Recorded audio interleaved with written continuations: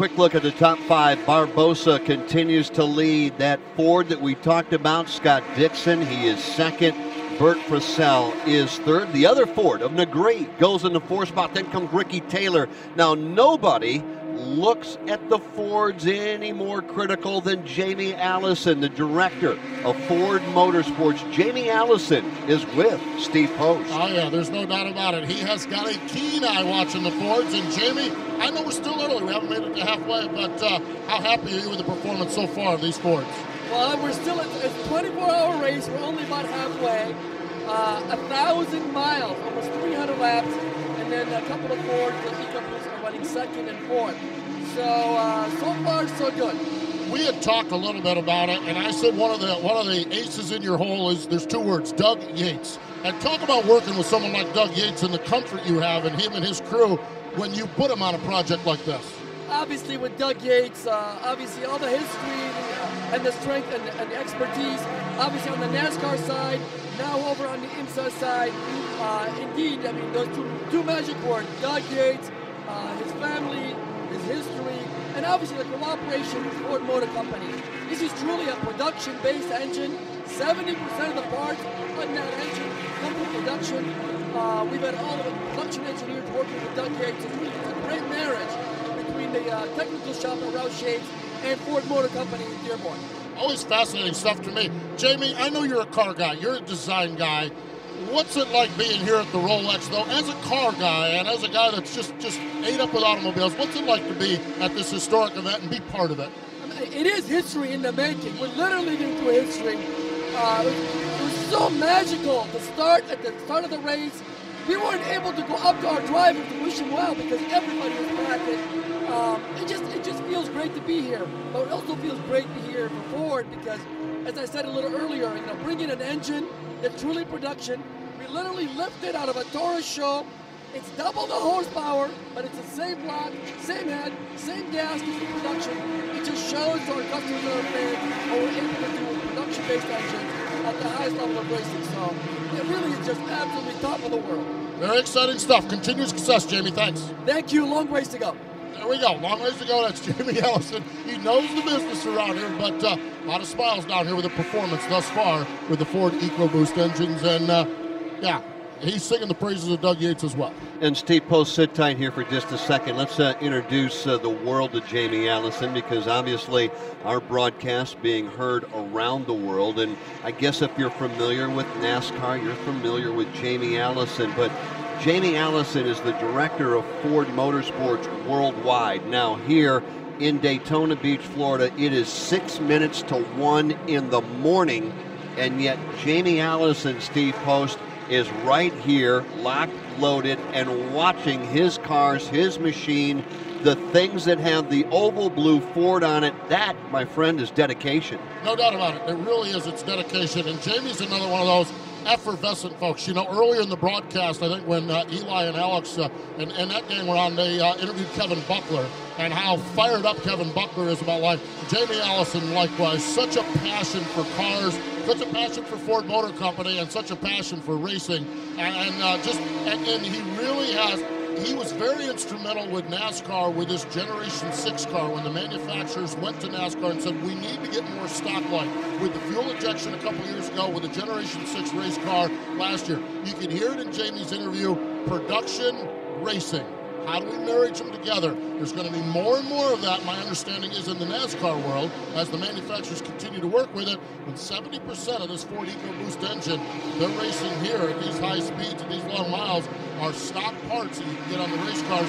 That's where his real passion is how do we make a better Ford car? And this is the same for all manufacturers. We're talking about Ford, but they all have these guys. How do you make a better Ford car on the street? And how do we want to win races on the racetrack? And it's a real passion for him. You can just see it in his eyes. He's fired up about this race and fired up about Ford's involvement here in the TUDOR Championship. Well, he should be. Right now, he has got a Ford running second overall, being driven right now by Scott Dixon, although he is 1.1 seconds behind a Chevrolet Corvette being driven by Joao Barbosa. Other class leaders right now, Patrick PA has the Porsche 911 leading in GTLM. You drop back, Prototype Challenge, Mark Wilkins is the leader there. That is the Core Autosport team. And then back in Grand Touring Daytona, it's Ferrari out front, at least at the moment. And that is Alessandro Balsan with 13 hours, 14 minutes remaining from Daytona International Speedway. This is MRN, the Motor Racing Network. Ever wish your kid came with an instruction manual? I'm behavioral therapist James Lehman, and I'll show you how to change your child's behavior now with the Total Transformation, the program that helps stop defiance, backtalking, lying, acting out in school, even problems with ADD and ADHD. There's no screaming, no fighting, no frustration. Your child will listen to you again. I guarantee it. Change your child's behavior now with the Total Transformation. Call now. 1-800-406-2945. 1-800-406-2945. This is Throwback Thursday. Richard Petty will win the Daytona 500. Jackie over in turn 3. We interrupt for a moment. Cale and Donnie both out of the car. Bobby Allison has brought his car down there. And now it appears we may have a fist fight. Time at Talladega as Dale Earnhardt tries to do it again. Behind him, the whole pack steaming for the finish line. Dale Earnhardt wins it. Earnhardt wins the Winston 500 as there's trouble after the finish. Classic MRN race broadcasts every Thursday at noon on MRN.com.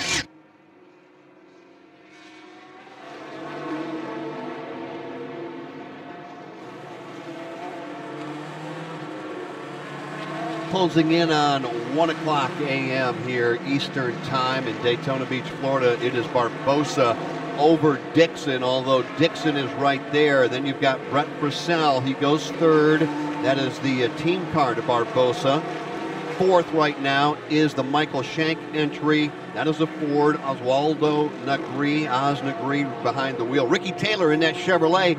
He's fifth. That's your top five. We're going to pick up a battle for the overall race lead when we come back. First, though, we need to pause 10 seconds for station identification on the Motor Racing Network.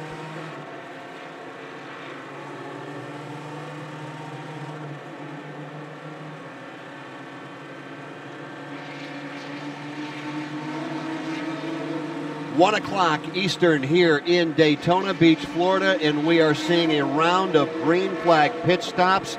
Let's set it up for you. Michael Shank car right now. Oz Negri behind the wheel, and he's on pit road, Steve Post. He's on pit road, and he's out of the race car. Going to be a driver change on this Ford EcoBoost car. Curb Record also involved with it as well. New driver going in. They're getting him fitted in the race car. Does not look like they made a tire change on this. They're going to double stint the tire stop. They've got it chock full of racing fuel right now. Now it's just driver comfort, getting the driver buckled in the race car and getting him set to go. Believe it might be Justin Wilson. The reason I'm believing is he was a tall guy, and I heard them talking earlier about how much taller than A.J. Allmendinger he was. So believe it might be Justin Wilson climbing aboard that race car, but Oz Negri is out of the race car. They were running fourth when he brought it down pit road for that pit stop. So that's the story there. Thank you, Steve. And meanwhile on the racetrack, Joao Barbosa has continued to deal with Scott Dixon. Joao, the overall race leader, works his way back across the line. Scott Dixon is going to peel off the banking coming off of the tri-oval. So here's Scott Dixon now. He gives up second spot in the running order. At one point, he had closed from 2 seconds behind the race leader to within 0.8 of a second of leader Joao Barbosa. But now Dixon has left the racetrack to come to the attention of his crew. His pit is located right near the entry to pit road. And let's check in with Steve Post. Well, Scott Dixon brings his car in, and indeed, they are the very first pit box there now. So the crew working on that race car, and it looks like there may be a driver change. It's a ways down there, and I can't quite see because I've had another car pull in front of me, but they are doing routine pit work. Of course, the Ganassi team, one of the stalwarts here in the TUDOR Challenge or Championship Series, and they are now making their pit stop on the race car. As they do that pit stop, and get him back out on the speedway. Now, very, very quick pit stop as that car rolls back on pit road and down the speedway. Also, we've had the Action Express car in. Bert Frizzell has been in as well. Frizzell stayed in that race car, it looked like this time. So a lot of the GT or the Daytona prototype cars getting routine pit work at about this time. Michael Valiente also making a pit stop. That was the Spirit of Daytona. Ricky Taylor pitting from his 4th place position on the racetrack just a moment ago. The Chevrolet Corvette, the factory Chevrolet Corvette, running Antonio Garcia, also making a stop. In fact, it looked like maybe some routine maintenance under the hood there. Not a long stop, but when they brought that Corvette to a stop on pit road, the team quickly took the front hood off, climbed kind of inside, maybe around the front brakes, maybe just simply checking them to see whether or not maintenance would be required. And right now, Kurt Becker and Steve Post, the leader, is on pit road. Yeah, indeed. Here they are. They bring the Action Express car into the attention of the crew. Joao Barbosa is in, bringing that car in to the crew. Gary Nelson is the competition director, and they're continuing on. It does not look like they're making a driver change on that car. Going to be 4 tires and fuel. And again, looking right straight into the headlights of these cars as we look head on to them. So kind of tricky to see exactly what they're doing on that automobile. But the Chevy Corvette, they give a scrape of the grill, and they're finishing off the fueling of the race car, and down and away they go. So there it goes, the Chevy Corvette back out on the speedway for Action Express, continuing. Looked like an awful good pit stop to me, guys. Continuing to work our way through a cycle of green flag pit stops, and for these prototype cars, these stops have come just like clockwork throughout the course of the first 11 hours now of this race. They tend to come down pit road about every 50 minutes or so. The fuel window really just shy of an hour for the prototype machines, and we've seen the top 6 in the overall running order now complete their service during this most recent round of stops, some 10 hours, 51 minutes into the race. What does that mean? Well, that means we will reset the running order for you when we come back from Daytona International Speedway. This is MRN, the Motor Racing Network. Just because they're not racing doesn't mean NASCAR isn't making news. Everything right now is hitting on all cylinders. We're as good as we've ever been. Keep up with all the off-season info on NASCAR Today, right here each weekday. It's been a long journey, and it's great to finally grab that cherry on top and eat it. We'll keep you rolling with all the news and notes heading into the 2014 season. My goal is to win the championship that's kind of eluded us. Join me, Woody Kane, right here every weekday for NASCAR Today, and stay on the lead lap. Happen to miss an MRN program this year? Need to get your fix of Motorsports Monday, Winged Nation, The Straight Line? How about NASCAR Coast to Coast or Fast Food? NASCAR Live, NASCAR Performance Live, or listen to a classic MRN race broadcast? You can now. Go to MRN.com, click on the Media Center, and find your favorite show, podcast, or classic race. Or you can go to iTunes and search for Motor Racing Network. Motorsports programming you won't find anywhere else on MRN.com and iTunes.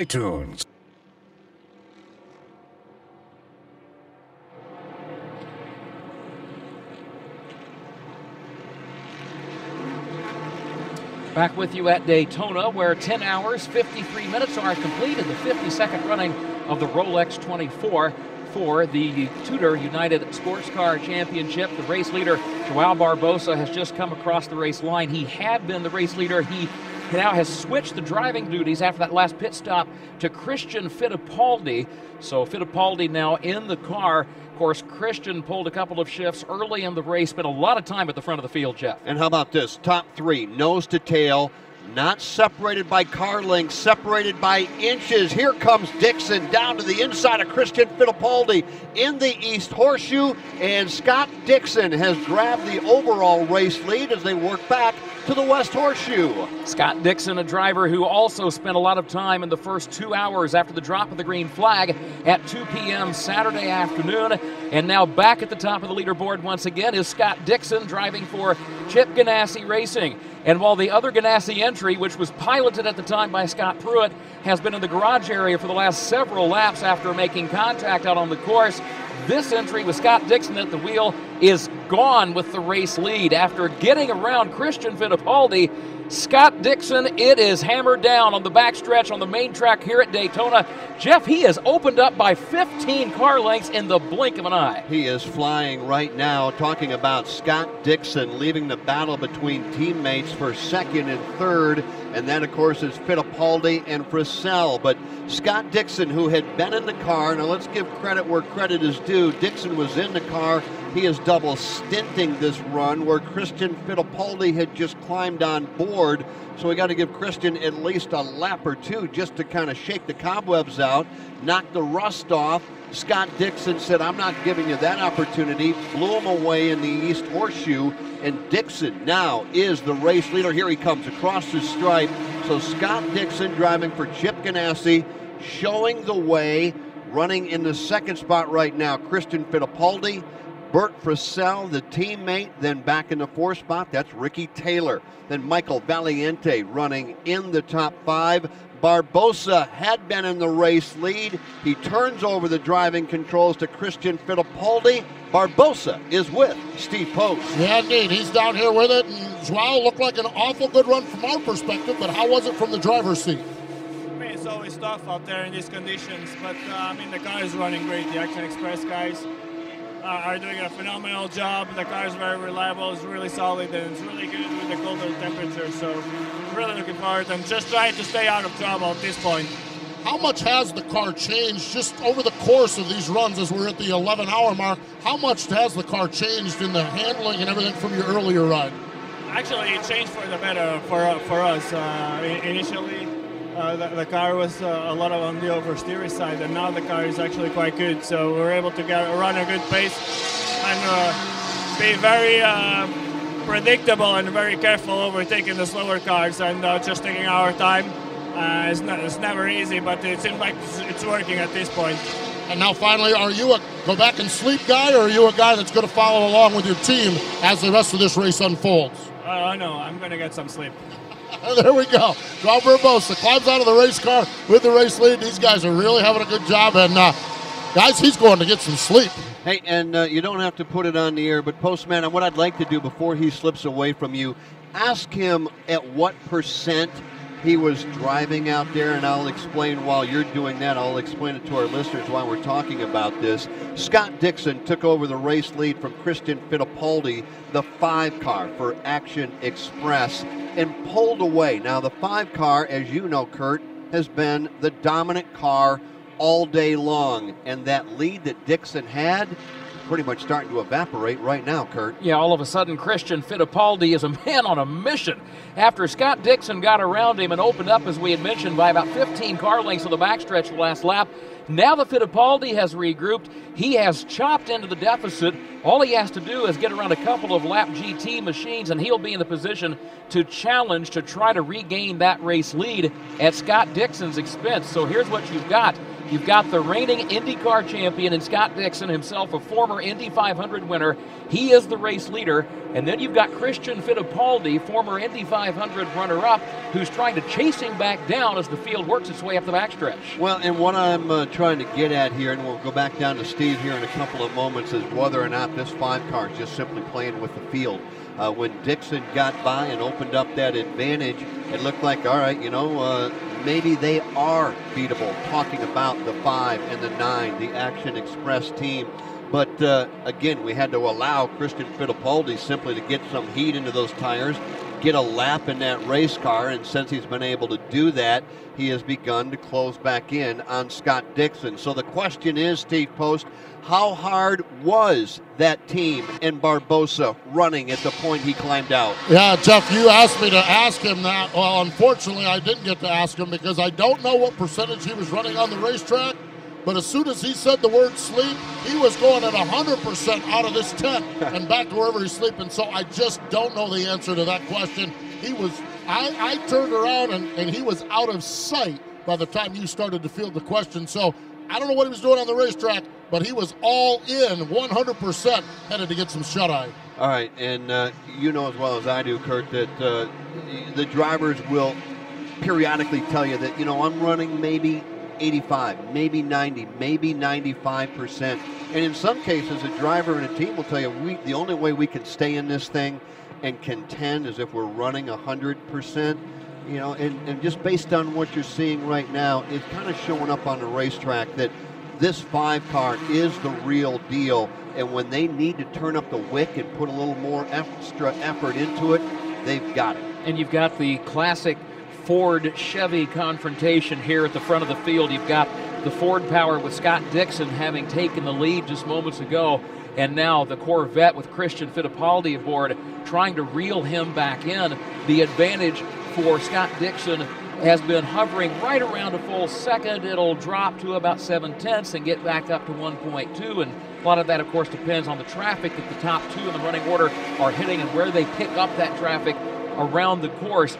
But Scott Dixon, for now, your overall race leader. You know, this is going on again. We're 11 hours in. We've still got 13 hours to go, and just a tremendous battle here for the overall race lead. Separated by about 10 car lengths, first and second. Dixon over Fittipaldi. They're in the East Horseshoe at the moment.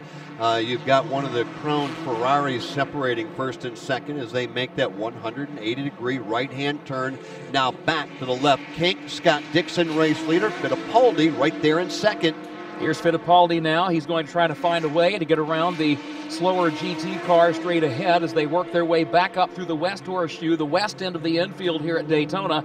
Now they make a left-hand turn, a long, lazy left-hand turn for these drivers as they move back out onto the main track into NASCAR turn number 1. And it is Christian Fittipaldi in second, losing some ground through that run through the infield to race leader Scott Dixon. So Dixon now is back up on the horse, and he's riding hard as they get onto the backstretch, continuing to open up that race lead over Christian Fittipaldi. 13 hours remaining. Steve Post, how much does a team manager, engineer, whatever you want to call it, play into how hard these drivers run? I mean, at some point, somebody is either going to say, Christian, get up on the wheel, go get it, get back in the lead, or at some point somebody's going to call them off and say, we've got 13 hours to go, save that race car. Well, I think we are now at the logging laps portion of this race, and I think they have paces that they want to run at, and of course they know what they want to run at as far as lap times go. So I'm sure in some cases you probably have drivers that manage it pretty well. Some of the veterans that have ran a number of these 24-hour races know what to expect, and there's probably other cases where drivers with a little bit less experience, they probably are saying, hey, just back it down a little bit. We're in good shape, and a lot of that depends on your position. You know, we've seen some teams that are playing catch-up. Well, they don't have that luxury right now. We've seen some teams that have ran toward the front of the field all afternoon long and all evening long.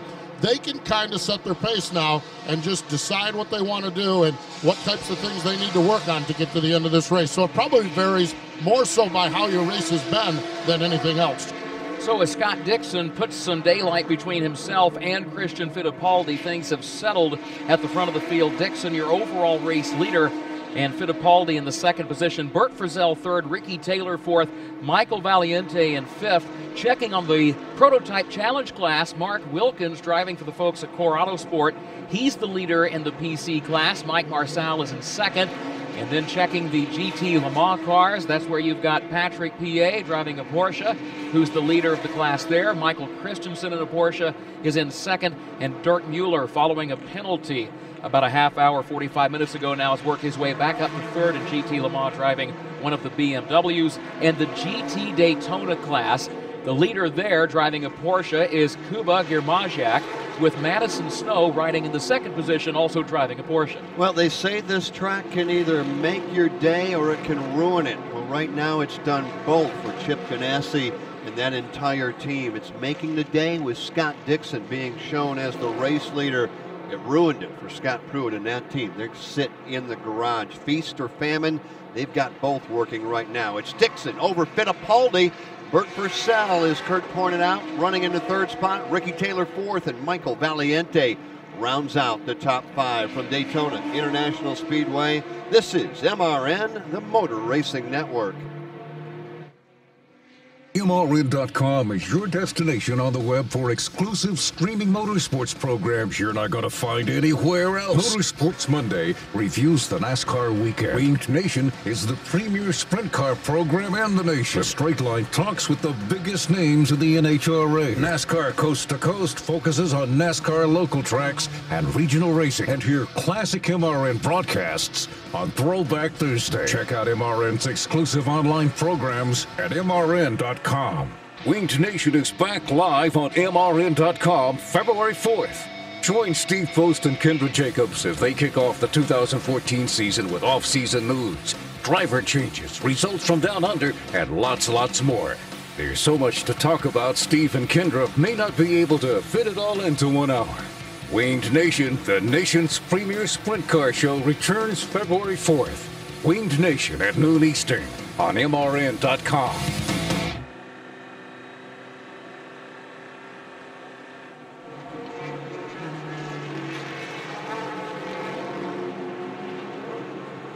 It is a beautiful night in Daytona Beach, Florida. In fact, as we look skyward, there is not a cloud in the sky.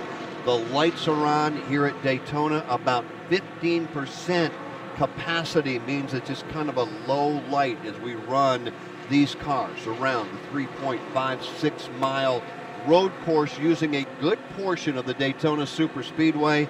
But we've also got the infield section. And speaking of the infield section, it's been sold out for some 2 weeks. In other words, this is what everybody hoped this merger would be. It's playing out for all of us here tonight. Yeah, all the signs have been positive all day long, and now for the first 11 hours of this Rolex 24 at Daytona. Some great battles on the racetrack. There have been storylines involving ups and downs for various teams. Some of the more prominent teams experiencing some difficulty. Here's both ends of the spectrum, and Jeff, you made reference to this right before the break. You look at the highs and the lows here tonight for Chip Ganassi Racing.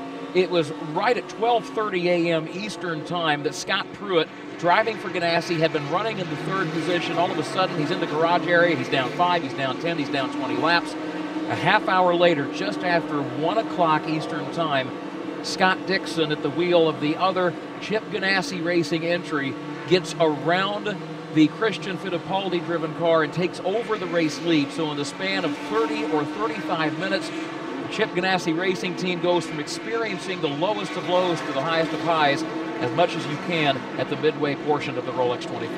And right now, Scott Dixon trying to do what he can to get away from the field, and in particular, Christian Fittipaldi. The advantage for Scott right now, up to 5.8 seconds over Fittipaldi. Now let's talk about Christian a little bit. In fact, let's talk about what he's driving. We spent a lot of time talking about the Ford. That is a V6 twin turbocharged car for Scott Dixon and Scott Pruitt, and also for Michael Shank Racing. Well, let's not forget about that Action Express team. Those are Chevrolet Corvettes. Right now running second and third, but boy, I'll tell you something, Steve, that really doesn't tell the whole story, because those cars have been up front since we dropped the green flag. Oh yeah, it's been absolutely amazing. It really has been impressive how good those cars have been all the way through, and again, all the way through the first half of the race. That's what we're talking about now. So it has been very, very impressive. You know, we spent a lot of time just recently talking with Jamie Ellison with Ford, and we've talked a lot about Doug Yates as well. But I'll tell you, there's another NASCAR connection here. I'm in the Wayne Taylor pit, and I'm looking. Earnhardt Childress Racing engines are the engines that have built many of these Chevrolet Corvette engines. So we've talked a lot about Doug Yates in the Ford camp and how the NASCAR affiliation and connection is here. It's the same in the Chevrolet camp, as the folks up at Earnhardt Childress Racing Engines are doing a lot of work on a lot of engines here in the garage area. As we see that, another note from down here, looks like Scott Pruitt's team is returning now to the racetrack as they're pushing that car out of the garage stall and back out onto pit road. And when Pruitt gets back to the racetrack, 33 laps down to the overall race leader. We have gone back under the caution flag now, the yellow flag being unfurled for the 9th time here this evening. And it's the trouble spot that we've talked about that's been the trouble spot for the course of the first 11 hours, 8 minutes of this race. That is the infield road course area. This time, a car that has managed to skitter off the racing surface into the grassy area that separates the two straightaways that connect both the east and the west horseshoe on the infield. That puts us under the caution for the 9th time here tonight. Your overall race leader is Scott Dixon from Daytona International Speedway. This is MRN, the Motor Racing Network.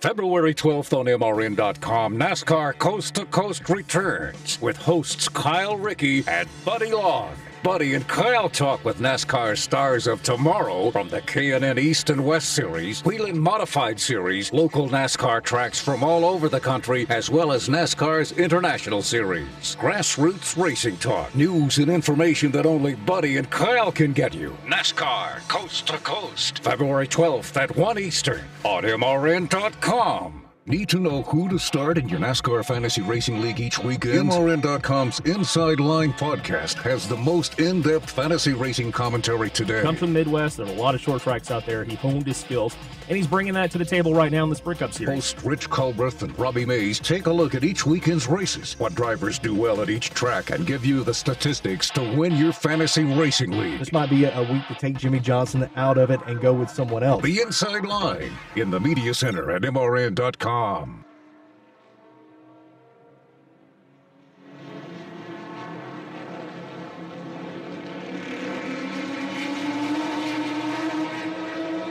Back with you at Daytona, where we are under the caution flag for the 9th time in the Rolex 24 for the TUDOR United SportsCar Championship. This most recent caution flag coming out when one of the open cockpit prototype challenge cars slid off the course on the infield, found itself in one of the grassy areas away from the racing surface, and that being the entry currently driven by James Kvocic, which got off the course and found itself in trouble along the infield portion of this road course, and that is one of the entries fielded tonight in PC by Bar 1 Motorsports. Was running in the 3rd position at the time and currently now shown in 4th as the field continues to cycle around under the caution, but no problems for anyone in the prototype class with regard to this incident. Scott Dixon, the race leader under this 9th caution of the night, with Christian Fittipaldi 2nd, Burt Frisell 3rd, Ricky Taylor 4th, and Michael Valiente completing the top 5. John Pugh goes 6th. He also in a prototype for Michael Shank Racing, and Lucas Lohr. We want to talk about Lucas, Steve Post. Before we go off our air at the top of this hour, Lucas Lohr running in the 7th position. That is an open cockpit car compared to all the other Daytona prototype style entries. Right now, Lucas running 1 lap down, running in the 7th position. Patrick Piet is the leader in GTLM. That's a 911 Porsche car, number 911. The 912, well, that's his teammate. They're 2nd. In 9th overall. Your PC leader, that is the Core Autosport Group, the 54 car, Mark Wilkins behind the wheel. Right now they are running 10th overall. So that gives you a look at the top 10. 3 different classes represented there. Scott Dixon under the caution flag being shown as the race leader. And, you know, it was good news there for the Bar Motorsports Group. You just mentioned it a moment ago, Kurt. He got off track. The car came to a stop there, obviously not able to fire it up, but then a fire broke out on that car, and safety crews very quickly there able to extinguish that. And that's a car that ended 2013 with 3 consecutive victories, and as you pointed out, in class they were top 3, looking for a solid run, but they're going to come up short here tonight. Really had, and that's one of the realities of endurance racing. You can have a solid run going for the better part of 11 hours, which normally would be more than enough to have a good day at the racetrack. But still some 12 hours and 47 minutes yet to go in the Rolex 24, and work cut out now for that team and their roster of drivers, as Jeff documented, further complicated by the fire that broke out on the car, which was quickly extinguished, but nonetheless we remain under the caution flag. You know, as we approach the halfway point, just 45 minutes or so from reaching halfway in this event. When it comes to those Grand Touring, those GT classes, the Porsches really beginning to make their presence felt. Not so much in the first 8 hours of the race, but now in these last 2 hours, the last 2 to 3 hours, they have risen to the top, both in the GT Le Mans and GT Daytona classes. The GT Le Mans class, you've got Porsches that are currently running 1-2 with a BMW in 3rd. Those top 2 Porsches driven by Patrick Piet and Michael Christensen. And then checking further down the running order in the GT Daytona class, the Porsche with the native of Poland, Kuba Giermajak at the wheel, currently shows atop the GT Daytona class, followed by a Ferrari driven by Jeff Westphal, another Porsche with Marco Seefried shown in the 3rd position in GTD.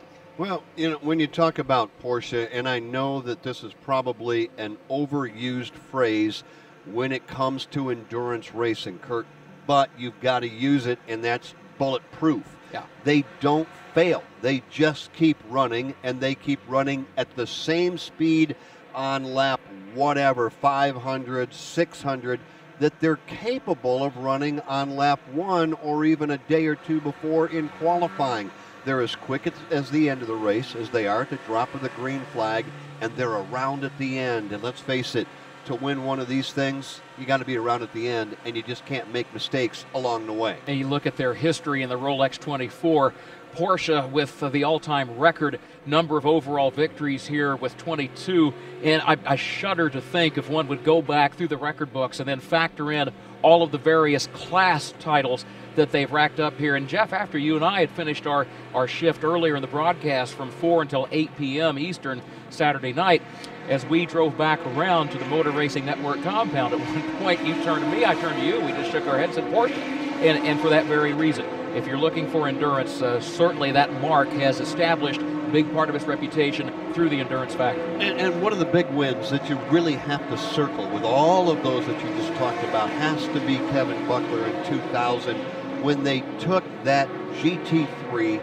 and they drove it to the overall win. Back in 2000, a Grand Touring car, the last time, I guess it wasn't the last time, because we saw Viper do it in 2003, but what a win for Kevin Buckler and for Porsche in 2000, not with one of their hybrid exotic sports cars, but really with a production-based Porsche, you know, essentially a 911 type style.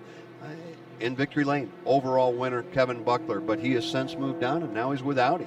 He is, and Kevin, it was good to see him. We had a chance to run into him here yesterday down on pit road, and it has. I mean, Kevin has been back, and he's been very much involved this weekend. You know, Aston Martin had been gone from Daytona for some 29 years and makes their first return in nearly 3 decades here. And as time moves forward and as teams and team owners and technical directors and so forth reassess the situation and decide how and where and when they need or are going to be involved with events like the Rolex 24, there are always new challenges on the horizon, and Kevin Buckler is one of those individuals. He loves a challenge, and he and the folks at Aston Martin, they've had their own ups and downs here tonight. At one point, the car, one of the Aston Martin cars in the GT Daytona class was leading the class and then suffered a penalty, and Kevin was pleading his case. The officials said no, it's not going to fly. In fact, let's follow up on the Kevin Buckler story, standing by with Steve Post. Well, you know, Kevin is such a passionate guy, and had the privilege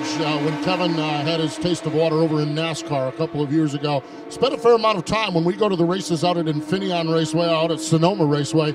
Kevin has the winery just north of the racetrack up there.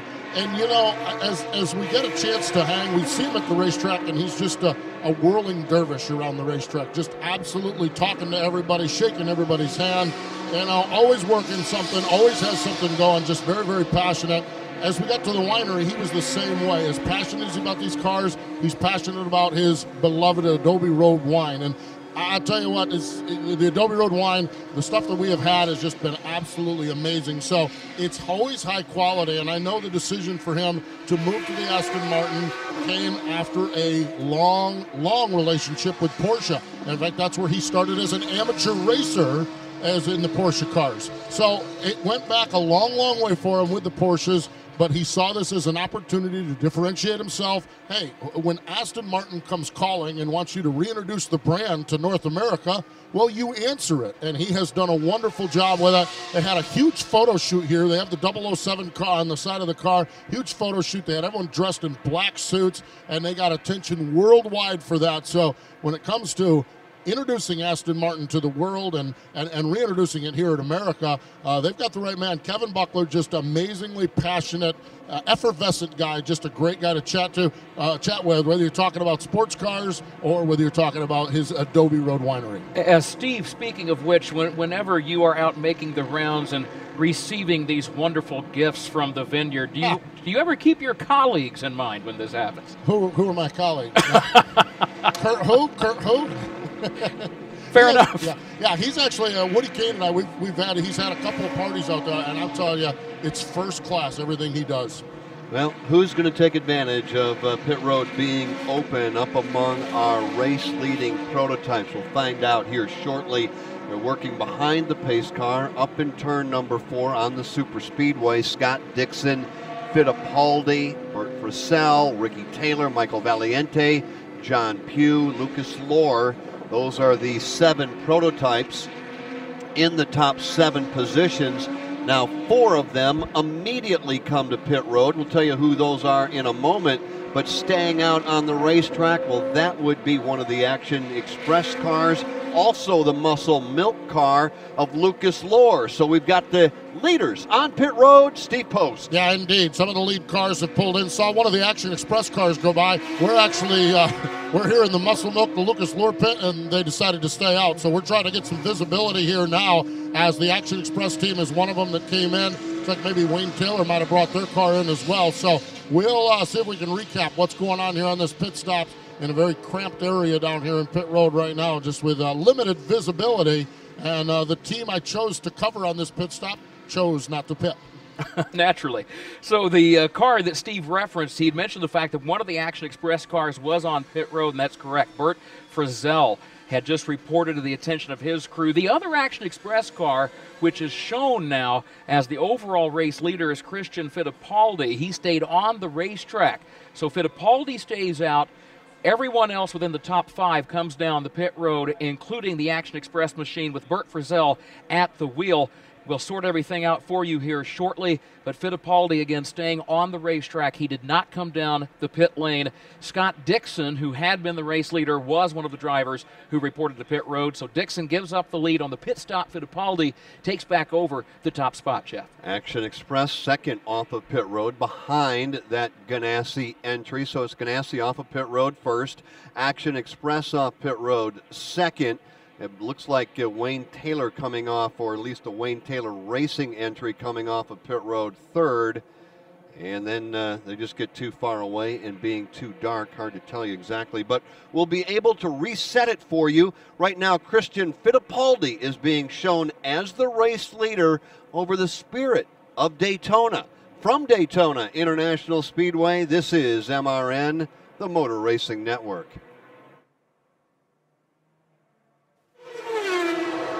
The Rolex 24 at Daytona is a race like no other. It's a race where names like Foyt and Gurney are legend, and where for 24 hours straight, drivers battle fatigue, the elements, and each other through the heat of day and the black wall of night. The race is rich in history. In 1962, Dan Gurney nursed his winning Lotus across the finish line with only the power of his starter motor. The mid-60s saw classic duels between Ford and Ferrari. Then it was Porsche's turn to dominate, with drivers like Hurley Haywood and Peter Gregg. And, naturally enough, Haywood has relied on a tough performance watch through each of his victories. A Rolex. When heat, dust, and vibration are the order of the day, he says, you need a tough watch. No wonder so many Daytona drivers wear a Rolex, and why the winner of this legendary race will receive a Rolex chronometer.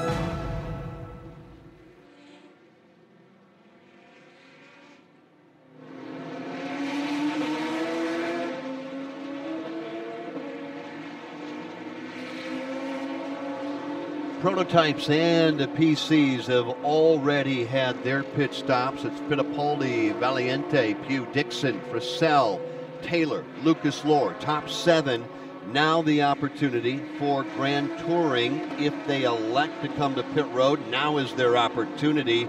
Watching to see if those Porsches that we've been talking about come to pit road. The 911 of Patrick P.A., Michael Christensen, and the 912. They are Grand Touring Le Mans leaders. And Steve Post, I believe they're coming your way. Question is, do the leaders come to pit road? You're there. Now the Porsche cars are staying out on the racetrack, Jeff, so they're not coming in. We've got one of the Corvettes in, and one of the SRT Vipers is in as well. So a lot of the other cars, but your race-leading Porsches are staying out on the racetrack right now, and that's the 911 and the 912 car. If I'm not mistaken, it wasn't too long ago they were in for routine pit work, so they are staying in. Crew guys here just more anxious to see what the SRT Viper crew is doing on their car and what's going on down in the Corvette area with those automobiles as well. and problems developing just shy of halfway. In case you're joining us just now and you're curious what became of the SRT Vipers, so strong in qualifying and so good early on in this race. In the first third of the race, they were dominant in this GT Le Mans class, but then a combination of problems. One was a situation that developed that resulted in a trip to the garage area for some attention, and the other was an on-track incident. Both of those SRT Vipers have since dropped out of the top 3 in the GT Le Mans division. The Porsches have gone to the top of the leaderboard there. Patrick Piet, 32-year-old driver from France, and the 23-year-old native of Denmark, Michael Christensen. They are driving those two Porsche North America entries, which currently run 1-2 in the GT Le Mans class. Then you drop back to the 12th spot overall. That's where we see the first prototype challenge, and also the first two running 12th and 13th overall. Right now they're 12th, 13th, 16th, and 17th overall. What would be known as the prototype challenge under these new classifications here. Right now running 12th overall. So Christian Fittipaldi is showing the way. We're getting ready here in a not too distant future, Kurt Becker, to turn this broadcast over to yet another team of gentlemen ready to take you into the wee hours of the morning, at least if you're on the United States side of things. Buddy Long and Kyle Rickey set to cover things from 2 o'clock until 5 in the morning. We'll be following Christian Fittipaldi and Scott Dixon, Bert Purcell and Ricky Taylor, John Pugh, Michael Rockenfeller, and Lucas Lohr. And Steve, I know you're going to try to get something on Lucas Lohr, but you have been busy down there patrolling pit area, watching people literally try to stay awake, try to stay hydrated, try to get something to eat, try to get some sleep. I mean, it's just a crazy situation down there on pit road when it gets to be about 1:30 in the morning. You know, it's some degree of survival. And I mean, and I'm not talking about some morbid thing where we're all just trying to live, but it is. It's some degree. There's people sleeping. You're right. There's people hydrating. In fact, I just grabbed a Yoo-Hoo out of the SRT cooler. That's how I'm going to survive, is with one of those tasty chocolate beverages. But everyone is just doing what they need to do to get by. We've got crew guys that are amped up, that are doing really well, and we got crew guys that are passed out down here, and everyone is just doing in between the pit stops what they need to do to keep themselves ready to go. Some drivers are sleeping, some drivers are staying awake. We've heard that throughout the afternoon as well. So all kinds of different strategies now as we get to the endurance portion, the overnight portion of this Rolex 24. All right, now, Postman, we are being heard around the world, and I'm guessing not everybody knows what a Yoo-Hoo is, so please explain this regionalized beverage of choice. Well, the Yoo-Hoo is a chocolate drink. It's similar to chocolate milk, only there's probably no milk involved in it. There is all kinds of really neat and tasty things, and it's very refreshing, I might add, on a night here at about 1:30 in the morning at Daytona International Speedway. So it's a chocolate drink. Similar, Kurt, to chocolate milk, however, there's no milk in it. Exactly. Not sure if that's the endorsement you was looking for. No. All right, well, you know what? Steve Post loves it. We are together, obviously, for those that follow the Motor Racing Network. We are together pretty much every weekend, and there isn't a weekend that goes by that the Postman doesn't have at least a Yoo-Hoo or two-hoo to add. So there you go. That's the beverage of choice for Steve Post, and how's that for the endorsement? I tell you, that sounds just fine to me, and it sounds real good as we come up on just 32 minutes shy of the halfway point in the Rolex 24 at Daytona Motor Racing Network. Here since the drop of the green flag just after 2 p.m. Eastern Time yesterday. We'll be here all the way to the fall of the checkered flag coming up in just 12 and a half hours. It is Christian Fittipaldi who shows as the overall race leader, with Scott Dixon shown in second, Bert Frizzell third, and then Ricky Taylor fourth, John Pugh in fifth. Right now the field snaking its way through the infield, working back out onto the main track over to NASCAR Turn 2, and we've just gotten word that when the field comes by next time, they'll put them back under the green flag. And do you realize, Kurt Becker, that we are, 31 minutes away from halfway? So close. And 11 and a half hours down, so indeed almost to the midway point of this event. And yet, I think this is where, when you hear the drivers talk about the psychological effect, I mean, you've already got so much time in the car, so much hard racing has already taken place, and yet so far to go. All right, let me put you on the spot before we go back under the green flag. Best car you've seen on the racetrack for the first 11 and a half hours? Going to have to go with the Action Express, specifically the 5 car, which currently has Christian Fittipaldi at the wheel. Yeah, I know it doesn't take great powers of discernment, but they've just been overpowering so far. Biggest surprise so far you've seen in the first half? The biggest surprise for me was the early exit, not exit, but the problems with the Delta Wing car, and then also the problems for Scott Pruitt and his Ganassi racing team. A lot of people thought that something other than a prototype could win this race. Well, if they're going to do that, they're going to have to run down Christian Fittipaldi, Scott Dixon, Bert Purcell. The green flag, green lights are back around the racetrack, and we are back underway. And Christian Fittipaldi back out front, where we have seen that 5 car for most of the evening, most of the day. Here's Christian Fittipaldi now. He has just worked his way up through the international horseshoe area of the infield portion of the course, and Scott Dixon shows in the 2nd position, and we drop back further back into the 3rd, 4th, and 5th spots in the running order of these prototypes, a lot of them having to deal with slower traffic in the form of GT cars, as everything now tries to sort itself out as the field begins to work itself back up through the west end of the infield course, now through the long left-hander, as race leader Christian Fittipaldi has left the infield, now finds himself working back up onto the main track into NASCAR turns 1 and 2. He climbs up into the middle of the 31-degree banking, now angles the car back down toward the bottom side of the banking at the exit of NASCAR turn 2, and Christian Fittipaldi, Jeff, beginning to open up on the field. He is running about 180 miles an hour down the Daytona Superstretch before those carbon brakes that Steve Post talked about earlier begin to glow red hot as he shuts that car down, goes down through the gearbox, through that bus stop, and then it's back up through the gears, back all the way to the outside safer barrier up in turn number 3, the NASCAR bank turn 3, before, as Kurt said, driving that car right down to the apron, right down to the yellow lines. That's the quick way around if you can make your car stick there. And let's face it, Christian Fittipaldi can do exactly that. The Muscle Milk car being driven by Lucas Lord right now, 1 lap down.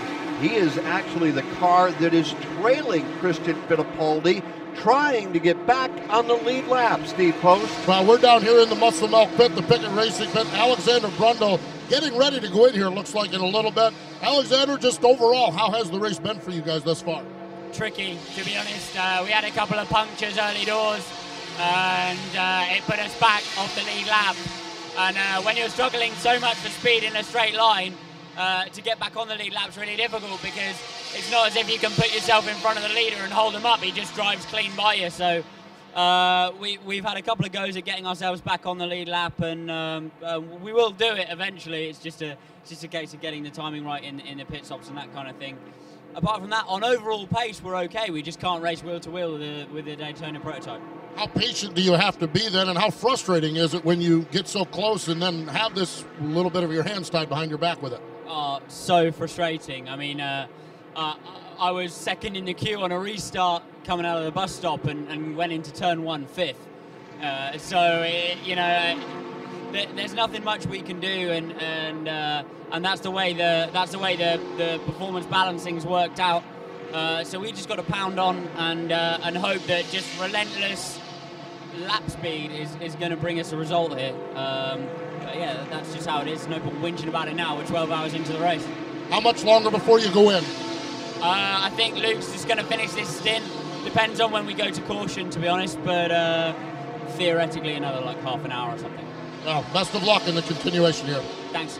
There we go. That's Alexander Brundle, one of the drivers here on the Muscle Milk team, and just a great description of it. And this is where, guys, this goes back to what we talked about 11, 12 hours ago, how they paired everything up. And it's a work in process, and a little frustration here in the Muscle Milk camp with their performance, but with their Nissan engine and their cars. You know, this was the 2013 ALMS P1 championship team, so a really good race team here, and they're going to see if they can scratch and claw their way back on the lead lap and then see where they fare. Alex Brundle, who we just heard speaking with Steve Post, 23-year-old native of England, and his family has its own special connection to the history of this Rolex 24. Alex's father, Martin, was the overall winner here back in 1988, driving a Jaguar, teaming up with open-wheel star Raoul Boisel, among others, and Alex Brundle waiting for his chance to get back into the car for Muscle Milk Picket Racing. Again, that prototype currently shown in the 7th position, one lap down to the overall leader, Christian Fittipaldi, and Fittipaldi has opened up his lead to better than 16 seconds over Scott Dixon as we approach halfway. From Daytona International Speedway, this is MRN, the Motor Racing Network. For over 50 years, Daytona has been second to none on the world stage as the epitome of excellence in automotive performance. Now, Daytona Elite takes that excellence and brings it to life in the form of Daytona Elite automotive products. A premium performance line that gives your car the ability to perform at its peak. You can be sure, if it says Daytona Elite, it's a product you can trust to get you to your finish line. Daytona Elite products, coming soon to an automotive aftermarket retailer near you. Stay up to date with the latest news from the NASCAR garage each weekday on NASCAR Today, midday. In sports, you're alienating yourself to criticism at all times. You're going to have that. Hear from race winners, newsmakers, and get breaking news from the world of NASCAR. I'll be real surprised if things aren't as good or better than what they were this past season, and so yeah, I'm looking forward to that. NASCAR Today, midday on the Motor Racing Network, your source for NASCAR news. Feels like I'm in a dream of some sort.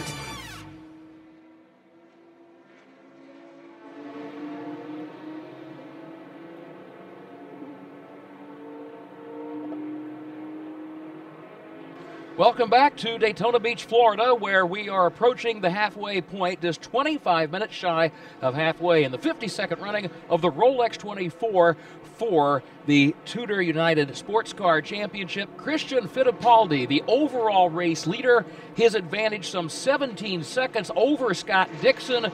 But boy, the leaders had a close call just a moment ago while we were way in break, Jeff. And it was Alexander Rossi who is behind the wheel of the Delta Wing. Yes, the Delta Wing is back.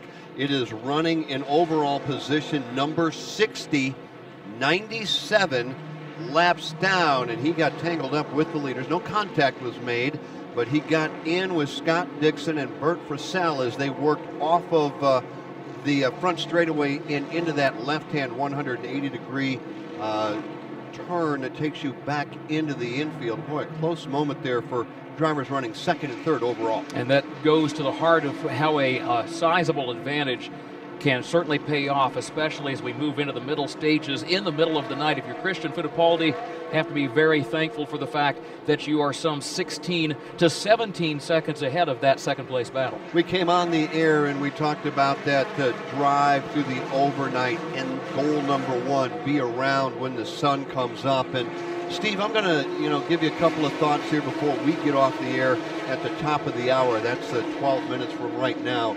Let's talk about the Rolex 24. When you show up here in Daytona, regardless of whether you are in position to be on the podium or not, you soldier on. We just talked about the Delta Wing running 97 laps down in 60th position, yet they just came out of the garage, back out on the racetrack with really, Steve, just one goal in mind.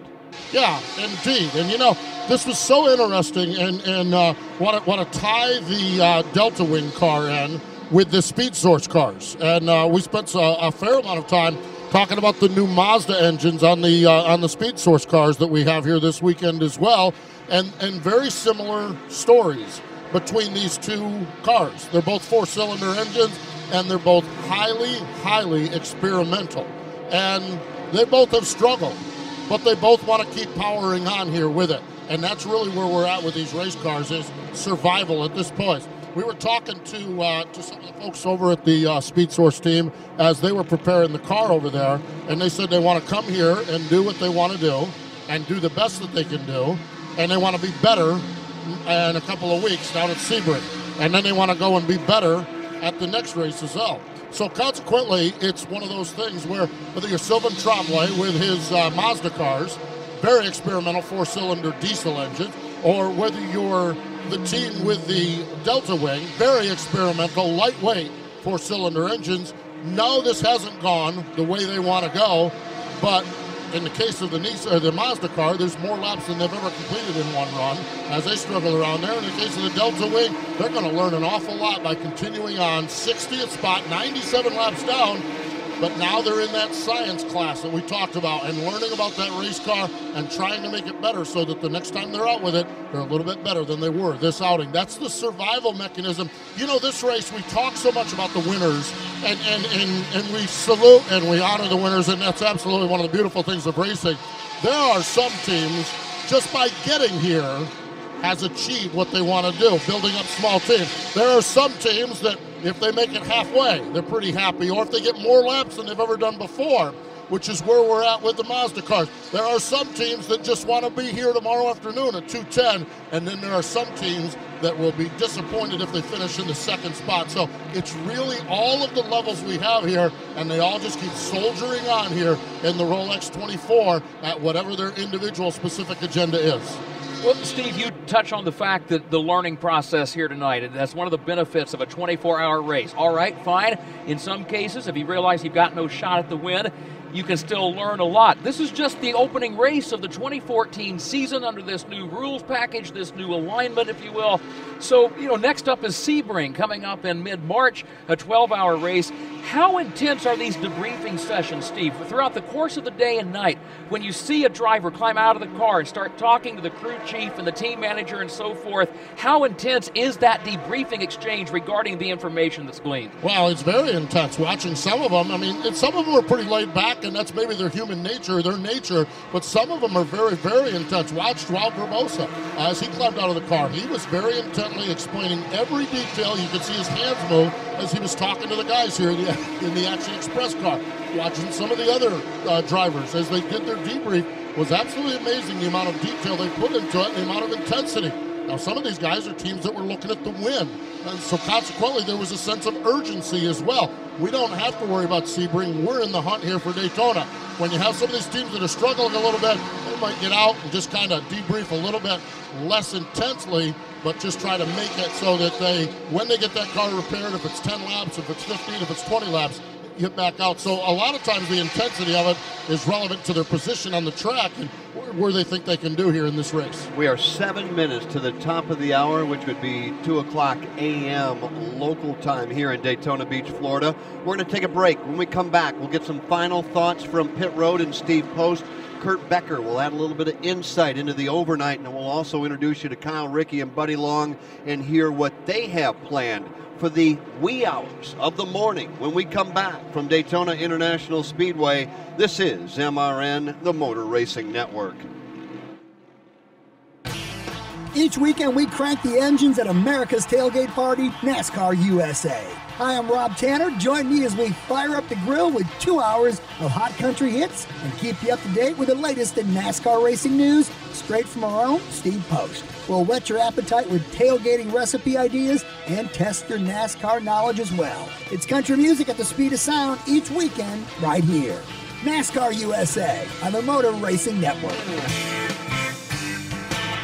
Winged Nation is live and on location from Volusia Speedway Park. Join Steve Post and Kendra Jacobs with a special edition of Winged Nation, Friday, February 14th from 4 till 6 p.m. as we kick off the 2014 World of Outlaws season. If you're in Daytona for Speed Weeks, join the show. If not, listen live on MRN.com. Winged Nation, live from Volusia Speedway Park, Friday, February 14th at 4 p.m. Eastern on MRN.com.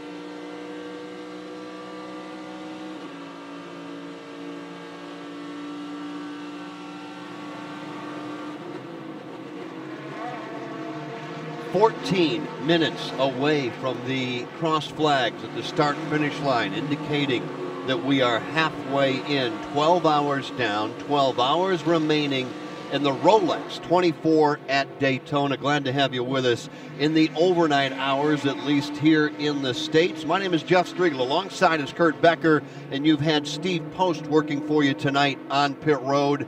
We are about to step aside and turn things over to Buddy Long and Kyle Rickey and Woody Kane on pit road. They're going to take you all the way up to 5 a.m. local. So before we get out of here, Steve Post, you talked about it earlier tonight during our 8 o'clock stint that this was your first ever Rolex 24. And I'll tell you something, you've not only knocked it out of the park down there on pit road, but you've also had a lot of great observations. As we close out our thoughts here, I want to get your thoughts, your observations on what you've seen through the first 12 hours. Well, it's absolutely amazing what I've seen. And the thing now that's starting to impress me even more and more is the endurance factor of this thing. And I haven't been able to find a scoring monitor that goes deep enough to know how many cars are still running at this point, but we are very close to the halfway point, and there is a lot of race cars still going, which speaks volumes about these guys that work on these cars, these crew guys, these team owners, and these drivers wheeling these cars to keep them out of trouble. And here we are nearing the halfway portion, and this racetrack is still full of cars. Drivers are still getting out complaining about traffic, and that just speaks to the technology. When you guys think about it, all the moving parts, all the moving pieces, multiplied by all those number of cars that are still going 12 hours into this thing, it is just absolutely impressive. The performance and the machinery these guys have brought here for this Rolex 24, absolutely impressive. All these cars still racing at this point in this event. And 67, to answer your question, 67 cars took the green flag.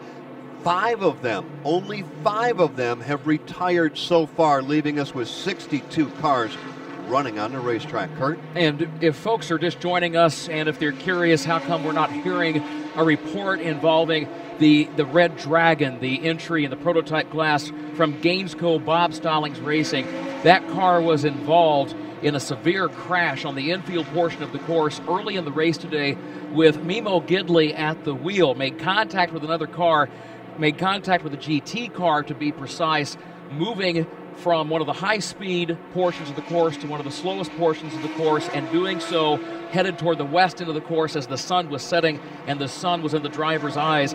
Mimo Gidley, according to the Gainesco Bob Stallings Racing Twitter page and Facebook page, the latest update is that Mimo underwent surgery on his left arm and left leg. He's currently under observation and further evaluation at Halifax Health.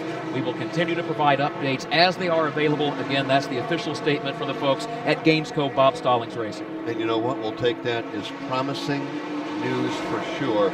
That was a vicious, violent crash that involved the Gainesco car and one of the Ferraris, and we'll give you an update on that driver when that information becomes available. And Kyle Rickey now stepping in and joining us here as we close in on the top of the hour. Christian Fittipaldi beginning to slowly but surely just do what he's been doing literally since we saw the green flag drop, Kyle, and that is drive away from the field. That car from Action Express Racing has been fast all weekend. When they unloaded on Thursday, they were fast in practice, they were fast in qualifying, and you're right, nearly 12 hours ago now, they have pretty much been in command of this race, currently leading right now. And you're going to be joined in a moment by Buddy Long. You've got Woody Kane out there that'll be on pit road. Some of the storylines that you guys look forward to following. I mean, obviously the one thing about this race, it's hard to set a storyline because they kind of come to you. But I know there's some things that you guys have been working on that you want to bring to fans in the overnight. Well, you just hit on one of the big things that Buddy and I observed a little bit ago, and that's the lack of attrition in this race. 67 cars started, only 5 are off the track and out of the event. And Buddy and I were looking at the track just a moment ago saying, man, there are cars everywhere. It is a crowded racetrack. And the other thing that we're going to look at is fatigue. This is the time of the race where the fatigue begins to set in. A crowded racetrack may mean some more incidents. All right, Kyle, you guys are coming up in about 60 seconds. I want to thank Steve Post for being a part of our overnight broadcast, and for my broadcast partner, Kurt Becker. We'll be back on the air at 8 a.m. local time. So we're going to turn things over right now. You're going to be in good hands. Buddy Long, Kyle Rickey, and Woody Kane coming up next. We're closing in on the 12-hour mark. In fact, we're going to hit it in about 1 minute and 12 seconds. So stick around. Christian Fittipaldi continues to lead. Scott Dixon Bert Purcell, Ricky Taylor, and Mike Rockenfeld. Coverage of the Rolex 24 at Daytona is brought to you by Rolex. Stay up to date on the latest NASCAR news at MRN.com. You can also like us on Facebook and follow us on Twitter at MRN Radio. Today's broadcast was directed by Brian Nelson and Greg Moore. The executive producer for MRN is David Hyatt. This broadcast has been a production of the Motor Racing Network.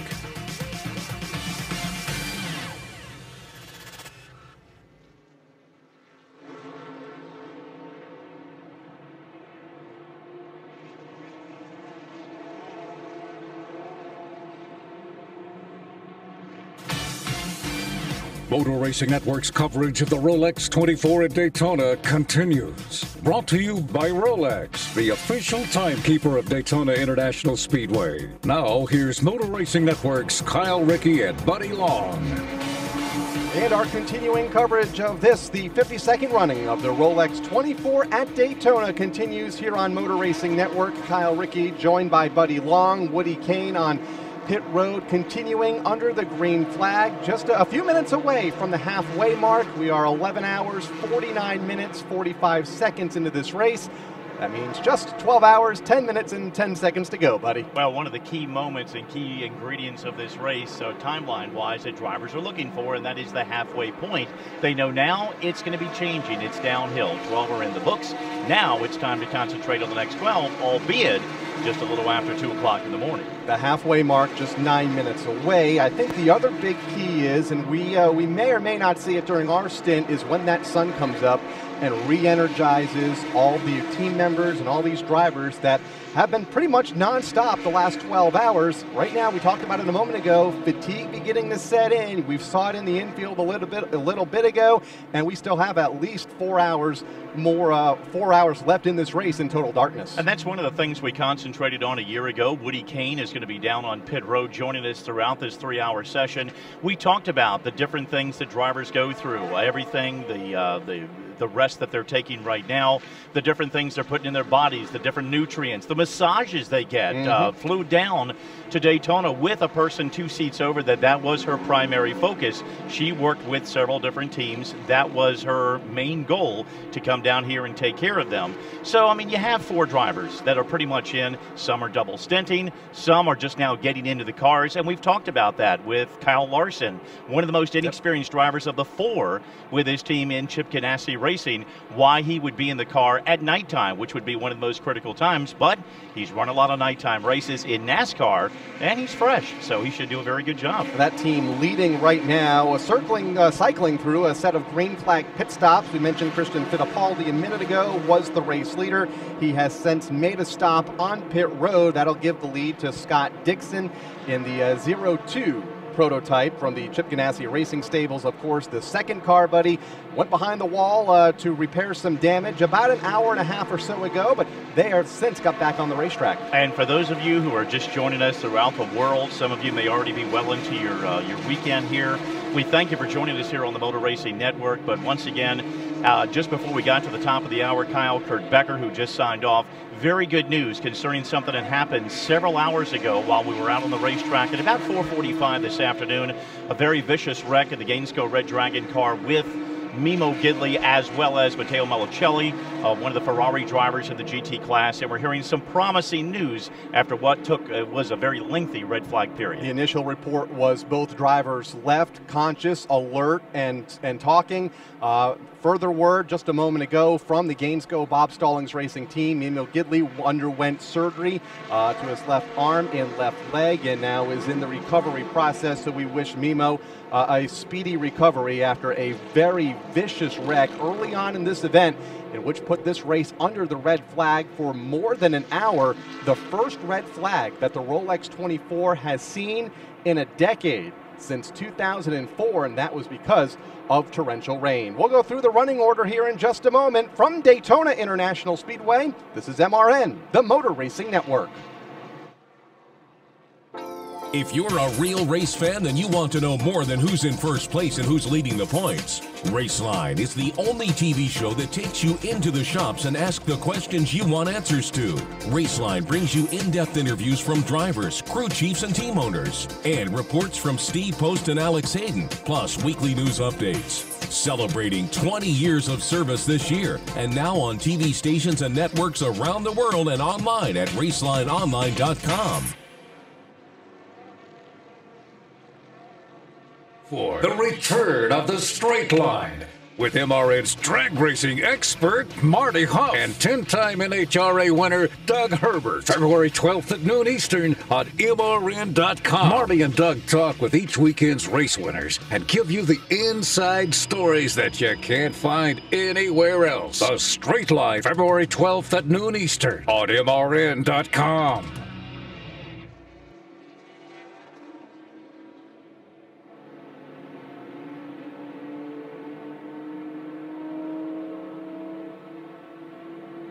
We have completed 324 laps, or 11 hours, 54 minutes. And this, the Rolex 24 at Daytona, just over 5 minutes shy of the halfway mark. Scott Dixon right now, the race leader, buddy, in what is a very competitive front of the field in prototype. Yeah, the Chip Ganassi story has been they've been chasing Action Express. Scott Pruitt has not had the weekend that he has wanted. He had the opportunity coming in this weekend to break the record he has tied with Hurley Haywood for most all-time victories here at the Daytona International Speedway. Earlier this evening, about 1 a.m., basically, or around that time, that's when that car went behind the wall. They had extensive work to do it. There's several laps in arrears. But the other car, the team car, which has had Tony Kanaan, Scott Dixon behind the wheel, they have had some very good stints. And at one point in the evening, or the early morning hours, Dixon grabbed that lead, and of course now they are holding on to command of this race for the moment, and we seem to need to get an update down on pit road as to what is going on in the Ganassi pits. So by virtue of that, let's take it down to pit road and Woody King. Well, the car you just mentioned, guys, the 01, the tail cell target machine from Chip Ganassi Racing, falling many laps down after the incident earlier. They just made the driver change. Scott Dixon, or rather Scott Pruitt, has gotten out of the car. Sage Karam has gotten into the machine. On the other side of this pit box, Tony Kanaan is suiting up now, and he is getting ready to go in to replace Scott Dixon the next time they get an opportunity to make a pit stop. There's a lot of hustle and bustle in this pit box right now as everybody, at least on one side of it, is up and excited and into the race. The other side of the pit box that had the incident earlier, kind of grim, kind of hanging in there, trying to battle back. It's a long way to go yet, but man, they really have their work cut out for them right now. Scott Pruitt is debriefing. We'll see if we can get a word with him in just a moment, but right now it's kind of a tale of two different worlds on one side versus the other of this pit box in Chip Ganassi Racing. They were in the garage just under 1 hour, went in the garage at 12:25 a.m., came back onto the racetrack at 1:22 a.m., and had a lot of damage to repair on the right front of that vehicle, currently running in the 47th spot. Overall right now is that second Chip Ganassi Racing team after such a promising start to this event. Unfortunately, an incident on the backside of the racetrack put that car in the garage for a lengthy amount of time, but they are back out and will forge on and hopefully see the checkered flag in 12 hours and 3 minutes from right now. So let's get you caught up on the leaderboard right now and who your favorite driver may be. If it's in the top 5, Scott Dixon, as we mentioned, for Chip Ganassi Racing, currently is the leader with 11 hours and 56 minutes in the books. Bert Frisell for Action Express, that Corvette, currently in second, with Ricky Taylor for the Wayne Taylor Racing entry. That Corvette is third. Mike Rockenfeller, the Spirit of Daytona, currently in fourth. And John Pugh in the Michael Shank Racing Ford, the top 5 in prototype. Further back in GT Le Mans, it is Patrick Piet, the race leader in the Porsche 911. Michael Christensen, second in the Porsche 911. They are within 1 lap of each other. And Maxime Martin in the BMW Z4 GTE in the 3rd spot in GT Le Mans. Just a good indication why things, if they're going to happen, they better happen early for you. John Bennett, he was a spin-out victim in Prototype Challenge, I believe, on the very first lap of the Rolex 24 Hours of Daytona. That team has found themselves all the way back up into the number 1 position right now. Enzo Potolicchio right now second in the Prototype Challenge. Currently third is Cal Marcelli. Rafael Matos is currently 4th, and Alex Tagliani, the top 5. And Kuba Girmaziak right now is your race leader in GT Daytona in the Porsche 911 GT America. He leads by, less than a lap over Townsend Bell in second in that Ferrari 458 Italia. Jeff Westphal third in the GT Daytona division, also driving a Ferrari 458 Italia. They are all on the same lap, so a very competitive, as we knew it was going to be, GTD division. The top 20 here earlier this month in testing, all tested within a second of each other. Very impressive in December, and of course early January when they came down to wrap things up before they came here for the Rolex 24. Getting people caught up on the cautions. If you're just joining us, we've had 9 cautions since the Rolex 24 took the green flag earlier yesterday afternoon. The latest one coming at about 1:19 this morning, and that involved the PC of James Kovacic. Car caught on fire, and Kyle, pretty much as they have gotten into the infield area, you and I have both had stints out on the Daytona International Speedway 500 Club roof. We've got the bird's eye view of the horseshoes, the International Horseshoe that takes drivers into the infield and heads them back over towards in the direction of turn number 3 and 4, NASCAR turn 3 and 4. But that's where most of the action, if there has been some activity, has happened today. Yeah, we have seen a lot of offs, especially on entry into the International Horseshoe as the cars exit the super speedway. It's a hard left-hand turn. That'll be turn number 1, followed by a fairly lengthy straightaway, a couple of 100 yards before they hit the brakes, downshift into the International Horseshoe, a 180-degree right-hand turn. We have seen several offs there. We also had that big incident that put us under the red flag involving Mimo Gidley early in this event between turns 2 and turns 3. The International Horseshoe and the kink on that long straightaway that leads to the West Horseshoe. The second 180-degree right-hand turn, pretty much almost to the bottom of the turns 1 and 2 portion of the super speedway, but obviously in the infield. Then there's a short straightaway that leads the cars back out onto the super speedway. So a lot of action in the infield, and you're right, buddy, we've seen probably a little too much of that earlier this afternoon. And at this point, we are at halfway, 12 hours into the Rolex 24 Hours of Daytona. Drivers have hit that magical mark, and now they begin the final 12 hours. A lot of preparation down in the pits, a lot of drivers that have already run in those first 12, getting quite a bit of rest and relaxation down in the pit area. But going back to what we were talking about and some of the many cars that have been involved in incidents in the horseshoe area, the International Horseshoe earlier, the Delta Wing, and Kurt had mentioned earlier, Kurt Becker, that had been one of the biggest disappointments. The car did very well in qualifying. Catherine Legg had driven the wheels off of that car, but that was one of the many cars that had gearbox issues early in the event, and they have been somewhat of a disappointment. I'm sure they're disappointed themselves in their performance. They have been able to get the car back out onto the racetrack, many laps in arrears, but given it a good run as best they can. They had a couple of offs, including a second one that put the car in the tire barrier at the again at the entrance to the International Horseshoe, that forced that car to go to the garage. It has been on and off the racetrack throughout the event, but nevertheless a good showing. I believe it's run more miles here in this event than any other event that it has run in at least last season for the Delta Wing. And obviously for the Motor Racing Network gang, we were privy to having the opportunity to do a lot of the Grand American Rolex Sports Car Series events in 2013 and the previous years. So this is a treat. The merger between Grand Am and the American Le Mans Series gives us that opportunity to see the Delta Wing, to see the Muscle Milk car with Pickett Racing between Lucas Luhr and Klaus Groff, who won 8 of the 10 events, and so many other drivers. You see Scott Sharp, the Tequila Patrón cars. A lot of times we might see them here and there at specific events that Grand Am ran last year, but not all the time. And it's such a treat now to see all of these cars together here at the Rolex 24. A busy racetrack, a weekend full of being educated, no doubt, with the American Le Mans Series merging with the Rolex Grand American Sports Car Series to form this TUDOR United SportsCar Championship. And we have a good battle on the racetrack for the lead, buddy. Scott Dixon, 0.3 of a second over Burt Purcell as they cross the start-finish line and make their way into the infield. Once again, that is a very tricky area back in that horseshoe area, and that is a very tightly matched battle. Not too much lap traffic for the moment in front of these two drivers, but just a few car length separation between the two.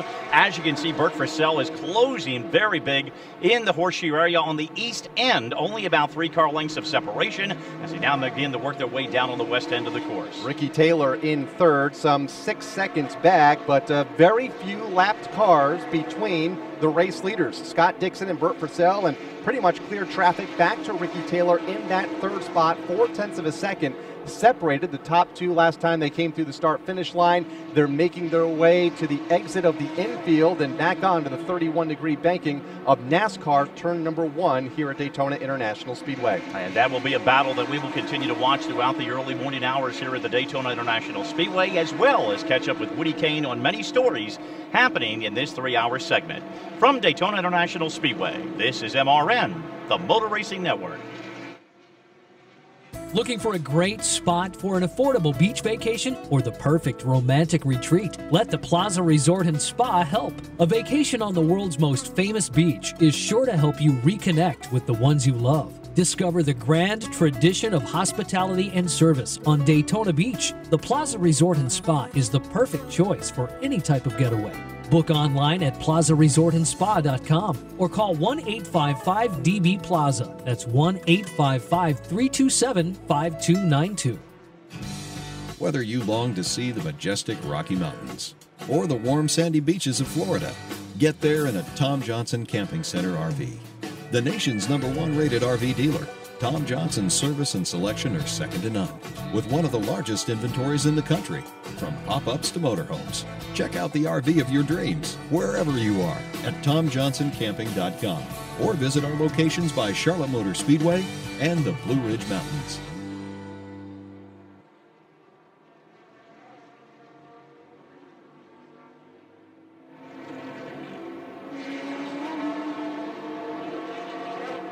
Back at Daytona, just a few minutes past the halfway mark, 12 hours and 4 minutes in the books here in the Rolex 24. As Kyle mentioned, as we went to break, a very good battle continuing to ensue between Scott Dixon and Bert Frisell. The Chip Ganassi and Action Express camps continue to have a very good battle around this 3.65-mile road course. Wayne Taylor racing on pit road just a moment ago while running in the 3rd spot. Ricky Taylor, that team has dropped back to the 5th position after a pit stop a moment ago. Mike Rockenfeller, driving for the Spirit of Daytona team, has moved up to 4th. Or 3rd, that is. Michael Schenk racing 4th with John Pugh. Let's go to pit road and Woody Kane. With Scott Pruitt after a devastating incident earlier that put you guys many laps down. Scott, first tell us what happened with the car and with the incident. Well, I got up into the outside wall and bent the front suspension. So we had to come back, get it fixed, get a new splitter on the car. And then we got that going, and we had a starter problem. So we had to source that out and find out what's going on.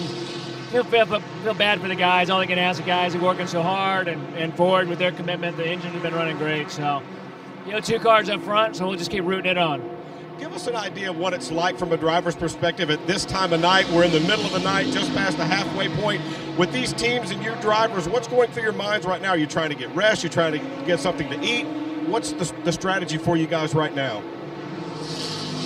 Biggest thing I put in about, 4 or 5 hours so far. So I'm going to go back and get a few hours sleep and then come back. Probably about 3 or 4 hours, come back and get back in. Is it tough to sleep with all this going on and all the excitement and energy? Hard to sleep. You more just kind of rest rather than sleep. You just kind of doze a little bit. You never know when you're going to be called to get back in. Thanks, Scott. Thank you. All right, Scott, that's Scott Pruitt, guys. He is obviously disappointed, but a big smile on his face, and he's well behind right now, but they're still fighting. A long way to go yet. We've seen strange things happen, but this would take pretty much a miracle for them to get back in it. But it gives you an idea how this thing cycles through. I mean, he's obviously tired, obviously had several stints in the car, and he said, I won't probably sleep. I'll just try to rest and lay there and toss and turn to try and get back into it. And I think we are soon to have a driver change with the leader. Tony Kanata is moving up toward the wall right now, and the pit stop is coming very shortly. Well, if Scott Pruitt is tired, Kyle, I am dead. I'm 6 feet under, because that is one of the most well-conditioned gentlemen I've ever seen in motorsports. On the sports car side, he reminds me of Mark Martin, a NASCAR version. Absolutely. Physically fit, and I wouldn't say he's old. He is one of the elder statesmen in the sports car series, the TUDOR SportsCar Championship. But it's just so physically fit, and always just rolls with the flow. Always does. He absolutely does. No doubt for Scott Pruitt. It looks like the other Chip Ganassi racing car on the pit lane giving up the race lead, Woody. Yeah, and they're going to make the driver switch right now. As we mentioned, Tony Kanaan suited up, going to get into the machine right now. Scott Dixon going to climb out. That car has been up front for quite a while now, several hours at least. They've traded it a couple of times, but at least it's been up there and in the fray right now. They're going to give him 4 tires, give him plenty of fuel, check the car over to make sure that everything is okay with it, and they are down and away. The leader has given up the lead to come and make a driver change and a pit stop. We'll see if we can catch up with Scott Dixon here momentarily. The reigning IndyCar Series champion, 3-time IndyCar champion Scott Dixon, Tony Kanaan. Well, last year's Indy 500 winner climbing in right now. That car has slipped back to the 3rd position as Burt Frisell now takes the race lead over Mike Rockenfeller. Dixon back to 3rd, as we mentioned. Then it's Christian Fittipaldi and John Pugh, the top 5. And again, top 4 currently as we cycle through these this round of pit stops on the lead lap. John Pugh 5th for Michael Shank Racing, just 1 lap down. Then Ricky Taylor, that team also making a pit stop just a lap or so ago, 1 lap down in the 6th spot. And what a great run for Mike Rockenfeller, running up in 2nd right now with the Spirit of Daytona. He was with the Action Express team for this event in 2013, but right up there in the middle of the Action Express sandwich pretty much. Burt Frisell, as you mentioned, leading. Tony Kanaan now has moved into 3rd position. Christian Fittipaldi holding on to 4th. John Pugh quietly with Michael Shank Racing, no stranger to victory lane here at Daytona, currently rounding out the top 4. As you mentioned, Ricky Taylor back in there as well. Pugh actually dropping down the board a little bit by virtue of some pit stops that are cycling through, but having a very good run here just past the halfway point. Mike Rockenfeller, just one of a couple of drivers in this race to win both the 24 Hours of Le Mans and the Rolex 24 at Daytona, looking to add to that win total here this afternoon, but no doubt a very accomplished endurance racer in that 2nd spot. And boy, wouldn't this be huge for the hometown team, Spirit of Daytona, if they could pull off the overall win here this weekend. Team that actually went winless a year ago. Yep. They didn't have the opportunity to be in victory lane, but they were very strong in so many places. But it would be very similar to the victory by Michael Shank Racing 2 years ago when A.J. Allmendinger, Justin Wilson, those drivers put that car in victory lane. This is a 1-car operation. We've talked to Troy Fleece over the years, a couple of years ago at Mid-Ohio, and when we talked about it's always an ongoing debate with the rules package. There's always who has the edge. You know, do the Ford Rileys have the advantage over the Corvettes? Yep. Nobody ever seems to feel like they have a level playing ground. So when there was the possibility that there were going to be some drivers that might boycott a little bit by virtue of some rules a couple of years ago, Troy Fleece said we can pull out a 2nd car. In the meantime, let's go down to pit road at Woody Kane. With the 3-time IndyCar champ Scott Dixon, after his stint, he's finishing up a debrief right now. We'll step in here and see if we can get a word with him in just a moment as he tells them about the car and how it's been. Obviously very good as he's in the front. Scott, tell us about your stint. Very strong up front the whole time, pretty much. Yeah, it was okay. You know, we've lost a bit of balance, I think, with the front of the car. We've got a lot of understeer, which is definitely making it difficult out there. The 5 and the 9 seem really fast. You know, we're having to push quite hard to maintain their pace. And even then, they still seem to be a little quicker. So if it comes down to it, we're going to have our hands full with those 2 cars. But, you know, the Ford's doing pretty well, you know, for its first go at this. And you know, thanks to the team, you know, they've been doing a hell of a job so far, and everybody on the target team. So we'll see how it goes. I'll try and get some sleep. You mentioned having to push very hard. If you had your druthers, how hard would you push at this time of the race? Everybody says you really can't lay back anymore and just ride in this event, right? Yeah, you really do have to. All you're trying to do is maintain a pace of the leaders. That's what we're trying to do.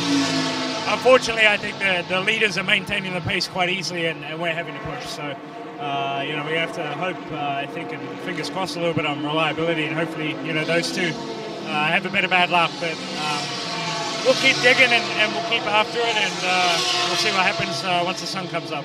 And one more for you. Everybody came into the race talking about with 4 different divisions and a lot of different skill and experience levels, the traffic might be a big factor more than in years past. What did you find out there? Yeah, it definitely makes it exciting, but I strongly feel there's some people that just should not be out there. They're going to hurt somebody. They're going to hurt themselves, but you know, it is fun. You know, when you're in a car and it's one of the quicker cars, you get to work your way around it. But you know, you just hope that there's no unfortunate part, you know, like we saw earlier today with Memo. Thank you, Scott. What a great run he's had, and some real good insight there, guys, in terms of the traffic. Even saying he doesn't believe that some of these guys belong out there. I mean, you've got a 3-time IndyCar champ racing against what would, I guess, kindly be described as gentleman racers, and the skill level and the experience level is vastly different, and you don't know who's in the car when you come up on them, and they may be making a move that you don't expect, and it can lead to some serious consequences along the way. So some good stuff there from Scott Dixon. And keep in mind, buddy, that a lot of these teams, a lot of these drivers have never really raced in this event before on this racetrack here at the Rolex 24 at Daytona. A lot of new drivers and teams still trying to figure this place out. Absolutely. This is the biggest event where you are going to see some drivers that have never been here before. This is their baptism of fire, so to speak. So it's going to be a very interesting remaining 12 hours here at Daytona. It is Christian Fittipaldi, the race leader for Action Express Racing. Tony Kanaan from Chip Ganassi Racing in second. From Daytona International Speedway, this is MRN, the Motor Racing Network. Race fans, you know there's nothing like the power, excitement, and sounds of NASCAR. Have you ever wondered what it would be like to strap yourself in the seat of an authentic NASCAR-style stock car? Well, you can do it at the Richard Petty Driving Experience. Ride along or drive yourself at one of 25 racetracks nationwide. Call 1-800-B-PETTY for details or visit them online at 1-800-BPetty.com. Richard Petty Driving Experience. It's the real deal. Call 1-800-B-PETTY. If you're an owner-operator, you know there's a lot of knowledge out on the open road. Freightliner Trucks, the official hauler of NASCAR, created TeamRunSmart.com as an online resource that puts it all together. TeamRunSmart.com is a site dedicated to helping owner-operators succeed for the long haul. You'll find expert advice on everything from engine maintenance to accounting practices. Ask questions, find information easily, and be part of a supportive business community. Share the knowledge at TeamRunSmart.com. Freightliner Trucks, run smart.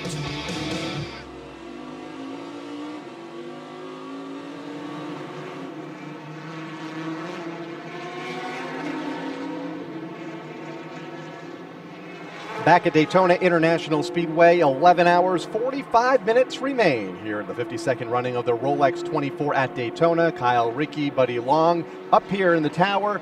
Woody Kane down on pit road. Christian Fittipaldi, the race leader, over Tony Kanaan. John Martin, who got in the number 9 car for Action Express Racing just a moment ago, he rides in third. Then it's Ricky Taylor in fourth for Wayne Taylor Racing, and the Spirit of Daytona entry for Mike Rockenfeller complete the top 5. And don't forget, we are with you until the checkered flag flies in 11 hours, 44 minutes from now. Join the conversation online. If you're on Twitter, tweet us at MRN Radio, and please use the hashtag AskMRN. Let's get you caught up on some of the other classes. Right now in GT Le Mans, Patrick Pilet is still the leader in that category. Michael Christensen and his Porsche 911 currently in second. Robin Liddell, a name we heard many times last year, running for the Stevenson Motorsports team. Right now this year in the Chevrolet Corvette, third. And Maxime Martin currently in fourth in that BMW. In Prototype Challenge, John Bennett runs the race leader, and as you mentioned a little bit ago, that team did a nice job and has done a nice job rebounding, spinning from the pole the first lap in the second corner as they went through the International Horseshoe for the very first time.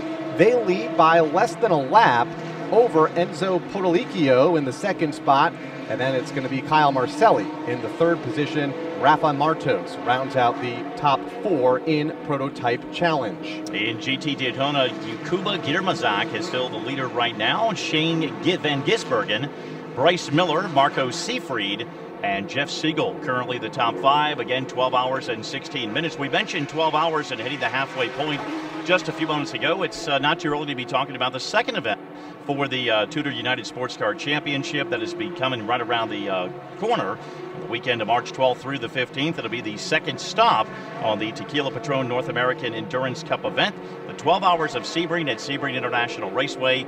And again, with the merger, Kyle, and us having the opportunity to broadcast several of these events, another opportunity to visit several new venues that thus we have not had a chance to be at. Long Beach, another one that's on the schedule this year. So looking forward to other fresh venues that we haven't seen and watching some of the cars. Now, as we also mentioned, not all these cars are going to be running together all the time at different tracks. And of course, as we go throughout the 3 hours, we'll let you know during the schedule, what tracks the PC and maybe the prototype drivers are going to be running at, which ones the GT Le Mans, GT Daytona drivers will be racing. It's a very interesting schedule, the way it works out. I would think when they get to Kansas, it's just a very interesting combination and how they come to that conclusion based on track size in the different parts of the country. Yeah, a lot of thought went into the schedule for the 2014 season, but a very healthy schedule, no doubt, and we will be with you all the way through it here on the Motor Racing Network as our coverage following today's activity will continue March 15th at the Sebring International Raceway,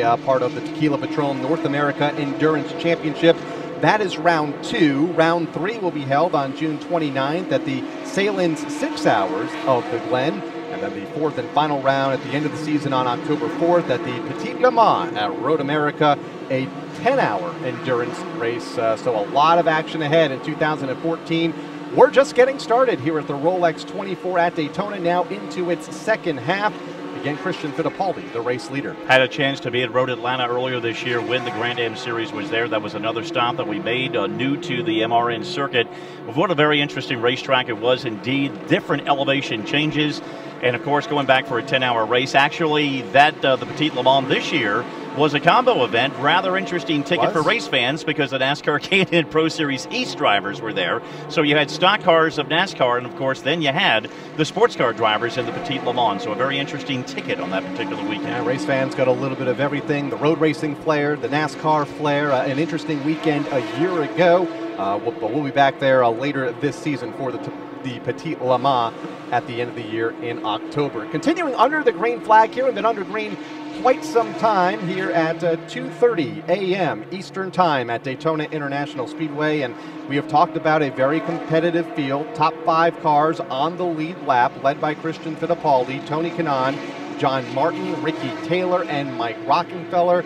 Justin Wilson is 6th, and then Alexander Brundle runs in the 7th spot. A good run for that race team. And you know, it never ceases to amaze me. I mean, they're professional drivers. These are athletes, so it doesn't matter what they get in. When you're talking about the Christian Fittipaldis, well, actually, let's take that back. Let's go to the Tony Kanaans, the Ryan Briscoes, drivers that are not normally accustomed to running these cars on a week-to-week basis or event-to-event. They're in open cockpit Indy cars. They're running on different schedules. They're running something totally different. But this is the one race of the year, and maybe a couple of others, where you get in behind the wheel, and you know what? Obviously, we know it with Chip Ganassi Racing, Action Express, they have the best of everything, but it still takes a very good driver behind that wheel to do the job that they're doing, and it's phenomenal. Absolutely, and they are doing a great job here in Daytona. Whenever they come here to the Rolex, that team has a chance to win, and Chip Ganassi has obviously found some of the best drivers in the world, whether it be his stock car drivers, bringing on Kyle Larson this year in the NASCAR Sprint Cup Series, or whether it be his IndyCar drivers winning IndyCar championships and Indy 500s, or here in the sports car racing. We have seen that team win many championships over the years. If you didn't have the opportunity to catch up on the activities yesterday prior to us getting into the Rolex 24 Hours of Daytona, the IMSA Continental Tire Sports Car Challenge also had their first race of the 2014 season. Congratulations out to Fall Line Motorsports. They had a 1-2 sweep in the IMSA Continental Tire Sports Car Challenge. Ashley Freeberg, huge victory for that female driver in her first appearance. Actually, Shelby Blackstock has run. That was the teammate to Ashley. And, of course, Shelby is the son of country music star Reba McEntire. Shelby said Ashley's got a little bit of a big head probably because in her first venue here, or first time here, she already put it in victory lane. It took Shelby a couple of times to get that car into victory lane, but our congratulations out to them. John Edwards and Trent Hinman, a former Carter. He did a very good job. That's the other Fall Line Motorsports team that came home in second. The Turner Motorsports team had a good shot. Unfortunately, there were some issues after the race concluded, and they eventually ended up in third. Not too many people can say they've come to Daytona International Speedway for the first time and won right out of the box. So congratulations to Ashley in yesterday's win in the Continental Challenge race to kick off a busy race weekend here in Daytona. That continues now under the green flag, the Rolex 24, 11 hours, 38 minutes remain. Christian Fittipaldi has a 21.137 second lead for Action Express Racing over Tony Kanaan, John Martin, Ricky Taylor, and Mike Rockenfeller. From Daytona International Speedway, this is MRN, the Motor Racing Network. If you like racing, if you like food, you'll love fast food with MRN's resident foodies, Steve Post and Woody King. Beginning February 20th on MRN.com, Steve and Woody will preview the best places to eat at each weekend's NASCAR events and talk with chefs, food critics, and lovers of racing and food from all over the country. It's fun, it's filling, it's good for you, it's fast food. February 20th at noon Eastern on MRN.com. There's a more economical way to travel, and that's with a Tom Johnson Camping Center RV. Whether you're heading for excitement at the track or serenity in the mountains, get there for less, and you can go more often. Camping is available at both locations, and you can find the RV that fits your lifestyle and budget from anywhere in the country at TomJohnsonCamping.com. With available nationwide delivery and one of the largest inventories in the country. Check out our locations in the Blue Ridge Mountains, Charlotte Motor Speedway, or online at TomJohnsonCamping.com.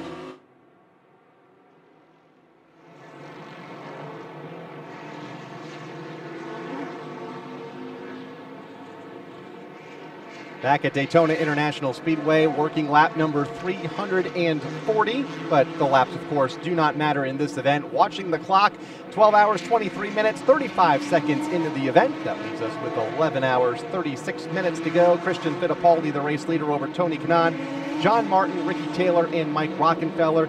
Top 7 cars overall come from the prototype class. We mentioned Twitter a moment ago. We got a tweet from one of our cohorts here at the Motor Racing Network, Mike Bagley, up at this late hour, tuning us in. We want to say hello to Mike. Wish he was here. Look forward to seeing him in a couple of weeks when we return for Speed Weeks 2014. Duchess Chateau has joined us in the house here at Daytona, so it's very nice to have him on air.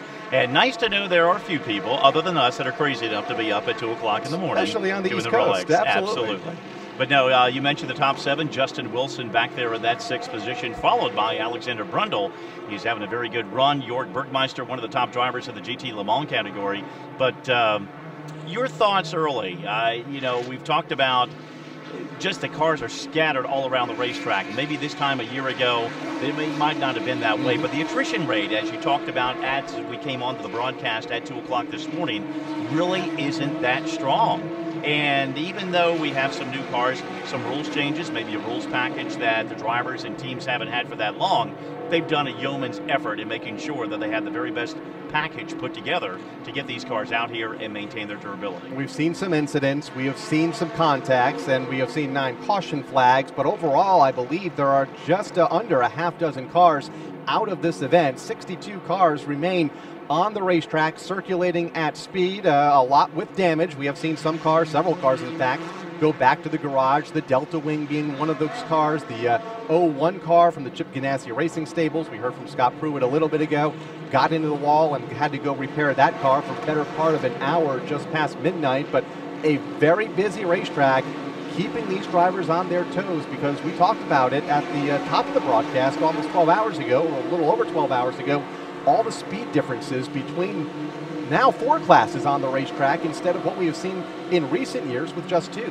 And earlier this evening, I would say in the first stint between 4 and 8 p.m. when we were looking at the cars on the infield road course, after the red flag that involved Mimo Gilly and Malicelli, that's when the sun was still up. And, it was dropping and eventually went behind the grandstands. And the biggest challenge was they were going to go back onto a very cold racetrack. And the issue here is whether it's in the middle of the day when there's the blazing sun out there, or whether it's at nighttime and you got a cold set of tires. Cold tires are cold tires, and the very first section of this racetrack you hit is by far the most technical section. You go right into the horseshoe.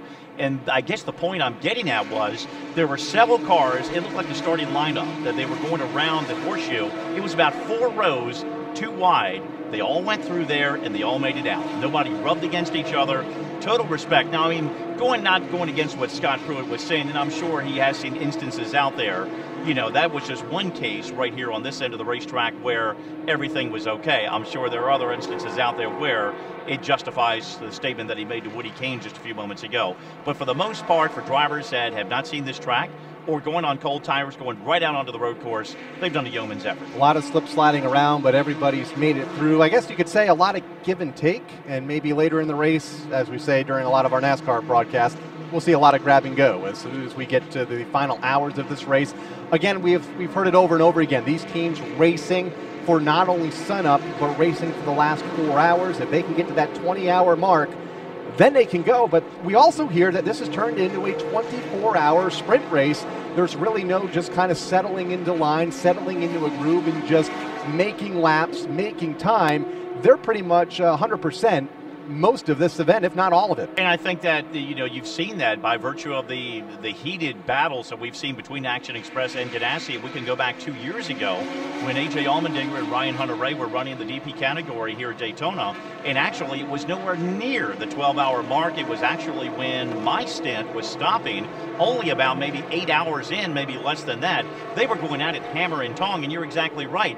Even though it's 24 hours, it isn't an endurance race. It's a sprint race. You have to be calculated with every driver. You got to figure out perfectly, okay, this driver's going to go out during this period of time. We need this driver, this driver. A.J. Allmendinger was talking about it yesterday. Another reason why he may go out in the time frame that he does is because of the seat sizes and the drivers that they have in their camp.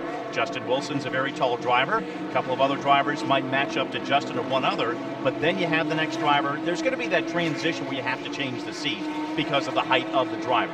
And eventually, if you have back-to-back drivers that are the same height, you're buying yourself some time. You're getting quickly through a pit stop and back out on the racetrack. Yeah, they were trying to figure out the driver lineup in which it would take the less amount of time to make that switch and not have to take the seat out maybe every time they switch drivers. Christian Fittipaldi, now the race leader for Action Express Racing.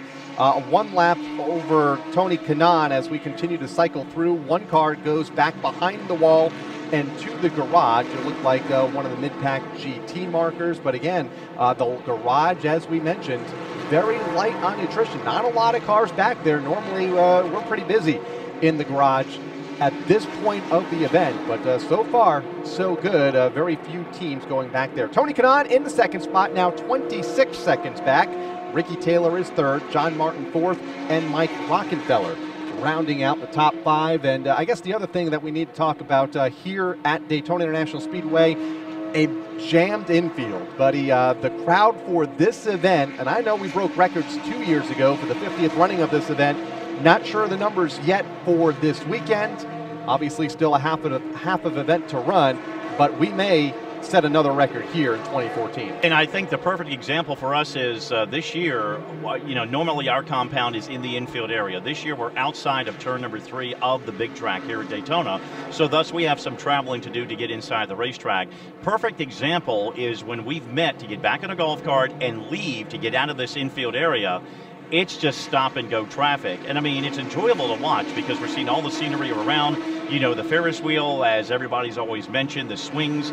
It's just so, the energy in the infield is great. And everywhere you go, when you're rounding the bend, it's motorhomes everywhere. You go through the tunnel, you go outside by the dirt track, motorhomes out there everywhere. It is just peppered everywhere, and I do believe that this probably is a record crowd. And a huge crowd in the grandstands for the opening, 6 hours or so of this event. And a lot of race fans like to watch the opening hours in the stands and then migrate to the infield for, I guess you could call it, the party during the overnight hours. We mentioned the carnival-like atmosphere, and there is a carnival in the infield, a huge Ferris wheel overlooking Lake Lloyd in the back straightaway in the International Horseshoe, a couple of other carnival rides, and dozens of vendors making up the infield for the thousands of race fans that are camping out here in and around this racetrack here this weekend. And if there's a downer to the weekend in any way, is we never got to take the rides that we did a year ago. That's right. Our producer, Craig Moore, he was ready to go with us. We were going to put him on the swing, and we couldn't do it. We were going to try to rig it so, you know, once he got over Lake Lloyd,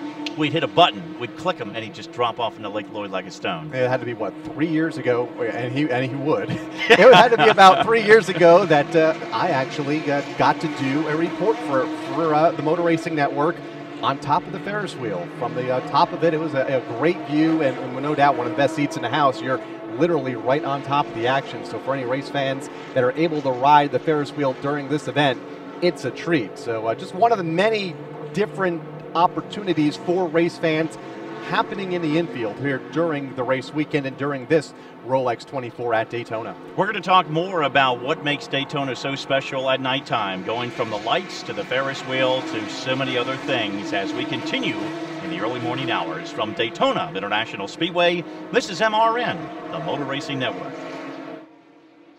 If you like racing, if you like food, you'll love fast food with MRN's resident foodies, Steve Post and Woody King. Beginning February 20th on MRN.com, Steve and Woody will preview the best places to eat at each weekend's NASCAR events and talk with chefs, food critics, and lovers of racing and food from all over the country. It's fun, it's filling, it's good for you, it's fast food. February 20th at noon Eastern on MRN.com.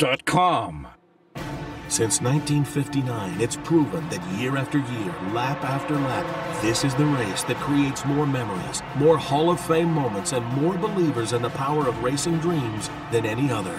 If you've never been, the Daytona 500 is the one race that will make you believe there's no greater feeling than being here. The 56th running of the Daytona 500, Sunday, February 23rd. For tickets, call 1-800-PIT-SHOP or go to Daytona500.com.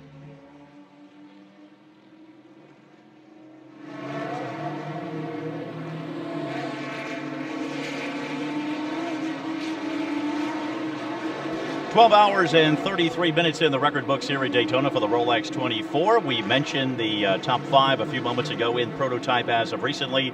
There have been some changes in GT Le Mans. A cycle of pit stops has gone through. We mentioned Jörg Bergmeister had taken the lead a few moments ago in his Porsche 911. Right now, Bergmeister does hold on to the top spot in the GT Le Mans category. Richard Leeds currently second. Ollie Gavin, Maxime Martin, and another name from the IndyCar ranks, Kyle Graham Rahal, currently in the top 5. Let's go down to Woody Kane. With Max Angelelli from Wayne Taylor Racing, the team currently running third right now, and a very strong third. Max, first of all, the car is doing very well, a strong third so far. Tell us about the team effort so far to this point, just past halfway. Yeah, I feel we have a very strong car. It's really balanced. It's fast.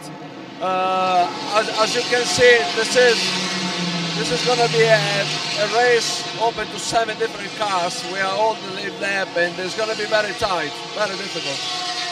How is this like a family reunion for you guys? Jordan and Ricky come back to the family team. Wayne driving tonight.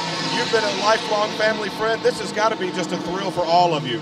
This is a dream that came through, and you know, Wayne did really well. If you saw him, think about it. I mean, he's 6 years without driving. He did very few laps during the weekend, and he got in the car. He did really well. I'm very happy. And Rick and Jordan, you know, that everybody knows they won many races, so we are a very strong team. And now I got to ask you about the article I read and the video I saw online after you got a chance to fly a MiG in Russia. Tell us about that. That had to be just a thrill. That was an experience, definitely a great adventure. And I could actually also piloting the MiG-29 I flew in. That was full aerobatic flight. And I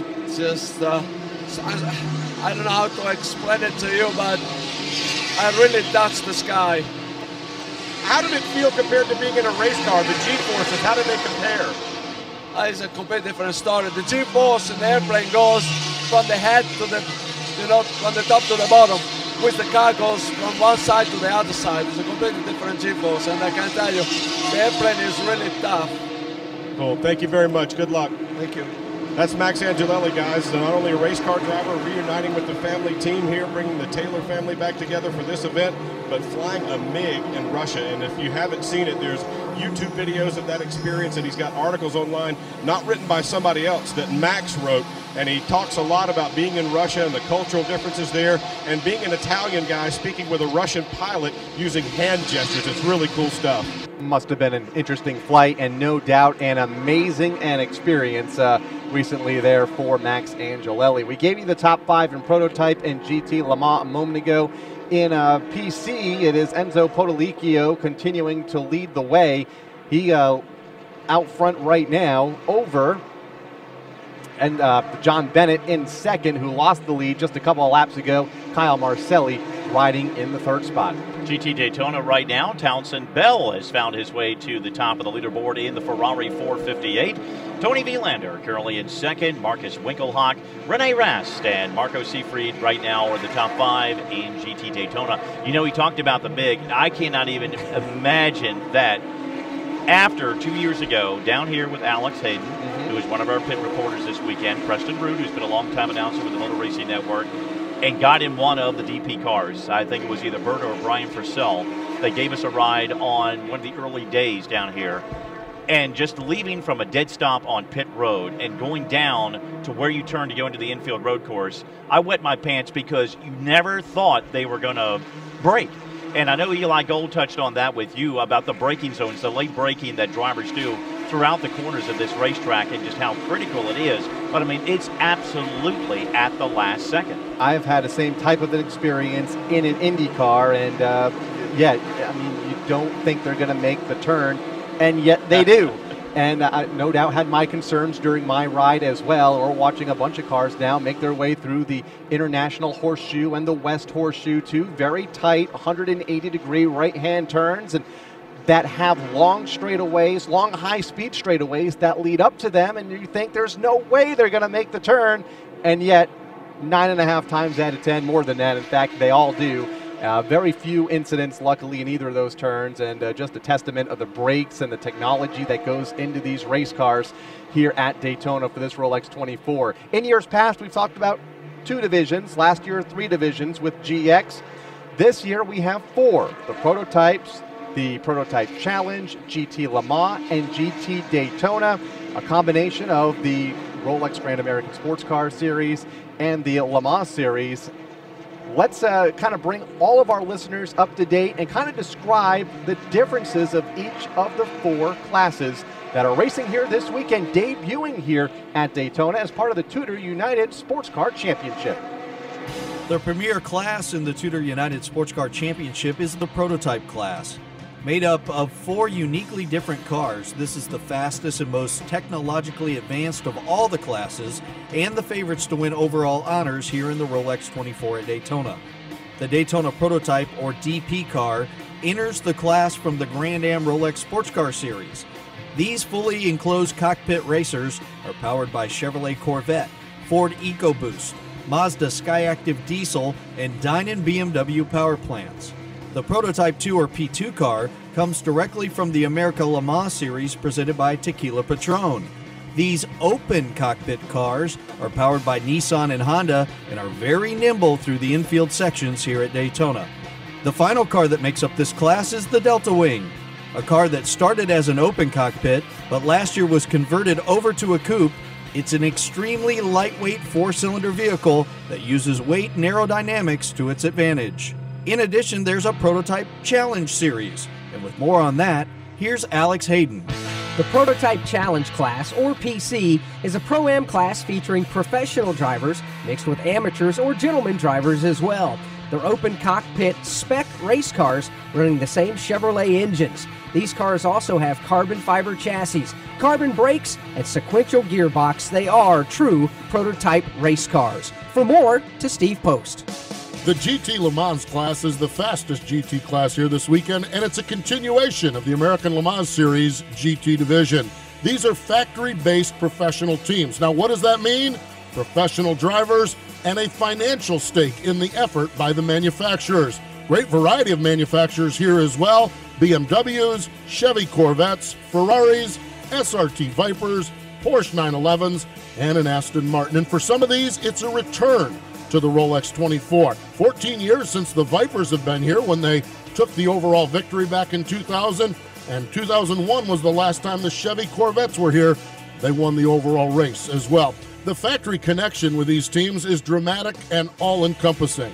Engine, chassis, and aerodynamic engineers from the race teams and the street versions sit side by side at every phase of the production of this car, and this is where the technology from the track transfers directly to the street car. This is truly stock car racing in so many senses. And the drivers, well, they're not only here this weekend, but they are tied to the manufacturer with test sessions and other racing endeavors. The factory representatives, well, they are all here at the Rolex 24 and hoping to score bragging rights with a win this weekend here in this historic race. And for the story on the GT Daytona class, here's Woody Kane. Steve, GTD, or Grand Touring Daytona, is the largest class in the TUDOR United SportsCar Championship. The 29 entries here in the Rolex 24 at Daytona are as numerous as any 2 other classes combined. The reason for that is they're the least expensive to race, since GTDs are the closest thing to traditional street cars. GTDs are essentially a combination of the Grand Am GT class and the American Le Mans Series GTC division. With the naked eye, it would be easy to confuse these cars with the GT Le Mans machines Steve just told us about. However, on the track, the subtle differences in aerodynamics and power show up, as the GTDs are a little less sleek and a little slower, about 3 seconds per lap here at Daytona, with a quick lap speed of around 119 miles per hour compared to 122 for the GTLMs. Grand Touring Daytona is expected to be the most competitive category all season long, with as many as a dozen teams legitimately contending for the season championship. So there's a quick guide to all 4 classes in the TUDOR United SportsCar Championship. And those 4 classes made up 67 cars, of which most of them are still on the racetrack, all chasing Tony Kanaan, who goes back to the point. He leads Ricky Taylor, John Martin, Mike Rockenfeller, and Christian Fittipaldi, the top 5, all within the same lap, with 11 hours, 16 minutes remaining. From Daytona International Speedway, this is MRN, the Motor Racing Network. Looking for a great spot for an affordable beach vacation, a family getaway, or the perfect romantic retreat, but just can't find the time? Let the Plaza Resort and Spa help. A vacation on the world's most famous beach is sure to help you reconnect with the ones you love. You will discover the grand tradition of hospitality and service at this sparkling Daytona Beach Hotel, located directly on the beach. A Plaza Resort and Spa weekend escape is the ultimate in relaxation, with world-class massages, facials, body wraps, and more at the Plaza's very own Ocean Waters Spa. She'll love you for giving her such a fantastic weekend getaway. The Plaza Resort and Spa, located at 600 North Atlantic Avenue in Daytona Beach, one of the area's premier hotels and the perfect choice for any type of getaway. Book online at plazaresortandspa.com or call 1-855-DB-PLAZA. That's 1-855-327-5292.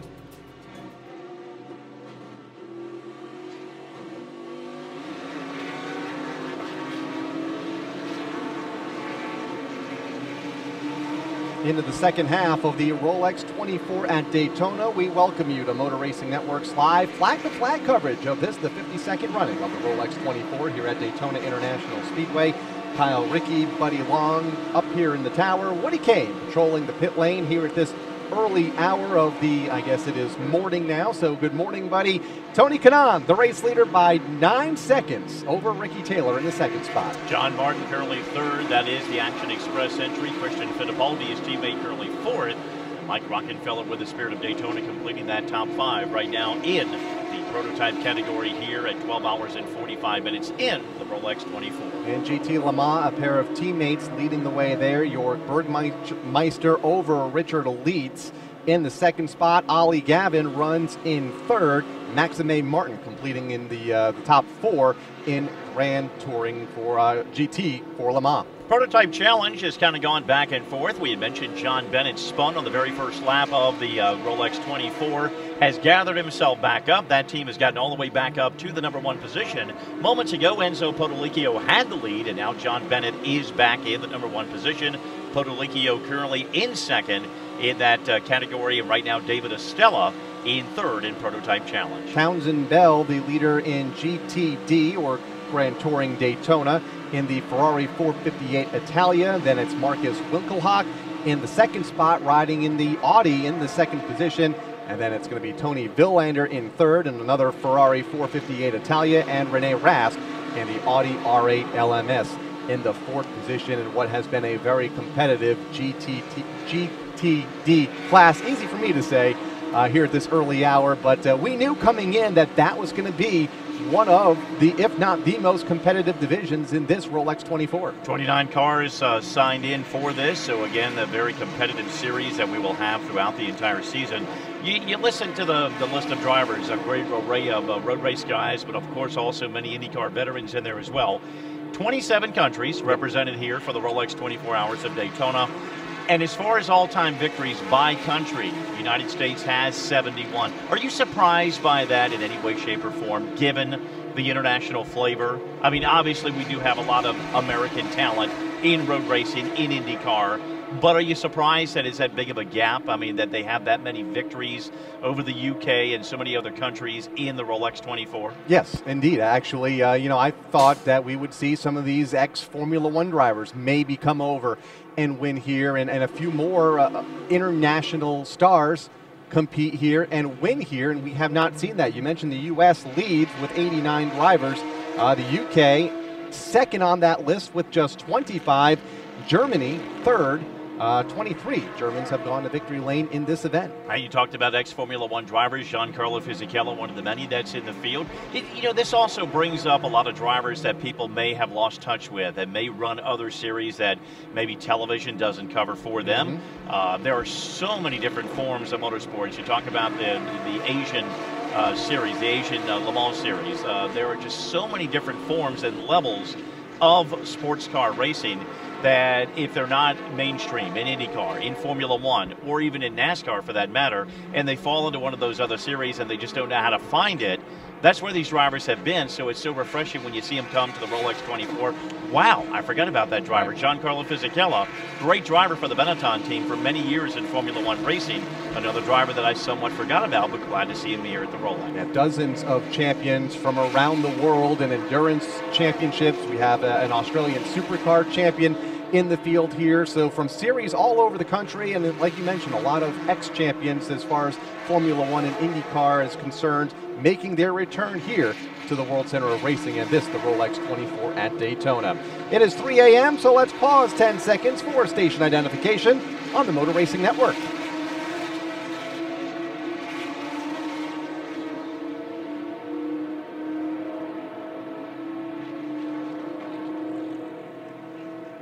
Welcome back to Daytona International Speedway. The Rolex 24 at Daytona marches on here at the World Center of Racing. 11 hours, 10 minutes remaining.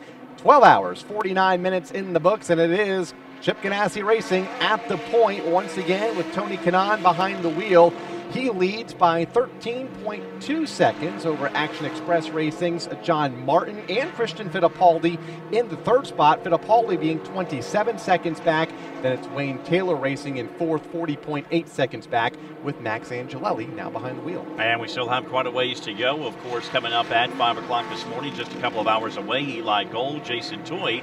They'll be rejoining us back up here in the booth. They will carry the coverage here in the early morning, and that will include part of that sunrise here at Daytona. And let's talk about that for a moment. When we came into town back on Thursday, a rather bit of a chill. A lot of people here in the U.S., wherever they came from, and maybe even abroad, the weather has been very, very cold. A lot of folks were glad to get to Daytona, but then finding themselves with temperatures in the 40s here in the first couple of days, but it warmed up rather nicely today. Still a bit of a Florida breeze that we have down here off the ocean.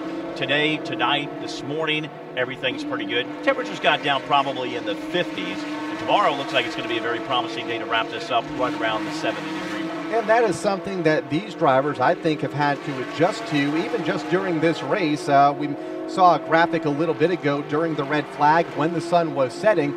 The temperature in the second hour of the event was like 74 degrees. Once the sun set, went down to 67, and you're right, we might be in the high 50s now. That's something that these teams and these drivers have had to adjust to, not only behind the wheel, but also on the pit lane as well, as these crews are pretty much up all night around the clock, prepping these race cars and servicing these race cars every 35 minutes or so when they come in to make a stop. And speaking of service, the Chip Ganassi Racing entry of Tony Kanaan just came down pit road. He has since had his service and left. That has put John Martin in the Action Express entry back to the top of the leaderboard in that Corvette. Teammate Christian Fittipaldi in second, Kanaan for the moment in third. Max Angelelli now behind the wheel of the Wayne Taylor Racing entry is fourth, and Justin Wilson, the Michael Shank Racing Ford, rounding out the top five. A lot of people earlier today and earlier during this broadcast said Action Express Racing, they just might be the team to beat, buddy. Do you feel the same way? Obviously fast all day Thursday in practice, just missing the pole in qualifying on Thursday. They look good in final practice yesterday, or now 2 days ago on Friday, and have been strong since the drop of the green flag. They absolutely have, and during the first stint that I had between 4 and 8 p.m. Yesterday afternoon, we watched with Christian Fittipaldi in the Action Express entry. Every time after the cautions on restarts, sometimes he had the aid of some lap traffic in between himself, and at that time, Tony Kanaan. But then there were a couple of opportunities where Kanaan was right behind him and just couldn't do anything with him. Then, most recently, as we got to a stage where Christian Fittipaldi, or there was a driver change, actually Scott Dixon was in the car, it switched over to Christian Fittipaldi.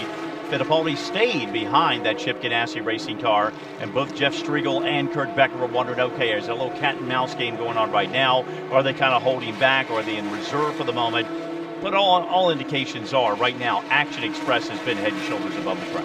Right now, John Martin, the race leader, sharing that entry with Burton, Brian Purcell, Fabian Guerrero, rounding out the driver lineup in that entry. John Martin leading right now. This is his first Rolex 24 after racing a year ago in the 24 Hours of Le Mans. The second place car right now, Christian Fittipaldi, sharing that ride with Joao Barbosa, Sebastian Bourdais, also behind the wheel of that entry. That's the number 5 car, currently second, 27 seconds behind the team car. Woody Kane, the one-man band down on pit road, and of course we're going to try to put him to work and get him with Jörg Bergmeister or Richard Leitz, the two Porsche cars that are leading the GT Le Mans category. That's a very strong class, and of course we got to let everybody know, in the pit area, if you are just joining us, it is tent after tent after tent. It is literally wall to wall, and it makes it very challenging for our pit guys. It's not like they can just, you know, roll on down very easily. It's going into 10 from 10. So Woody's got some challenges on his hands down there. But hopefully sometime during the course of the next 2 hours, we'll have a chance to talk to the Porsche drivers that right now lead the GT Le Mans category. From Daytona International Speedway, this is MRN, the Motor Racing Network.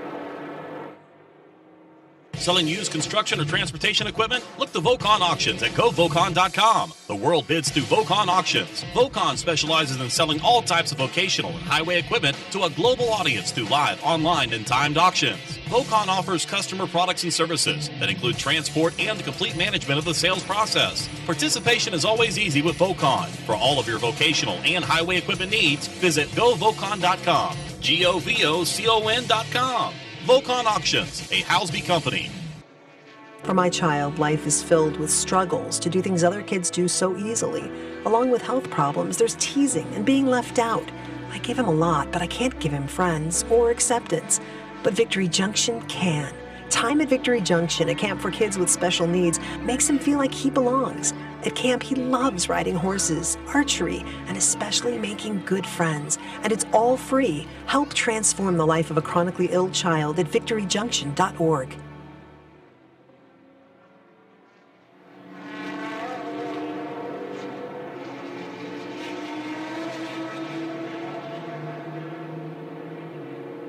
Cycle of pit stops continuing here for the prototype category. We just saw John Martin on pit road in the Action Express Chevy Corvette, the number 9 car at 12 hours and 54 minutes in, now 12:55 on the board.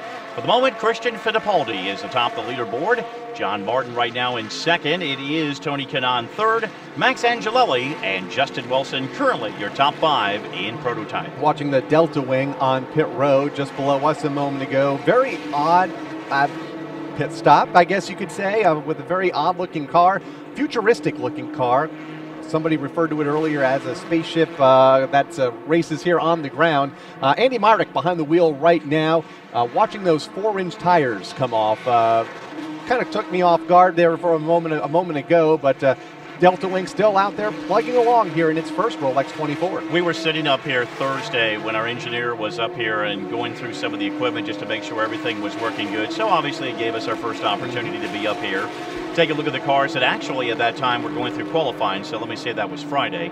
But nonetheless, when we were watching the Delta Wing car go through the infield area, and mind you, it was during the daylight, it wasn't at nighttime, when that car came around the West End Horseshoe and came back at you, even though it was daylight, looking at those lights kind of was reminiscent of when I was at the Indianapolis 500 several years ago as a spectator, and they had the stealth coming from a distance as the flyover. It is that spooky, but as Tony Rizzuti was mentioning several hours ago, when that car makes a pit stop, or actually when it was back at the garage area being worked on, there was probably 100 people, like 7 rows deep, that were just trying to get a good shot of that race car. Wherever that car goes all weekend long, whether it be in the garage, on the pit lane during pre-race ceremonies, or when it was on pit road for a pit stop or during the opening hours of this event, it was hard to get a look at because most of the people in the infield also wanting to get a look at this one-of-a-kind vehicle right now on the racetrack. That's the Delta Wing.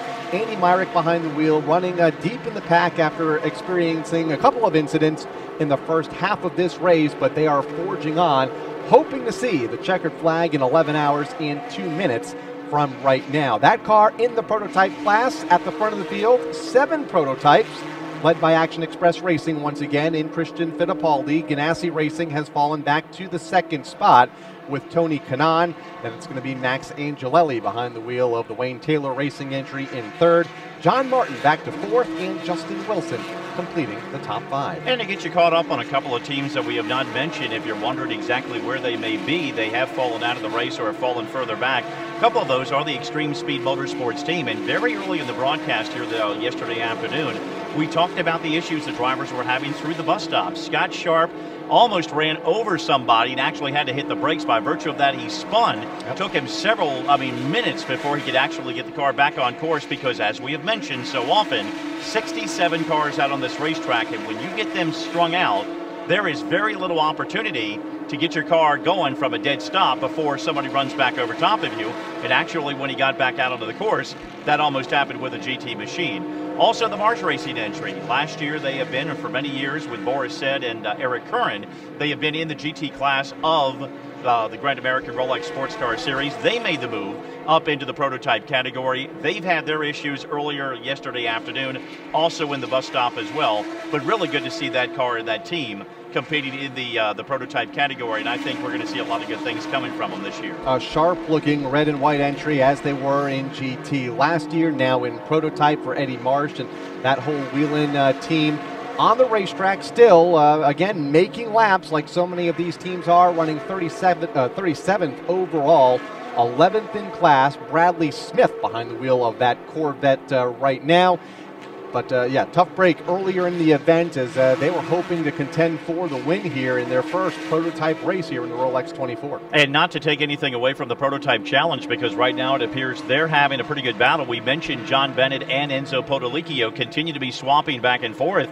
Mentioned a few moments ago, Bennett was back in front. Now it's Potolicchio. He has reassumed that #1 spot in the prototype challenge category with Bennett in 2nd. David Estella 3rd. Martin Fuentes and Alex Tagliani, another one of our IndyCar Series drivers, making a living with the Rolex 24 this weekend in the top 5. And in GTD, it is Townsend Bell leading the way in the Ferrari 458 Italia. Tony Villender in the 2nd spot, as he has been in that position now for the last several laps. Rene Rast is up to 3rd, and Marco Seefried rounding out the front 4 in the Porsche 911. Marcus Winkelhock rounding out the top 5 in GTD. Again, a very competitive GT field this year, whether it be the GT Le Mans or the GT Daytona. Okay, we hit 12 hours when we were on the air. We just came on. We just hit 13 hours. So now, Kyle, we go 13. What's the mindset now? Is there a mindset? Early in the morning here at Daytona International Speedway at 3:11, and I guess the mindset for these race teams is to continue doing what they're doing at the front of the field, and that is try to keep the car on the racetrack, avoid the traffic, and just keep doing what they're doing. You want to get to sunrise, and then you want to get to the final 4 hours. We have heard that a dozen times this weekend, and I don't think the mindset has changed. Although the fatigue, I'm sure, like us, is beginning to set in for a lot of these race teams in the infield. And that's where, in years past, we have seen mistakes happen during these crucial hours just before sunrise here at Daytona. We get the early morning fatigue, 2 a.m., 3 a.m., 4 a.m., and you just want to get to when the sun begins to rise over the Atlantic just a few miles away. From Daytona International Speedway, this is MRN, the Motor Racing Network. Hi, this is Eli Gold. For 30 years, NASCAR Live has been here to give you, the race fan, a voice, a chance to talk with champions, race winners, and the top names in NASCAR. Join us for Tuesday night's tradition as we break down the storylines of the week and get you up to speed before the next race weekend. As it's been for 30 years, join us at 1-800-2NASCAR and be part of the show. NASCAR Live, Tuesday nights at 7 p.m. Eastern on the Motor Racing Network. No matter where your passion for NASCAR takes you, plan your next trip with MyRaceTravel.com, the official travel provider for the very best racing events all season. Packages include great race tickets, hotel accommodation, transportation, even hospitality, pit passes, souvenirs, and much more. Make your NASCAR weekend hassle-free with a package from MyRaceTravel.com. Book early and take advantage of our low deposit payment plan. Visit MyRaceTravel.com today. That's MyRaceTravel.com.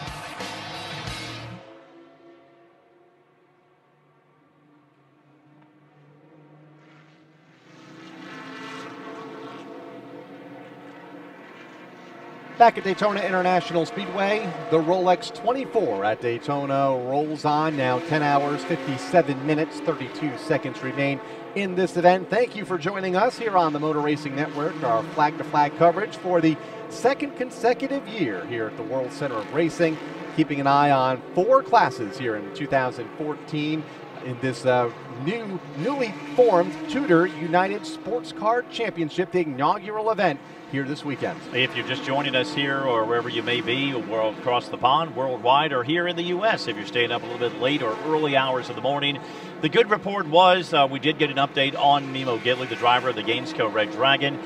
He, along with the driver that was in the GT machine, Mario Maricelli, they both were transported to the Halifax Medical Center. There has been an operation done on the left arm and also the left leg of Mimo Gidley. A very vicious shot as he came out of the East End International Horseshoe and heading down the straightaway before he hit the kink. Evidently, Maricelli's GT machine got out of shape, and the Red Dragon struck it. A very vicious shot that was taken a long period of time to extricate Mimo out of the car. But, of course, the IMSA officials and all the officials here at Daytona taking precious time. And, of course, that's exactly what we want to see, to make sure they were doing everything the proper way. They certainly did it. And good news, because that was a very scary moment for Mimo Gidley. Yeah, very scary incident here at the Rolex 24 early on in this event that put us under the red flag for just over an hour. Minor incident a moment ago involving third place running David Estella in the PC class. Got that car spun over in turn number 1 in the Performance Tech Motorsports entry. In turn number 1, that hard left-hand turn into the infield, spun it around, got into the outside grass, but quickly rotated the car back in the right direction. And he hangs on to that number 3 position in class right now. Yeah, Martin Fuentes back there in 4th, and Chris Cumming, who has made his way back up into the number 5 position. A driver did very well in the American Le Mans Series for this Prototype Challenge Class 1 season ago.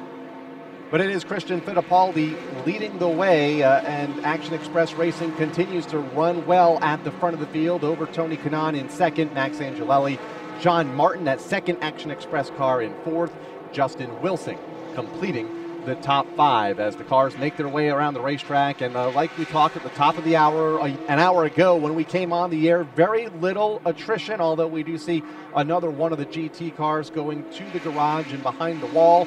A very busy racetrack, buddy. I guess that's one of the first things we noticed when we came up here into the tower just a couple of hours ago. And very confusing sometimes, you know, whether it be on course or back in the garage area, and it was rather entertaining.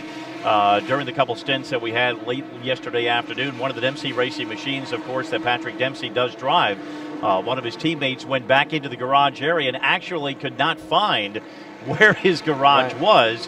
We talked so much about, you know, the nutrition these guys get in the tents when they take their breaks, so we just said, okay, he's headed back to the motorhome lot, because he actually went all the way out the gate, out the access road, and looked like he was headed over to the motorhome lot, and I'm sure he eventually found exactly where his garage stall needed to be. The funny thing was, between 8 and 8:30 last night, when we were off the air and the next group came on, we were standing out by the tram area over in the fan zone. Here came another GT car rolling on by, so I was like, okay, well, maybe he doesn't like the wares of food in the tent. He wants to go back to the motorhome and make his own sandwich.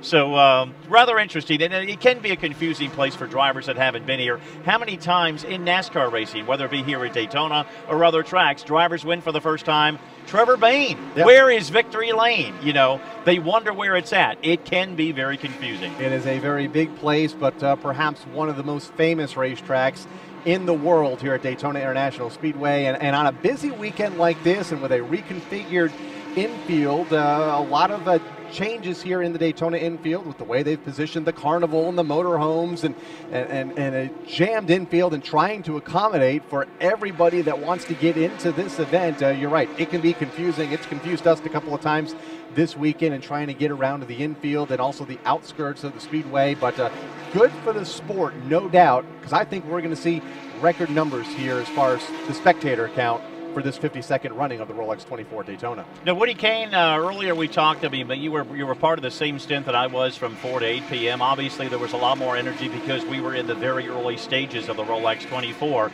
And obviously, a lot of things have changed mood-wise down to the tents, trying to find some drivers and crew members to talk to. It's a rather different type of, I guess, in this segment of the evening or early morning. The mood has kind of changed a little bit, if you can kind of expand on that a little bit. I'm actually in the level 5 motorsports pit right now, the GT Daytona leaders with Townsend Bell behind the wheel. They just made their pit stop right now. 4 tires and fuel on that car. They take extra time to make sure that they get everything just right. You don't want to be making mistakes at this time. Anytime, obviously, but in the overnight hours, you're trying to survive. You're trying to weed out the cars that may have trouble or may fall out. You don't want to be one of those cars. They came in, made their quick pit stop, gave up the lead, obviously, with that pit stop, but their teammate is the one that's right behind them, so it's not too big of a deal in terms of the overall team perspective. But they changed the 4 Continental tires. As we mentioned earlier, they can only take 2 air guns over the wall anymore, so those pit stops are a little bit slower. They've got the one big lug nut for those in the Continental tire, unlike the NASCAR style that we're used to with the 5.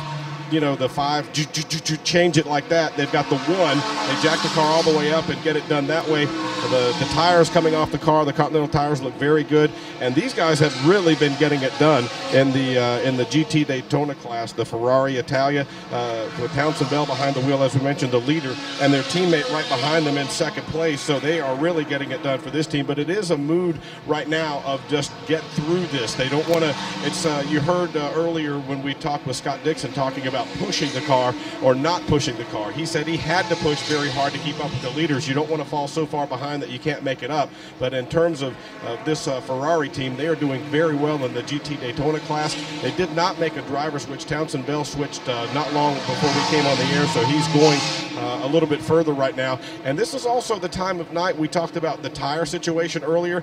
The Continental tires in all the classes, with the exception of the GT Le Mans class, that they have what they call an open tire rule, where tire companies will come to them and get them to run their tires. Some of these tires, they'll try and do 3 stints in this overnight hour on a set of tires to try and make them last in the cooler temperatures where the heat won't make them abuse those tires too much. So they'll try to stretch things here. They'll try to make it to the next stage. They'll try to make it to daylight, then make it for the next few hours and try and get to 3-4 hours to go. And that's when they'll really try and let the horses go, try and let it run. But you walk up and down pit road here, a lot of the pit guys getting naps, a lot of the pit guys taking pictures of each other, napping and laughing about that and poking each other. A lot of people getting some nutrition, and we mentioned not a whole lot of junk food down here. There's a lot of coffee going on. There's a lot of good nutritious food, a lot of things that they'll have to do to survive the 24 hours. You know, we talked a lot about the drivers and what they have to do. These pit guys, they don't go to the motor coach and take a nap. They don't,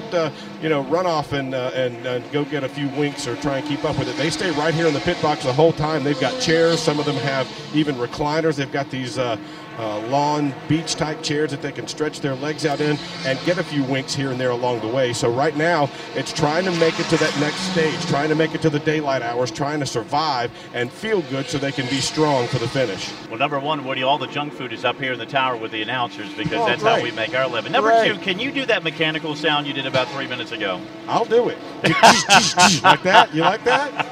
Sort of an Andy Griffithism, if you want to say that. It's all the sound. Yeah. You know exactly what the problem is with the car. Let me ask you another question, and I guess it's something I haven't thought about. With these enclosed tents, when these drivers come in and these crews make a pit stop and change tires, like in NASCAR racing, you guys have an up-close opportunity to see tire wear. Do you guys have the opportunity down on pit road to get a look at the tires once they come off of the cars, or is this a little bit different in the sports car series? No, I'm looking at them right now, the ones that just came off the GT Daytona leaders. They look good. The engineers are here checking them out now, similar to what they do. They have little divots in them where they put tools that measure how much of that divot is left to tell them how the tires are wearing, and they're across the tire, inner, outer, middle, so they get an idea is one edge or the other wearing more significantly than another, and that helps them adjust their chassis. They have little torches that they will scrape off, heat it up and scrape off a place so they can get down to the indentions to check those measurements to see exactly how the tires are wearing. So far, we haven't had anybody say anything, at least that we've heard about this tire's doing this or that tire's doing that. Everything is going as expected right now. But yes, that is very similar. Tire wear seems to be very good across all the classes so far. I'm looking at Continental tires right now. Christian Fittipaldi continuing to lead here in the prototype category at Daytona. We've got a new leader in Prototype Challenge, Colin Brown. We'll talk about him when we return. From the Daytona International Speedway, this is MRN, the Motor Racing Network. The Cascadia Evolution is the latest innovation from Freightliner Trucks, the official hauler of NASCAR. Powered exclusively by the newly designed Detroit DD15 engine, the Cascadia Evolution achieves up to a 7% increase in fuel economy over the first generation EPA 2010 compliant Cascadia model, keeping you on the road and in the race longer. For more information, visit FreightlinerTrucks.com. Freightliner Trucks. Run smart. If travel and adventure is your desire, see the RV you've always wanted at TomJohnsonCamping.com. With one of the largest inventories, motorhomes to pop-ups, you're bound to find an RV that fits your lifestyle and budget, no matter where you are in the country. There's also thousands of parts and accessories available by shopping online or at our 2 locations, in the Blue Ridge Mountains and by Charlotte Motor Speedway. So whether you're touring the country or out for a weekend trip, discover your next RV at TomJohnsonCamping.com.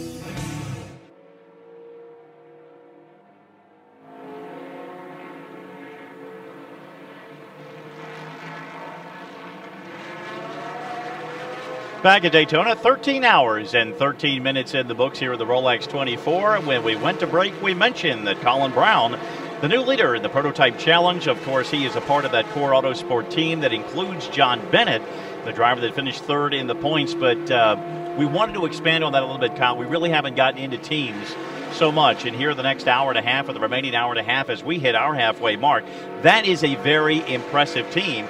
Colin's got a lot of credentials. We know he came from the NASCAR ranks quite a bit, and he's got some good credentials there, but he's got some very good road racing credentials as well. Yeah, this team, Core Autosport, no surprise that they're running at the front of the PC field right now. They have won the last 3 PC championships in the American Le Mans Series, 2011 through 2013. They've competed in all the ALMS races the last few seasons as well. And then you got Colin Brown, not only a good road racer, but also a pretty good NASCAR racer. He's the 2008 NASCAR Camping World Truck Series Rookie of the Year, and just last year won at Long Beach and Mosport up in Canada. So obviously a good road racer, good circle track racer as well, and he's teamed up with some pretty strong drivers as well. You know, and it was rather interesting because back in the day when he was running in the back what may have been the Craftsman / Camping World Truck Series, depending on where he did exit, ran some nationwide races as well, and then the opportunities kind of didn't work in his favor, so to speak, and we see that happen with a lot of drivers. And we saw him from race to race. If we went to Road America for a nationwide race, we might see Colin pop up because there was another form of motorsports that was there, and he kind of fell into the category that we're talking about right now, but he has been very successful ever since he's been able to do that. Remember when he debuted in this event, I believe it was 10 years ago, remember that TRG team, the Team 16, there were a bunch of 16-year-old drivers in that event. He was one of those drivers, and that was kind of the first time we saw him on the big stage for TRG and Colin Brown. So he's come a long way. He has accomplished a lot. So kudos to Colin Brown, who is leading this race right now in PC. It looks like we have a car off the track over on the back straightaway near the bus stop, which is where we have seen a lot of action here over the course of the first 13 hours and 15 minutes of this event. The car working slow right now to the bottom of the racetrack, and we will try to get an ID on that car here in a little bit as this race continues under the green flag. Christian Fittipaldi, Tony Kanaan, Max Angelelli, John Martin, Justin Wilson, all the front five, all in prototype right now as the overall leaders. And it's been some 2 hours since we have had our last caution. It came at 1:19 this morning. That is when the prototype challenge car of James Kovacic spun off into the infield area in the International Horseshoe. The car actually caught on fire. The Daytona Speedway crews were quickly right there, Johnny, on the spot to take care of that, but that was the last caution. Caution number 9, the car that is in question is limping down on the apron down of NASCAR turns number 3 and 4, and looks like by the amount of speed that it is carrying should be able to make it back into the pit area. Looks like he is going to make it back, but there was a concern a moment ago, especially when he was in and around the bus stop. Kind of a chicane, if you're unfamiliar with the term, the bus stop here in Daytona. In fact, one car just missed the bus stop over on the backstretch, something that is easy to do. It is designed to slow the cars down as they get a whole lot of speed off of the banking of turn number 2 and down the back straightaway here at Daytona International Speedway. About 3/4 of the way down the back straightaway, they'll hit the brakes, they'll downshift and make a hard left-hand turn almost directly into the infield, followed by 2 quick right-hand turns and then that second left-hand turn that dumps the cars back onto the speedway. It is a much slower portion of the course, designed again to slow these cars down just a bit. Let's go back down to pit road and Woody Kane. Well, we're in the Core Auto Sport pit box that you guys were just talking about. You mentioned Colin Brown behind the wheel right now. James Gouet from Alpharetta, Georgia is here, and he'll be the next driver in. You guys are picking him up and putting him down out there. The car has been very, very strong so far. Yeah, so far so good. We haven't had any hiccups really. You know, a few little minor things here and there, but nothing big. The car is really good. And we're just sort of going through the motions here, sort of putting in the laps and trying to stay out of trouble, but so far so good. The guys upstairs were asking earlier about this time of night. You guys are trying to just make it to the next stage and try and get to the next one. You've got an hour or so to go before your stint is going to come up, and yet you're here in the pit box instead of getting some rest. Why? You can't sleep? No, I wish I could be back in the motorhome. They just woke me up. You know, obviously, whoever's the incoming driver has to be in the pit lane as soon as the one guy in front of you just gets in. So in case anything happens, there's got to be a driver on standby at all times. So no, I'd much rather be sleeping right now, to be honest. A lot of guys have talked too about the traffic with all the different classes and all the different experience levels. What have you seen out on the track in your stint so far? It's probably the busiest I've ever seen it on the track. But there's been a lot of good sort of heads-up driving. Guys have been respecting each other. There's certainly a few close encounters you get out there, but for the most part, I mean, you got to have your wits about you. We've got some good spotters on the roof that help as well. All right, that's James Gouet, guys. He's about to go in after Colin Brown in about an hour from right now. Oh, and hey, one more thing. You were mentioning some of Colin Brown's achievements earlier. One that we didn't quite get to. Remember, he set the speed record here at Daytona. I think it was late last year or early in the season. I think it was like, what, 220 something there? 222.971, actually. Crazy. Do you believe me? Do you think that's the exact number, Woody, or do you think I just picked it out of thin air? I'll take the over. Okay. You look up the exact number. You just threw out a bunch of twos and no, that was it. That's in the books. But yeah, well that's a very distinctive record for Colin Brown. And we just heard from James Gouet, a very accomplished road racer. Started his career about 10 years ago in sedans. Also drove GT cars as well as prototypes in the American Le Mans Series. And I didn't know this, but was involved in the Gong Show that, of course, NASCAR team owner Jack Roush held so many years ago. I believe Colin Brown was also involved in that same type of program where he was trying to develop younger drivers for the Truck Series, Woody. I thought you meant the real Gong Show, like with Chuck Barris. You had me going there for a second. Well, you had me going there, too. I was kind of going there, and I thought, that's right, until you said Jack Roush, and it's like, that's right, I remember that. I was looking for Gene the Dancing Machine when he had that going on. Hey, let's get you caught up. As we mentioned, Tony Kanaan, the leader in prototype right now. We are at 13 hours and 20 minutes into the Rolex 24. Max Angelelli currently in second. John Martin remains in third in the Action Express Chevrolet. Sebastian Bourdais has now gotten in behind the wheel of the other Action Express machine. He currently rides in the number 4 spot, and Justin Wilson in the Michael Shank Racing Ford is still the top 5. Porsche North America running 1-2 right now in GT Le Mans. Jörg Bergmeister behind the wheel of the 912 entry. 911 is driven by Richard Leitz. They are 1 and 2. Oliver Gavin in the 3rd spot, followed by Maxime Martin in 4th. No real change in the running order, at least in the last hour or so in GT Le Mans. Prototype Challenge, as we mentioned, Colin Brown continues to lead there. Woody just talking with his teammate James Guay, who is about to get in behind the wheel.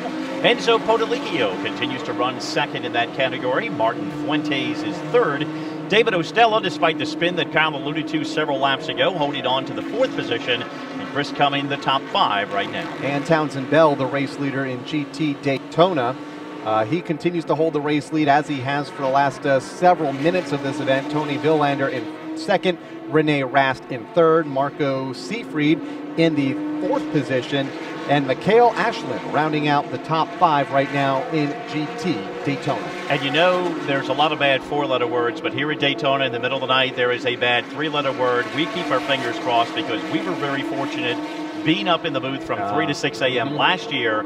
We got out, we went to the motorhome, we got a few winks of sleep, but when we got up, all we saw was thick, what? Fog. And I guess it was the last couple of years where this race was affected by Mother Nature during the overnight hours. We saw rain a couple of years ago, but last year, for the better part of 3 hours, I believe the caution flag was out for 2 hours and 45 or 44 minutes, a long period of time where from the booth here, we couldn't see the front straightaway, the start-finish line, which is just 100 yards or so below us.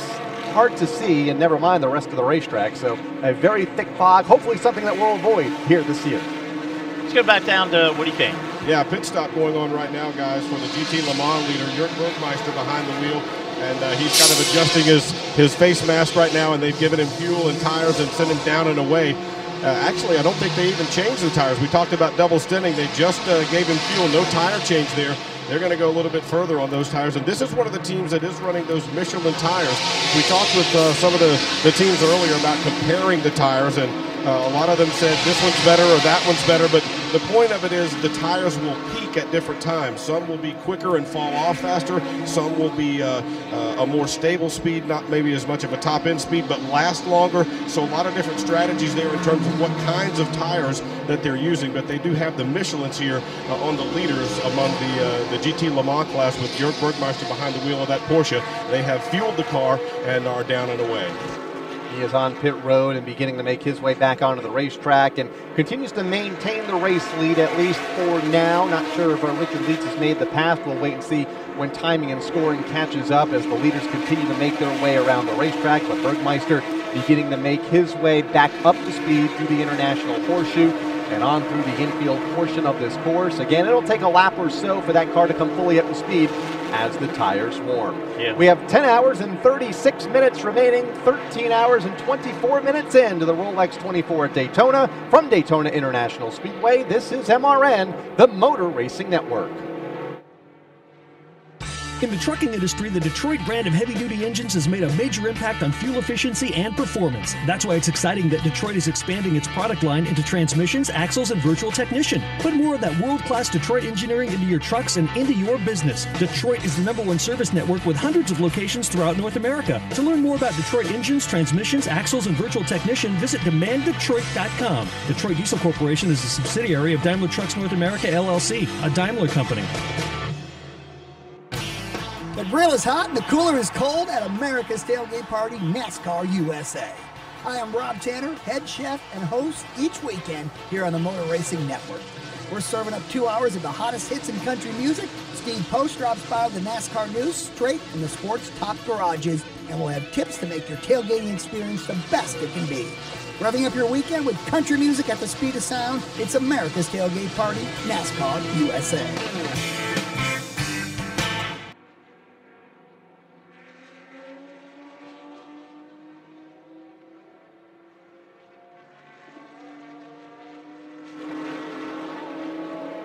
Into the early morning hours here at Daytona International Speedway, 3:36 Eastern Time. There's 10 hours and 34 minutes to go, and this is the 52nd running of the Rolex 24 at Daytona. Chip Ganassi Racing back at the front of the field. fairly tight race, though, at the point, buddy. Just under 3 seconds between Tony Kanaan, the race leader, and Wayne Taylor Racing's Max Angelelli. That's a very good battle. And of course, that team is the defending DP champions in Grand American Rolex Sports Car Series. That was a team last year. Of course, it was basically Jordan Taylor and Max Angelelli. They got on a roll after they left Daytona, which they didn't have the greatest of runs. They got on a roll, winning several events, including many at the tail end of the year. This team really was one of the stout teams in 2013. Keeping an eye on Angelelli, had a hiccup just a moment ago exiting the infield, got hung up behind one of the GT cars. May have cost him a bit of time on trying to chase down Tony Kanaan, the race leader. He makes his way through the bus stop right now, and several more GT cars in front. But the good part is when they hit the banking, there's 3 and 4 lanes to race. The GT cars move to the bottom.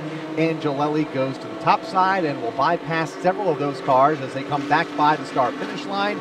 Here comes Tony Kanaan to the stripe to complete yet another lap as the race leader. He is also mixed in with some lap cars as the race leaders head to the infield. Just a couple lap machines separated those two drivers, the top two in the prototype category, as they work their way back into the infield road course and to the International Horseshoe. Keeping the eye first on your leader, Tony Kanaan, and then behind him as they continue to dissect lap traffic into the Horseshoe, making that hard right-hand turn.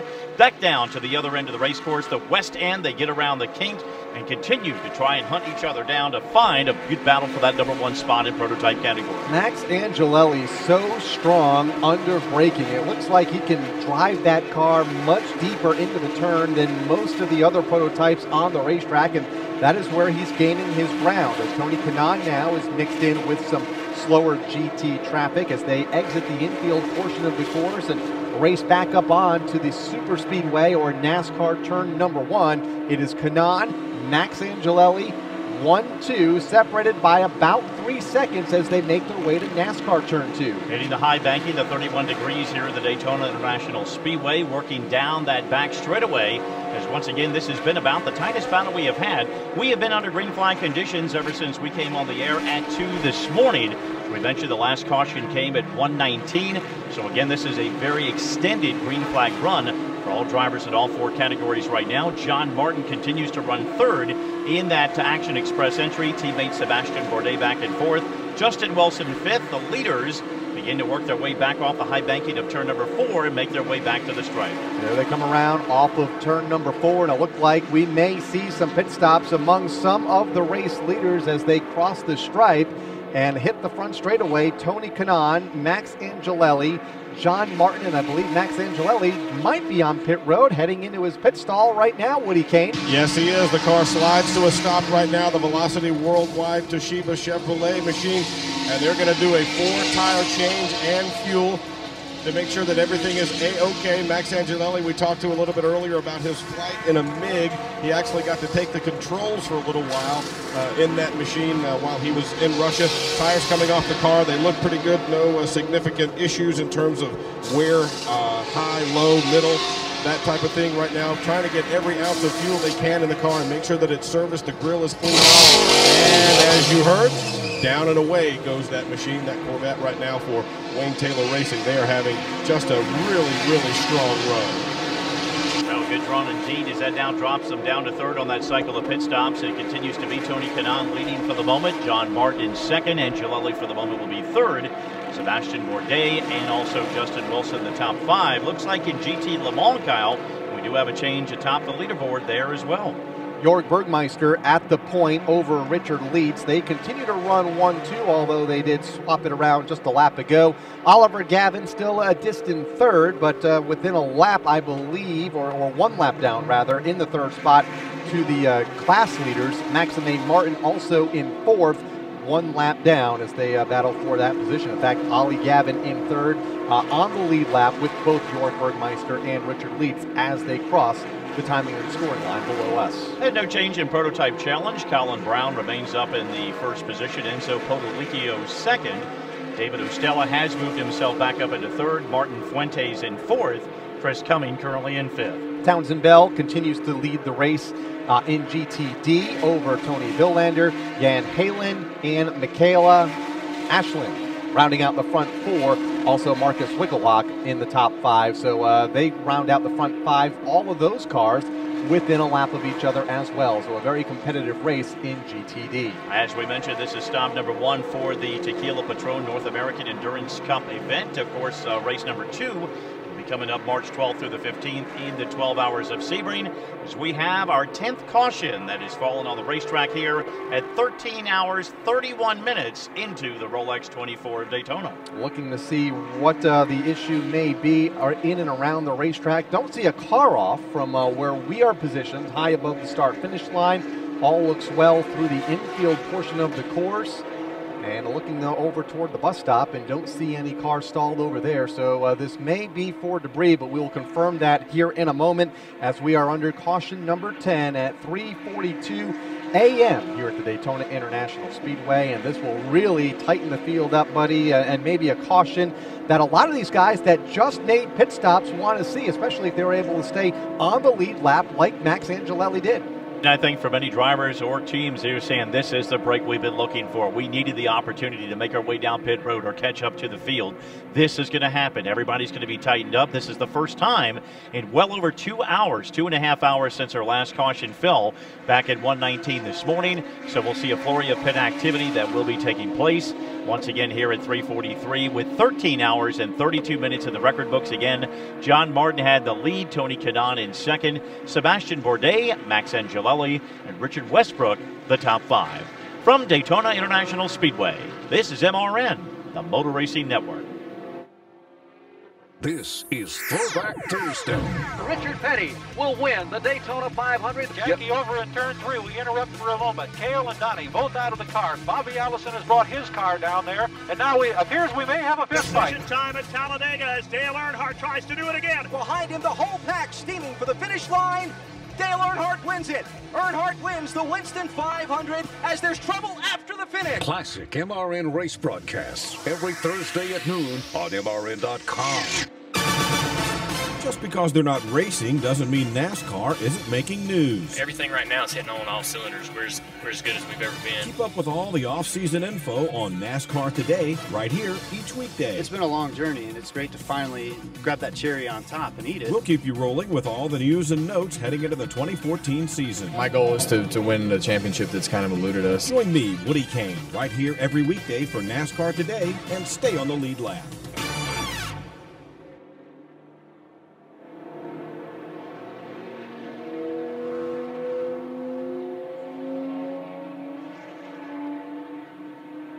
Caution number 10 here at the Rolex 24 Hours of Daytona at 13 hours 33 minutes in the record books. And Kyle, the woes continue for the Delta Wing team. Yeah, I didn't think it would be that hard to find either, but we've been able to find it really well over the weekend. But yeah, that car came to a stop over at the exit of the bus stop. Catherine Legg behind the wheel of that car right now. So a tough break for the Delta Wing team. Another incident here in Daytona.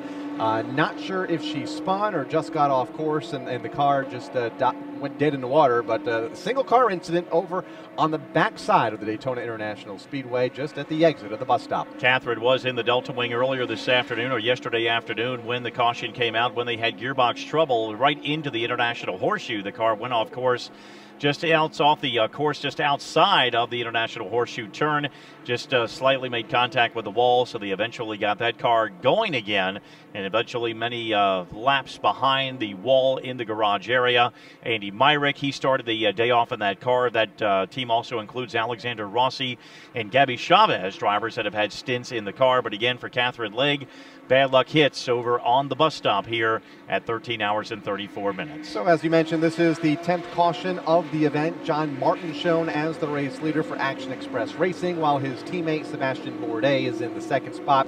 Tony Kanaan third, Max Angelelli fourth, and Richard Westbrook currently rounding out the top 5. And it will be interesting to see what we see on pit road during this caution flag. If any of the prototype leaders or GT leaders come to the pit lane, Jörg Bergmeister leading in the GT Le Mans class, and also Colin Brown, who was just in a few laps ago, or a few minutes ago, that is, in Prototype Challenge.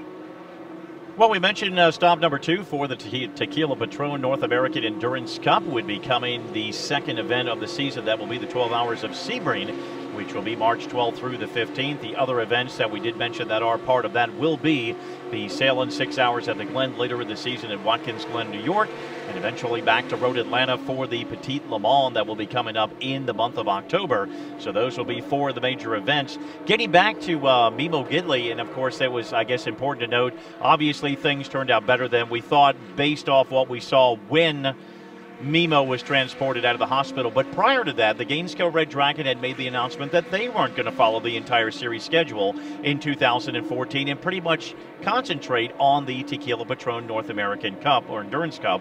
And, you know, that's kind of sad to see because that has been a mainstay in that category of racing for many years. And we talked with Alex Gurney during the pre-race, and they weren't even sure if that team would be here for this event until, just a couple of weeks ago. They did make it here, had a successful weekend, winning the pole on Thursday, but unfortunately a very serious incident, and unfortunately getting some pretty good news involving Mimo Gidley, who has undergone a couple of surgeries already after that incident in the third hour of this event over just at the exit of the International Horseshoe. And in case you missed the qualifying earlier yesterday, of course, or actually I should say now on Friday, because we're into the wee hours of Sunday morning, that team did win the pole for the Rolex 24 Hours of Daytona. For John Fogarty, who is a part of that team and has been for quite some time, that's a series-leading 25 career poles, speed of 130.416 miles per hour. Last year, this team finished 7th in the Rolex, and their one win came probably at the best place, Austin, Texas, Circuit of the Americas, the first time they were there. And, of course, for Bob Stallings, who's a native of Texas, what a great place to win. And that team came into this event with so much confidence, the second consecutive year that they had the same driver lineup together. Unlike many of these teams, all the drivers knew each other. They knew all their tendencies and a lot of confidence. They really thought they had a shot at the win, and they did. They were running right up there in the top 5 when the incident took place early on, but unfortunately they will not win here at the Rolex 24 here this weekend as cleanup continues on the backstretch, and it looked like Catherine did get the wall. The inside wall just at the exit of the bus stop with that Delta wing. So what was already a damaged race car now suffers even more damage. A bad night gone a little worse now for the Delta wing team. And you do see the rollback out there outside of turn number 3. So that car will be loaded up and brought back into the garage area. And again, we look forward to seeing them in the 12 Hours of Sebring coming up in March on the 12th through the 15th, as well as many of these other participants in the TUDOR United SportsCar Championship in the 2014 season. Your thoughts so far? We have about an hour to go before we get off, and Eli Gold, along with Jason Toy, make their way back into the booth up here. But so far, it's been very quiet. Obviously, this is our first caution that we've endured in our 2 hours. But your thoughts so far? It's been amazing. I think we've been coming here now the last 5 or 6 years, broadcasting this event for the Motor Racing Network. This is my 8th Rolex. To see 4 classes out there, to see 67 race cars fill this racetrack, it's been amazing. And the competition that we have seen in the 4 classes has been very impressive. We've talked a lot about prototype, 6 cars running within a lap of each other, but GT Le Mans, we've had very competitive field there with 3 cars within a lap of each other, and prototype challenge. It looked early in the event that maybe we wouldn't see a whole lot of competition there, but really in the last few laps and in the last couple of hours of this event, Colin Brown and that 54 team has made their way back up through the field after a first lap spin. Enzo Podelicchio challenging for the race lead. David Ostella is there in 3rd after an off about an hour or so ago, and Martin Fuentes in the 4th position, all within 2 laps of each other. And we see the same thing in GT Daytona as well. Very competitive, strong field there. I'm very happy to see what's going on in the prototype challenge category. I mean, I think this turned out to be better than what we thought it possibly could be. We have not seen much of them, obviously, because they weren't a part of the program with us and we're the direction that we went a year ago. But, yes, to see the competitive edge that these drivers are having, this is phenomenal, and look forward to seeing many more races here in 2014. Field continues to work under the caution flag, making their way through the infield. We'll see if pit road is open this time to see if any of the leaders elect to make a stop. John Martin out front, Action Express Racing running 1-2 as they have for most of this event. The pace car exits the International Horseshoe now, and we'll see if pit road is open in a moment. From Daytona International Speedway, this is MRN, the Motor Racing Network. Freightliner Trucks, the official hauler of NASCAR, knows race cars are finely tuned for maximum performance, taking into account track conditions and the competition. Well, Freightliner builds vehicles that are finely tuned to maximize the total cost of ownership, taking into account your wallet. Efficient aerodynamic designs paired with engines built to maximize fuel economy give truckers peace of mind and a better return on investment. For more information, visit FreightlinerTrucks.com. Freightliner Trucks. Run smart. Want to listen to MRN programs but can't hear it live? You can listen to all of MRN's original programs when you want, where you want. Go to MRN.com's Media Center or log on to iTunes or Stitcher to find NASCAR Live, MRN Motorsports Monday, Winged Nation, The Straight Line, NASCAR Coast to Coast, Fast Food, and classic MRN race broadcasts. MRN programs on demand when and where you want on MRN.com, iTunes, and Stitcher.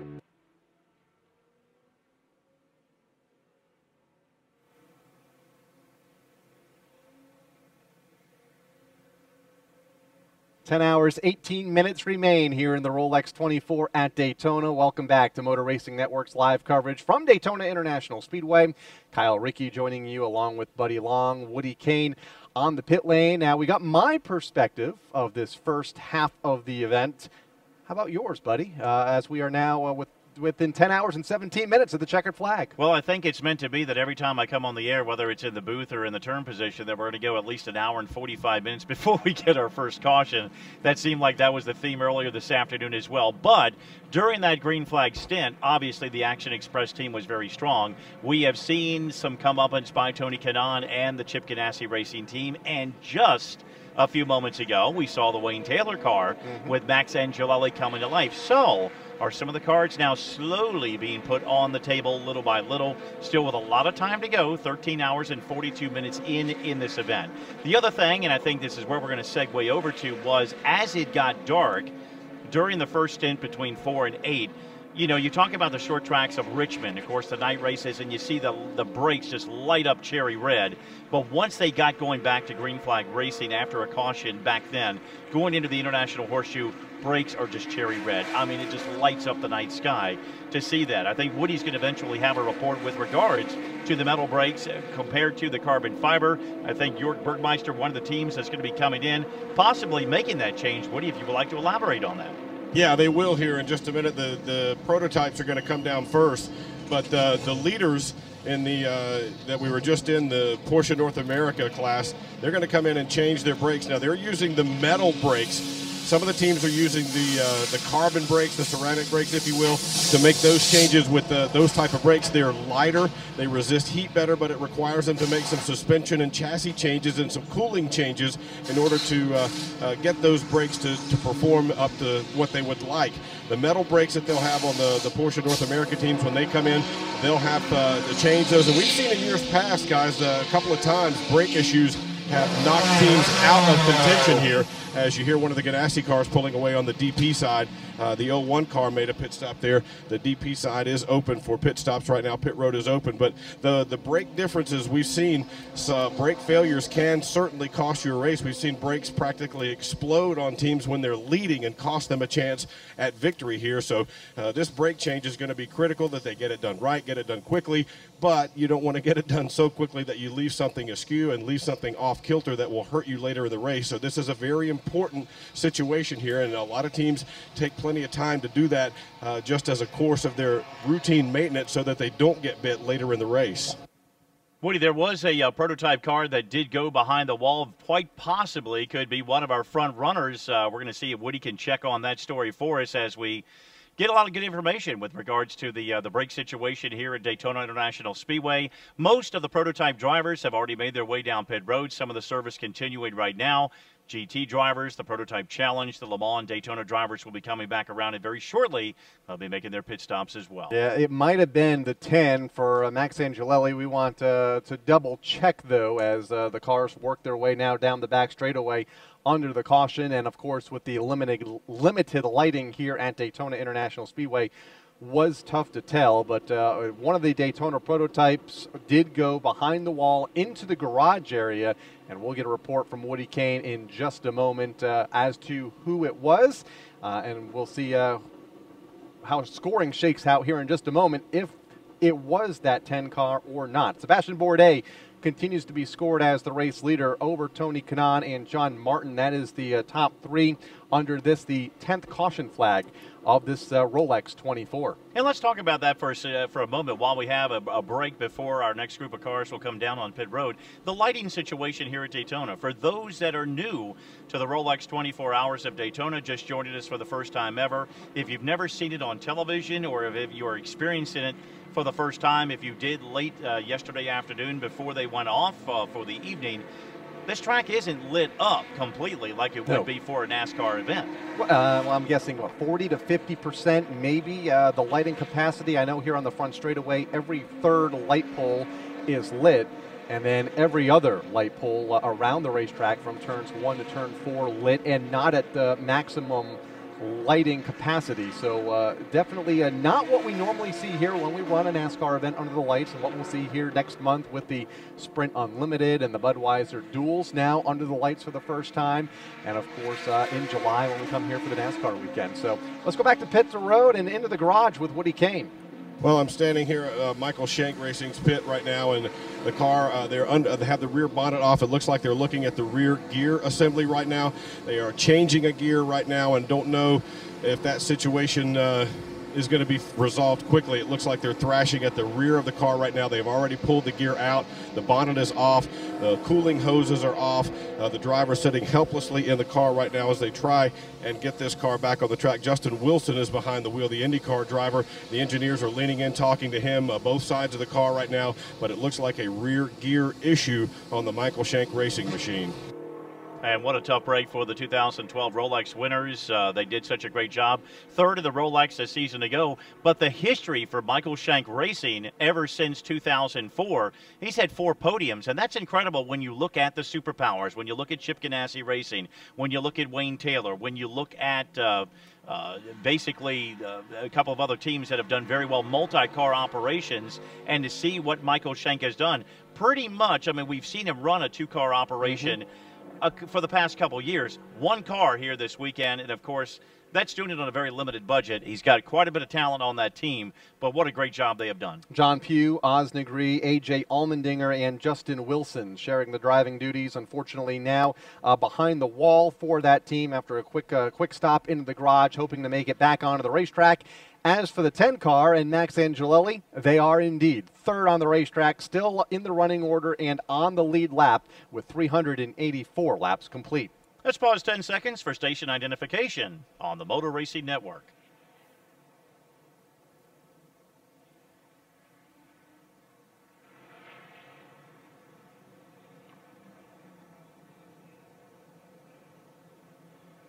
Motor Racing Network welcomes you back to the Daytona International Speedway. Buddy Long and Kyle Rickey topside here for the Rolex 24.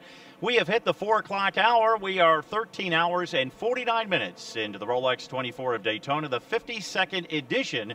Woody Kane working feverishly down on pit road, getting us the stories that are happening here in the wee hours of the morning. Rather subdued, as you've heard just a little bit, but of course things are going to be changing here the next couple of hours or so. As you mentioned here, the next 2 to 2.5, 3 hours, sun's going to be rising, as you mentioned, Kyle, and then that thought process, that mentality begins to change. We say it every year. This is no doubt the toughest part of this event, between 2 a.m. and 6 a.m.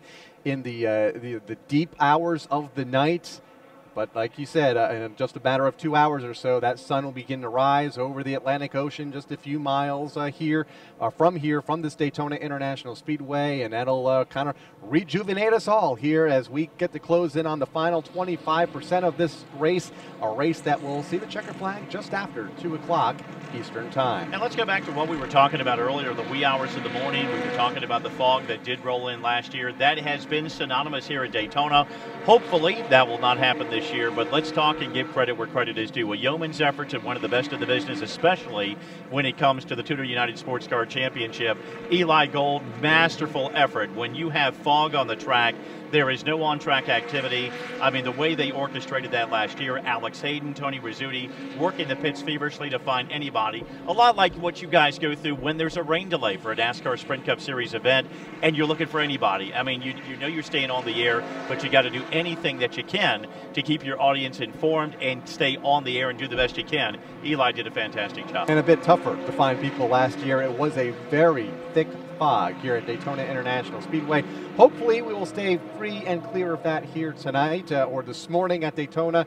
Once the sun does come up, we will be free and clear of green flag racing and race this one right down to the checkered flag without any more lengthy delays. In case you're just joining us, a lengthy red flag for a savage crash involving the Gainesco Racing Team and Mimo Gidley, just shy of the 3-hour mark of this event at the exit of the International Horseshoe. The first red flag in the Rolex 24 at Daytona since 2004, and that year they red flagged this event only because of the torrential rain. Cars were spinning out under the caution flag, so they just had to stop the cars and let the rain shower pass and clear the standing water from the speedway. But we haven't seen a red flag since then until hour 3 of today's event. Rain of biblical proportions. I heard they had to bail frogs out of the inside of the cars. It was so deep. It got to be that point. It was close. It is going to be a busy month for us as we continue under this 10th caution here at Daytona International Speedway. But a busy month for us here at the Motor Racing Network here at Daytona. Of course, our coverage will pick up here at the World Center of Racing on February 15th for the NASCAR Sprint Cup Series, first event of the season with the Sprint Unlimited. That'll be at 7 p.m. Eastern Time on that Saturday night under the lights. And then Sprint Cup pole qualifying the very next day as we set the starting order for the Budweiser Duel at Daytona for the Daytona 500. Daytona 500 presented by Kroger, taking place on February 16th at 1 p.m. Eastern Time. That week of racing will also include for the second year, I know, an event that both you and I are looking forward to on Tuesday night, February 18th, the NASCAR K&N Pro Series East and the NASCAR Wheel and Modify Tour in the UNOH Battle at the Beach here on the Motor Racing Network. 6:45 is right now our scheduled start time here on the Motor Racing Network. A fun event, short track event on the back straightaway here at Daytona, part of Speed Weeks 2014 once again this season. And it will actually be the second points event for the K&N Pro Series East. 2 nights prior, they'll be at the new Smyrna Beach Speedway just a few minutes down the road here, and they'll run their first event that Sunday night on the 16th, and then come back 2 nights later and run here at the Battle of the Beach. So the pressure is on those drivers at a very early time in the year. And we'll have coverage of that series and the modifieds and all of NASCAR's regional series every Wednesday on NASCAR Coast to Coast with Buddy and I on MRN.com, 1 o'clock on Wednesday afternoon. So hope you can join in and learn a lot about the future superstars of NASCAR racing through these NASCAR divisions. Talk about Kyle Larson out here this weekend, getting set to run his first full NASCAR Sprint Cup Series season for Chip Ganassi Racing, beginning in just a couple of weeks here in Daytona. It was just 2 years ago he was running for the NASCAR K&N Pro Series, Turner Scott Motorsports, picking up the championship in that division. Now, just a mere 2 years later, here he is getting set to start the Daytona 500. Another young driver that's hot on his heels. That's going to be another one coming right up through the ranks. Kaz Grala did very well this past weekend in the IMSA Continental Tire Sports Car Challenge. We mentioned the top 3. Full Line Motorsports took the top 2 spots in that race yesterday.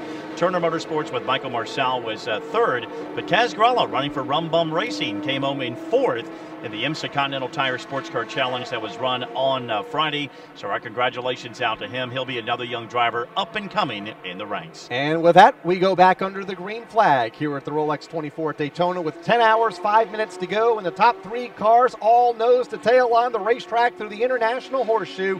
Sebastian Bourdais, Tony Kanaan, Max Angelelli exiting the International Horseshoe now and onto that long, fast straightaway left-hand kink, and again under braking into the second horseshoe, that second right-hand 180-degree turn, the West Horseshoe. And the brakes light up the night sky down to that Western Horseshoe as Sebastian Bourdais now begins to bring them back up in our direction as he Eventually will make that sharp left-hand turn back up onto the banking, the 31-degree banking here of turns number 1 and 2 at Daytona. Bourdais, the leader. Tony Kanaan back there with Max Angelelli, John Martin, and Richard Westbrook.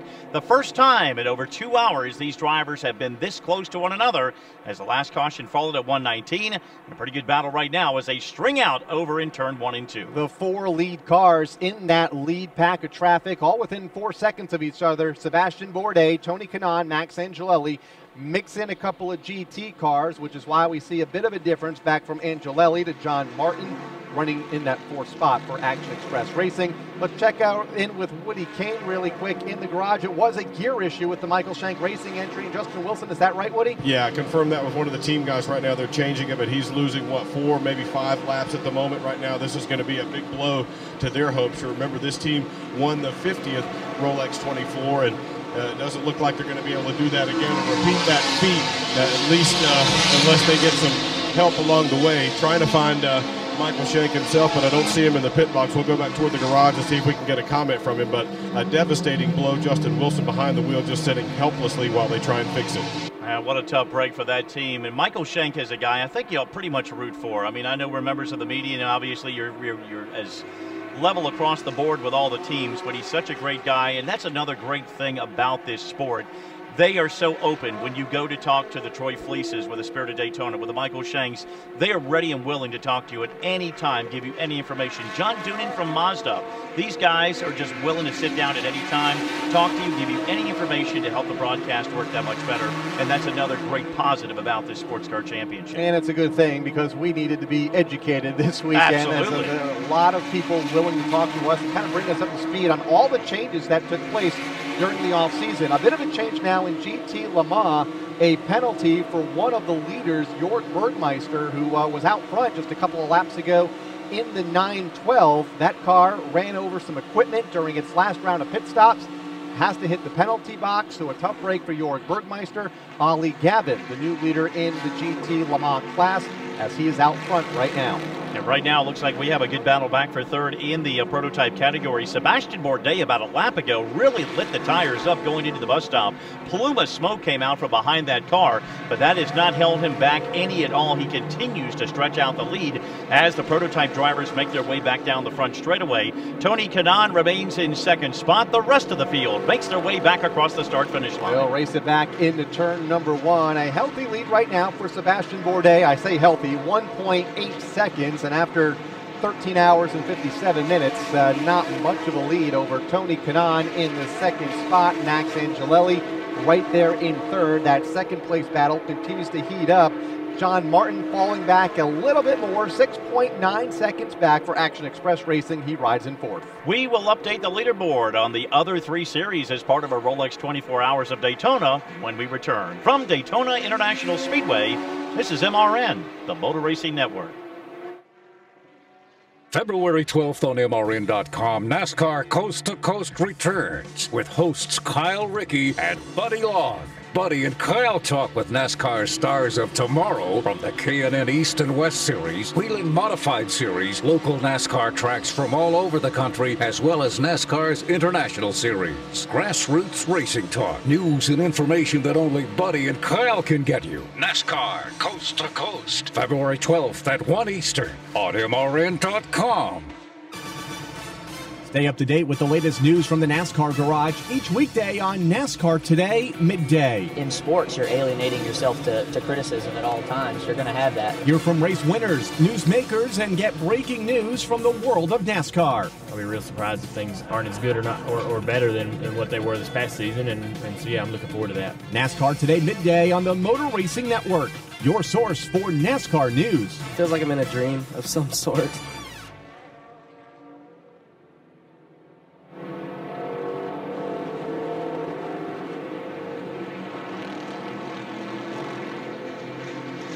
Sebastian Bourdais continues to lead as we come back to the World Center of Racing, Daytona International Speedway, and the Rolex 24 at Daytona, but the battle is for second, and it's in the International Horseshoe. Max Angelelli looking inside and out, trying to get around Tony Kanaan, who hangs onto that position for now. And as they race wheel to wheel, it's allowed Sebastian Bourdais to break away a bit more, although some GT lap traffic lies just a few car lengths ahead of the race leader. They make their way through the West Horseshoe now. Bourdais at the point, but buddy, Tony Kanaan, Max Angelelli right there, nose to tail for the second spot. It seems like this is what we have seen all day long, Kyle, or ever since this started. And it started all the way back when Christian Fittipaldi was in the Action Express entry. Every time somebody wanted to make a challenge, it always seems like the leader gets away.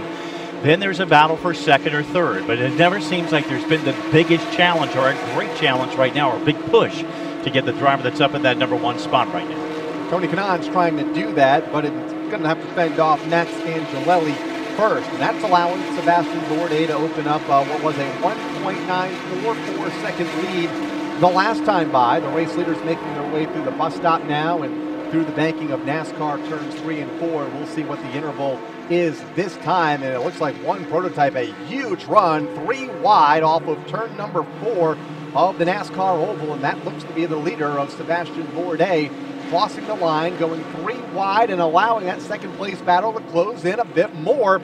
Top 3 cars less than a second apart as they go back to turn 1. And right now, as we want to update you on the other classes, right now we got to stick with this prototype class for the moment, because as they go into the horseshoe, this has continued to be a very wicked battle.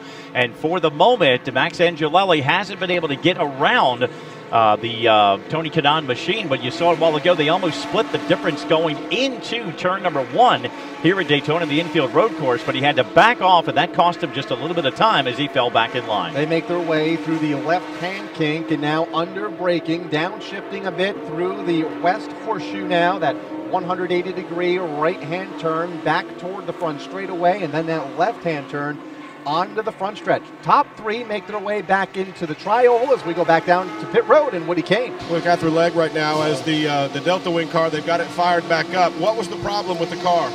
I'm really not sure. I just lost drive all of a sudden. The motor was still running, but there was no drive to the rear wheel, so it looks like they fixed it now, and it could have been an ECU issue. Tell me about your day so far. It's been kind of an up and down day, but everybody is fascinated by this car. Yeah, you know, it is a very unique piece of technology. And we thought we had our reliability issues solved. Obviously, we're wrong and we have to go back to the drawing board on that. But we've been fast. We've been running pace around about the same pace as the DP cars and the leaders. You know, I've had 3 relatively good double stints now. 2 double stints. Gabby had a bit of a mishap and put it in the wall, but it didn't really do much damage. And apart from that, we had a gearbox issue and an overboost issue, and that's been our day. It's been disappointing, you know. It's difficult when it's like that. Does the car handle differently as it looks so unusual compared to the others, or is it when you're in the seat, does it seem like just another car?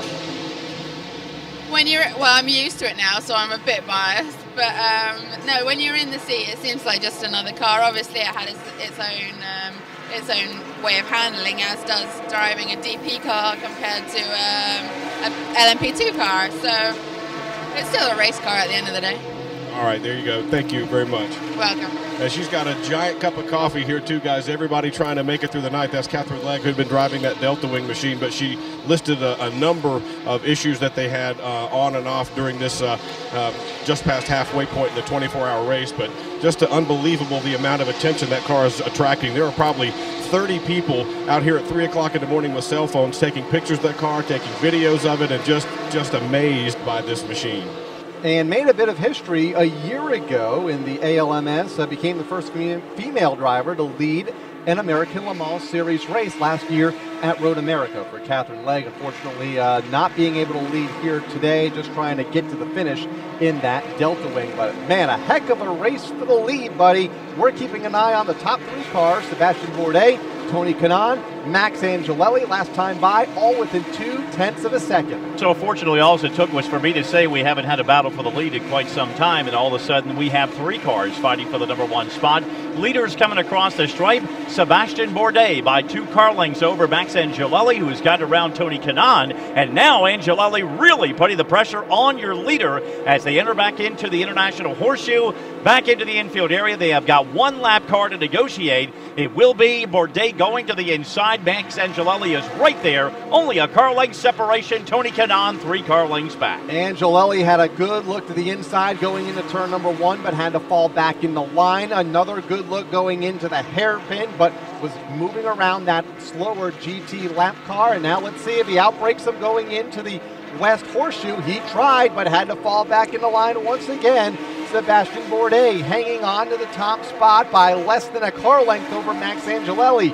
Inside and out, he wants by in the worst way before they catch the next group of lap traffic. Tony Kanaan still very much a part of that lead battle. He has the best seat in the house now in third. 14 hours and 5 minutes into the Rolex 24 Hours of Daytona. Another hour in the record books here this evening, or actually early this morning, as we hit 4:17 Eastern Standard Time. Leaders are midpoint down the back straightaway. They incur some lap traffic as they make their way into the bus stop. Bourdais is the leader. Again, Angelelli less than a half a car length separation. They come back out of the bus stop, climb the 31 degrees of banking of turn number 3 and 4, and now they begin to leave Tony Kanaan in his wake. It's a 2-car race as they work back off of turn number 4. Yeah, a tough break for Tony Kanaan, who got pinned behind one of those lapped cars through the bus stop, had nowhere to go but to get in behind, and while he did that, it allowed the top 2 to break away. Here comes Max Angelelli again, looking to the outside, wants a shot at the lead at Sebastian Bourdais. Action Express Racing,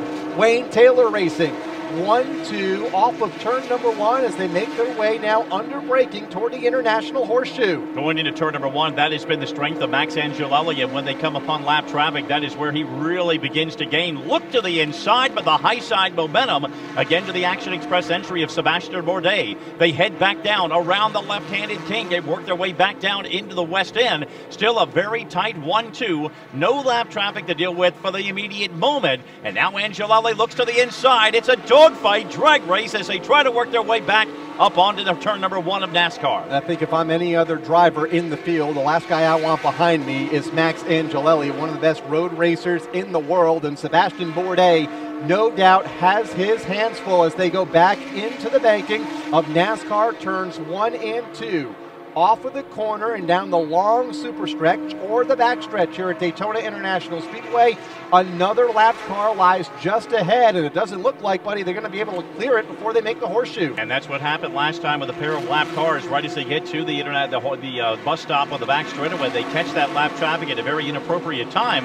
However, it happened for both drivers, so again, Bourdais maintains about a car length advantage. They both go to the high side of that lap car, but again, only a car length and a half separation for those two, as again, they work their way off of turn number 4. And it allowed Tony Kanaan to close in as they did get pinned behind the lap traffic going into the bus stop a moment ago. Sebastian Bourdais, Max Angelelli, call it 1 car length between the top 2. That's the way they run as they go back into turn number 1 with 9 hours, 51 minutes remaining here in Daytona. Real quickly in GT Le Mans, Ollie Gavin is the leader, and we'll update you on the rest of that leaderboard here in just a few moments. From Daytona International Speedway, this is MRN, the Motor Racing Network.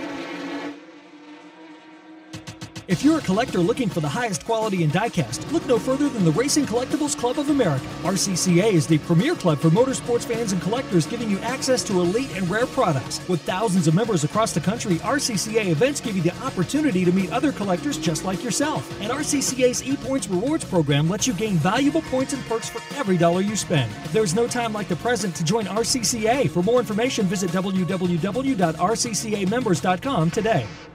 MRN Motorsports Monday returns to MRN.com Monday, February 17th at noon Eastern. Host Woody King and Brad Keselowski's spotter Joy Meyer will review the Budweiser Duel and preview the Daytona 500. Each Monday, Woody and Joy talk with the top NASCAR drivers and provide unique insight into each weekend's racing that only Woody and Joy can. MRN Motorsports Monday returns February 17th at noon Eastern on MRN.com.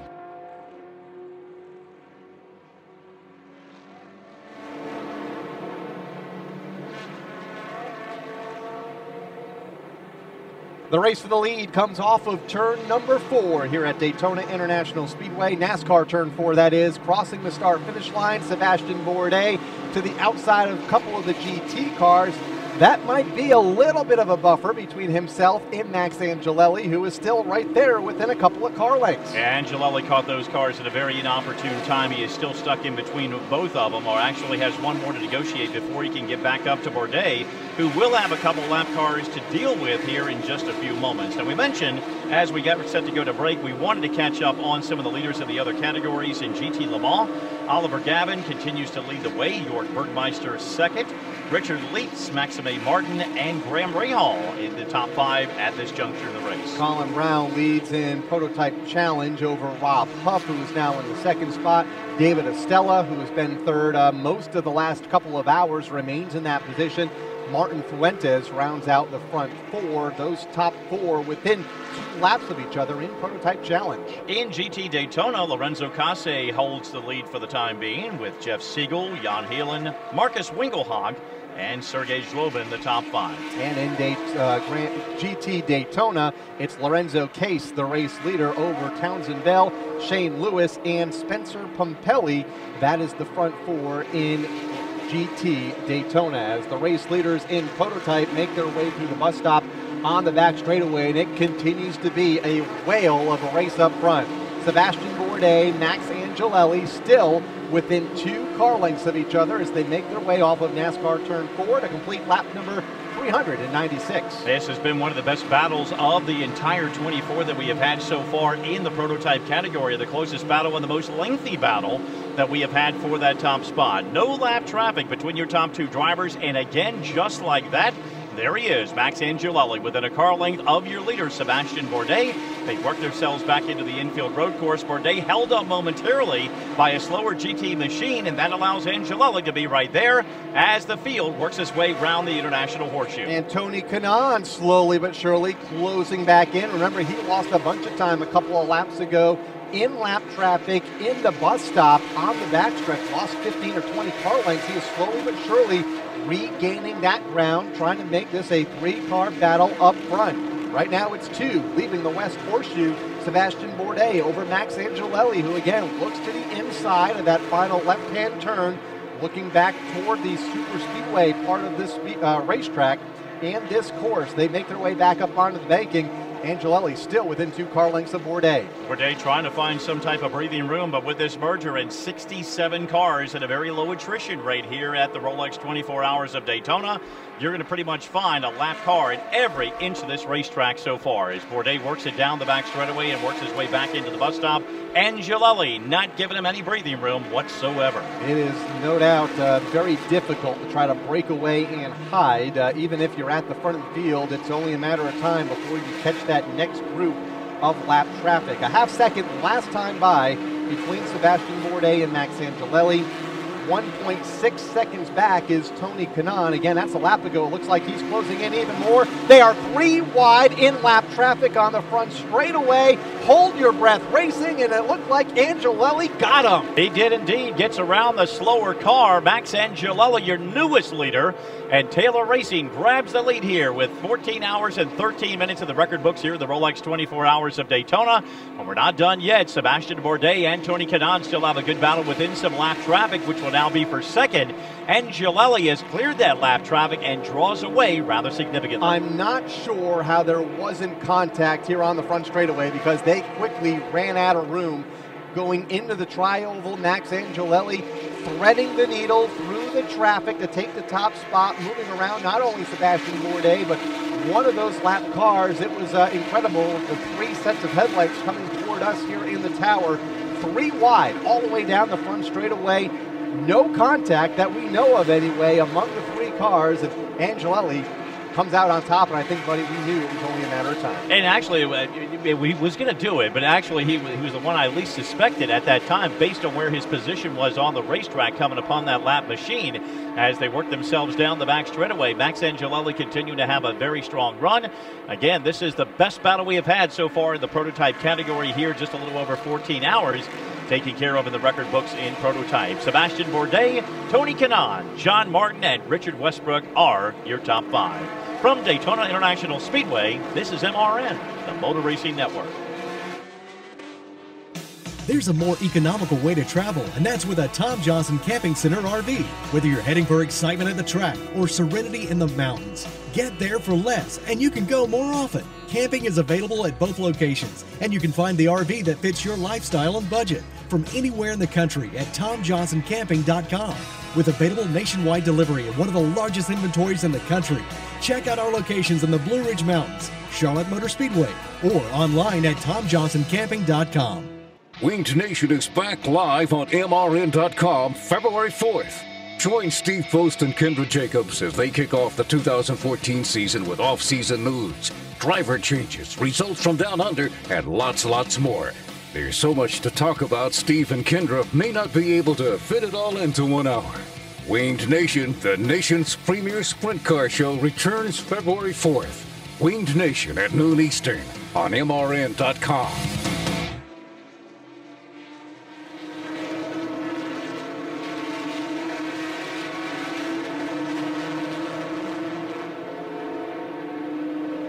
Well, we are at 4:27 Eastern Standard Time here on a Sunday morning, 14 hours, 15 minutes. Make it 16 minutes in the record books here in the Rolex 24 Hours of Daytona.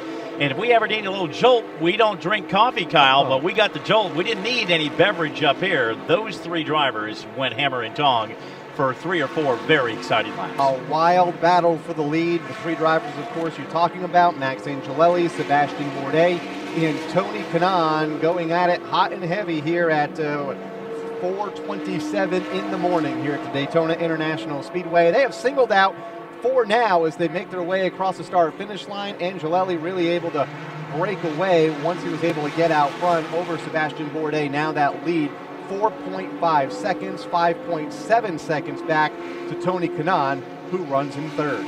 Well, we're glad you've been able to join us here for our broadcast. We have about 30 minutes left to go. Coming up at 5 this morning, Eli Gold along with Jason Toy will be joining back up here at the broadcast booth to continue early morning coverage of the Rolex 24 Hours of Daytona. Tony Rizzuti, Alex Hayden will be down on pit road to be covering all the action. And again, we will continue, myself, yourself. We'll still have some turn stints out there as we continue to wind it down. You'll be a part of the checkered flag coverage and, of course, part of some of the Victory Lane festivities a little bit later on today. Going to be busy here later today. I hope, for our sake, we get some great action from the turn on top of the Daytona 500 Club here in a couple of hours from now that we have had here in the last hour or so of this event, because it has been phenomenal at the front of the field. The fastest lap just set a moment ago by Max Angelelli, 1:39.858 seconds, 399 laps in, and he just set his fastest lap of the race. Sebastian Bourdais, as we mentioned, continues to run second. That lead, of course, that battle was dissipated, and it's a little bit of a gap back to your second-place car in the Action Express entry. Tony Kanaan for Chip Ganassi Racing remains in third. John Martin in the other Action Express Corvette, still giving that car a very good ride, currently in fourth. We haven't mentioned Richard Westbrook in the Spirit of Daytona lately, but they are continuing in that top 5 right now and giving that car a very good run. A team that didn't win in the 2013 season, looking to turn things around here very quickly. In GT Le Mans, about 18 seconds separates the lead battle there. Oliver Gavin, the race leader in the Chevy Corvette Z7R, and Richard Leitz in the second spot. The Porsche 911 RSR in the second spot. Then it's Jörg Bergmeister, who finally served that penalty a couple of laps ago, fell back to the third position in GT Le Mans. We go to pit road and Woody Kane. You just mentioned the Corvette racing team with Oliver Gavin behind the wheel now. They're leading the GT Le Mans class. And I just tweeted out a picture of their pit command center. It's a double-decker setup. They've got 2 levels on this thing, wings and levels on either side. I'm counting all the computer screens and monitors. There are at least 25 of those all over the back of that pit box. On either end, there's an engineering station where they're trying to work on this car and get it adjusted just right, but doing pretty well right now. You recall back during the Roar before the 24, they actually set the fast time, and this is a significant event for Chevrolet. We talked with Jim Campbell, the head of Chevrolet's racing division, earlier in the garage. Steve Post and I did, and he talked about how well the the street car engineers and the racing engineers are working together to develop a car that they can take to the street and sell to the public. This C7R machine is their pride and joy right now, and this machine is doing just outstanding on the racetrack at the moment. And they set that fast time of 121 miles an hour during the Roar testing right now, and they are backing it up here this weekend. The number 4 car with Oliver Gavin, he's in the middle of his stint. He's probably got another 45 minutes or so before he is going to get out of the car. And this is the first time that they've been back with this car since 2001, and they won overall with a Corvette C5R. Now, the Rolex 24 was also the site of Corvette Racing's debut back on January 31st of '99. Since that first event, they've competed in 150 other events around the world with 90 victories worldwide, 10 team and manufacturer championships in the ALNS, and victories at the 24 Hours of Le Mans as well. So they are really coming back in with both feet here now that they've merged into the TUDOR United SportsCar Championship, and what an effort they're putting forth here. And you can see that picture that Woody tweeted at MRN Radio on Twitter, or at WY Kane. Woody, it kind of looked like a mission control in NASA. It looked like a dozen or two monitors on that pit box in the infield. Pretty impressive. Oh yeah, that's just the backside. The upper level has like 10 more. I mean, it does look like the bridge of the Enterprise up there. It's spectacular. Well, Sebastian Bourdais just completed a pit stop on pit road in the prototype category. But going back to Ollie Gavin, talking about him, a driver that has done a dip in Grand Am and also in the American Le Mans Series. 40 ALMS victories for this driver. He is going to be one to be heard from. He already is here in the Rolex 24 Hours of Daytona. Tommy Milner, another driver in that stable, and Robin Liddell, another winning driver last year with John Edwards and Stevenson Motorsports. So that is a very potent team that could be headed to victory here in the Rolex 24. 9 hours, 38 minutes, 40 seconds remain in this, the 52nd running of the Rolex 24 at Daytona and from Daytona International Speedway. This is MRN, the Motor Racing Network. Happen to miss an MRN program this year? Need to get your fix of Motorsports Monday, Winged Nation, the Straight Line? How about NASCAR Coast to Coast or Fast Food? NASCAR Live, NASCAR Performance Live, or listen to a classic MRN race broadcast? You can now. Go to MRN.com, click on the Media Center, and find your favorite show, podcast, or classic race. Or you can go to iTunes and search for Motor Racing Network. Motorsports programming you won't find anywhere else on MRN.com and iTunes. For over 50 years, Daytona has been second to none on the world stage as the epitome of excellence in automotive performance. Now, Daytona Elite takes that excellence and brings it to life in the form of Daytona Elite automotive products. A premium performance line that gives your car the ability to perform at its peak. You can be sure, if it says Daytona Elite, it's a product you can trust to get you to your finish line. Daytona Elite products, coming soon to an automotive aftermarket retailer near you.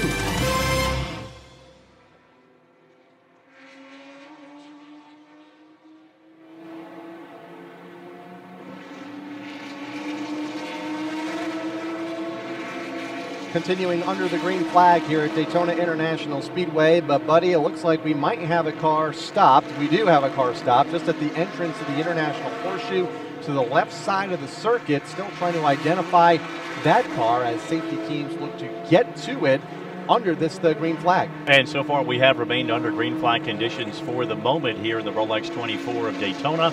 Right now 14 hours and 23 minutes. Continuing to be Max Angelelli showing the way here in the prototype category.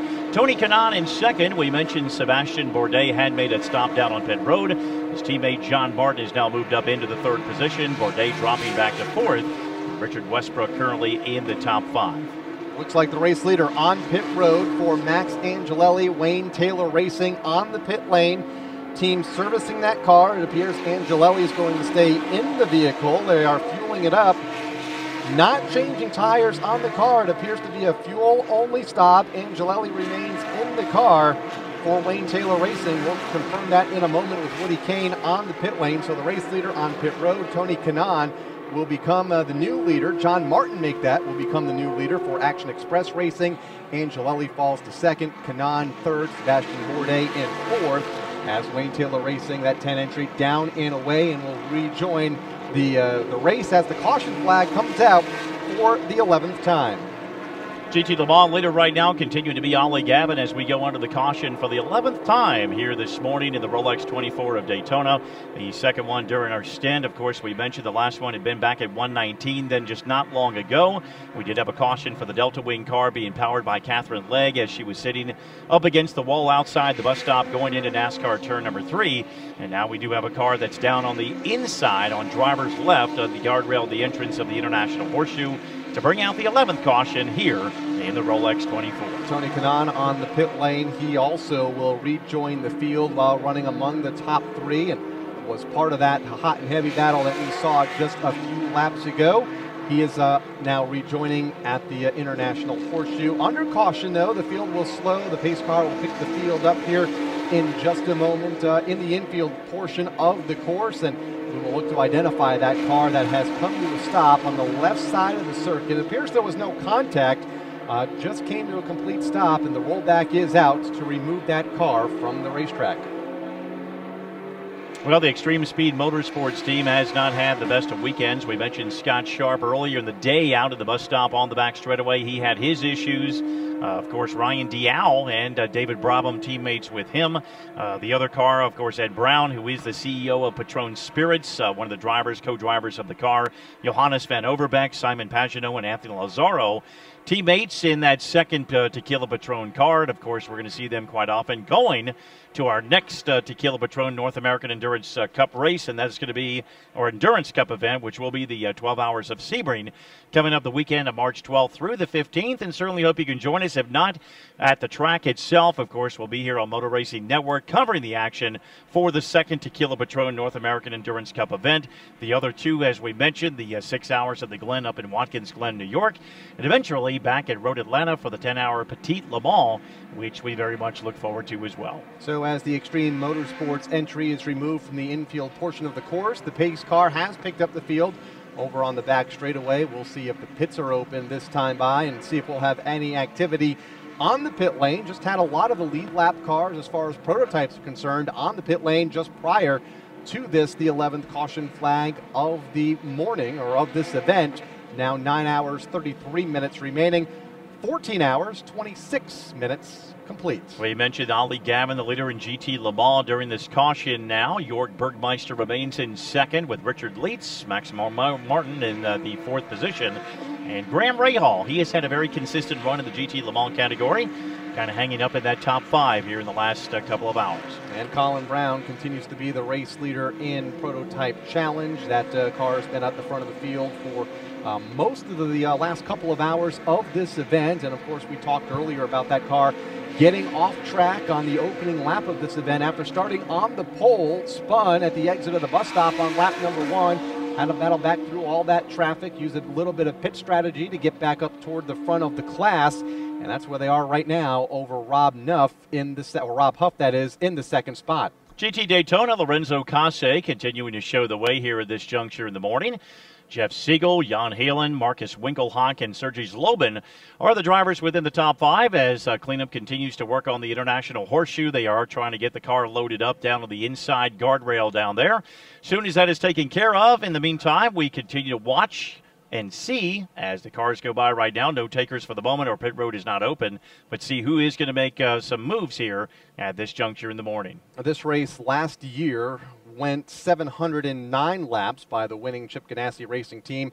Not sure if we are going to hit that mark here with 11 caution flags and 1 red flag. Just over an hour, just past halfway here, or more, a couple of hours past halfway. We are 404 laps into this event as we go to pit road and Woody Kane. Well, you mentioned Colin Brown and that Core Autosport team we talked about earlier. James Gouet does now have his driver's suit on and is climbing up on the wall. The team is there as well, about ready to service the car. They have tires up there. They're going to do a tire change, driver change, add fuel. But we mentioned that when we talked with James Gouet earlier about how well the car is performing, and you documented the struggles that they had very early in this event, but the car is strong enough to get back up to the front. And it illustrates the point we've we've been making all night long. This race is so long that a problem like that won't necessarily knock you out of the race. You have to get well back to not be able to recover, especially if you have a very strong car. But Colin Brown should be coming down here when pit road is open, and they will make the change in that prototype challenge machine for Core Autosport and put James Gouet behind the wheel. And we will await that pit stop. From Daytona International Speedway, this is MRN, the Motor Racing Network. Looking for motorsports podcasts? Check out PodTracks in the media center at mrn.com. A daily dose of NASCAR news, stories, and behind-the-scenes viewpoints beyond the headlines. Woody Kane, Kyle Rickey, and Brian Nelson take you behind the pit wall, inside the hauler, and into the race shops and inside the car to give you the stories you won't find anywhere else. PodTracks, online at mrn.com's media center. Each weekend, we crank the engines at America's tailgate party, NASCAR USA. Hi, I'm Rob Tanner. Join me as we fire up the grill with 2 hours of hot country hits and keep you up to date with the latest in NASCAR racing news, straight from our own Steve Post. We'll whet your appetite with tailgating recipe ideas and test your NASCAR knowledge as well. It's country music at the speed of sound each weekend right here. NASCAR USA on the Motor Racing Network.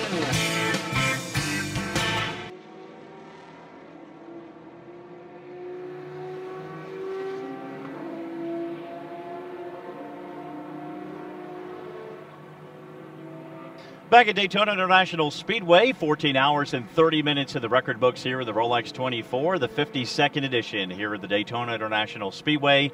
Glad you could join us wherever you are in the wee hours of the morning, or depending on where you are, in the middle of your working day, or actually just relaxing and enjoying some good Rolex 24-hour action. Our first event with the prototypes, Prototype Challenge, GT Le Mans, and GT Daytona. A new era beginning here at the TUDOR United SportsCar Championship, Kyle.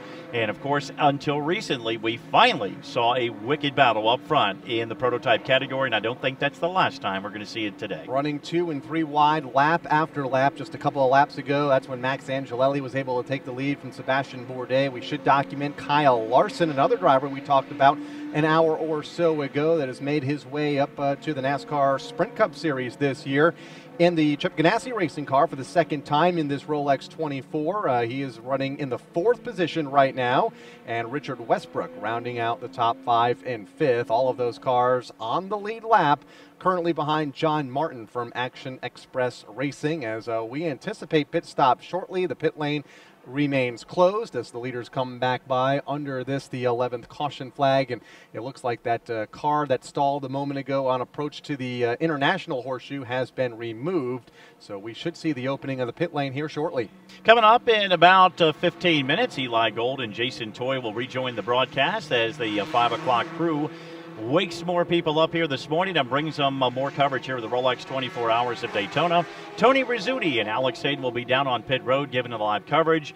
Of course, later on today, Jeff Striegel, Kurt Becker, Steve Post, myself, Kyle Rickey will all be a part of the broadcast crew as we continue to wrap up the Rolex 24.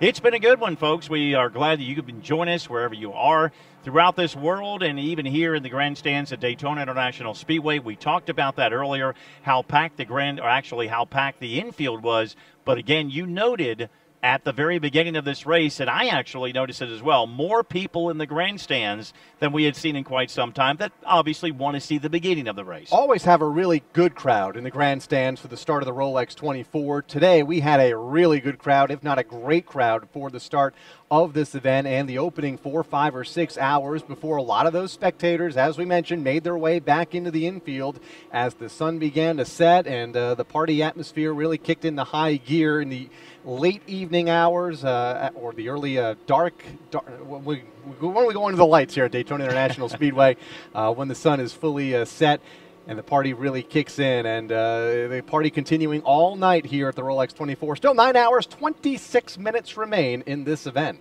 Rather interesting when you go back, as I mentioned earlier in our broadcast, about 2 or 3 races from the end when team owners, drivers, sponsors all biting their nails in anticipation of a rules package and how things were going to be working out into the 2014 season. Here's the culmination of it, or at least the beginning of it, we should say, of that product, of everybody finally getting together, trying to get on the same page. And I'm sure once this is all said and done, there's going to be some continued tweaks of rules packages and everything that needs to be done as we head off to Sebring on the weekend of March 12th through the 15th. But nonetheless, I think it's been a very successful start. And then again, and we've talked about it before, the lack of attrition. It's just phenomenal to see at this late stage of the Rolex 24 how many cars are out there, and very obvious when you get into an extended green flag run, there is no breathing room whatsoever for a leader. We said it 5 hours ago. Wow, look at the cars on the racetrack. Almost every inch of this track is covered by cars, 67 starting, one of the largest fields in the history of this event. And now, 5 hours later, 14 and a half hours into this event, still very low attrition and a lot of race cars on the racetrack, only a handful of cars behind the wall and in the garage. So that has made this a very exciting event. 5 cars still on the lead lap in prototype. A very good battle for the lead as we have seen all event long with GT Le Mans.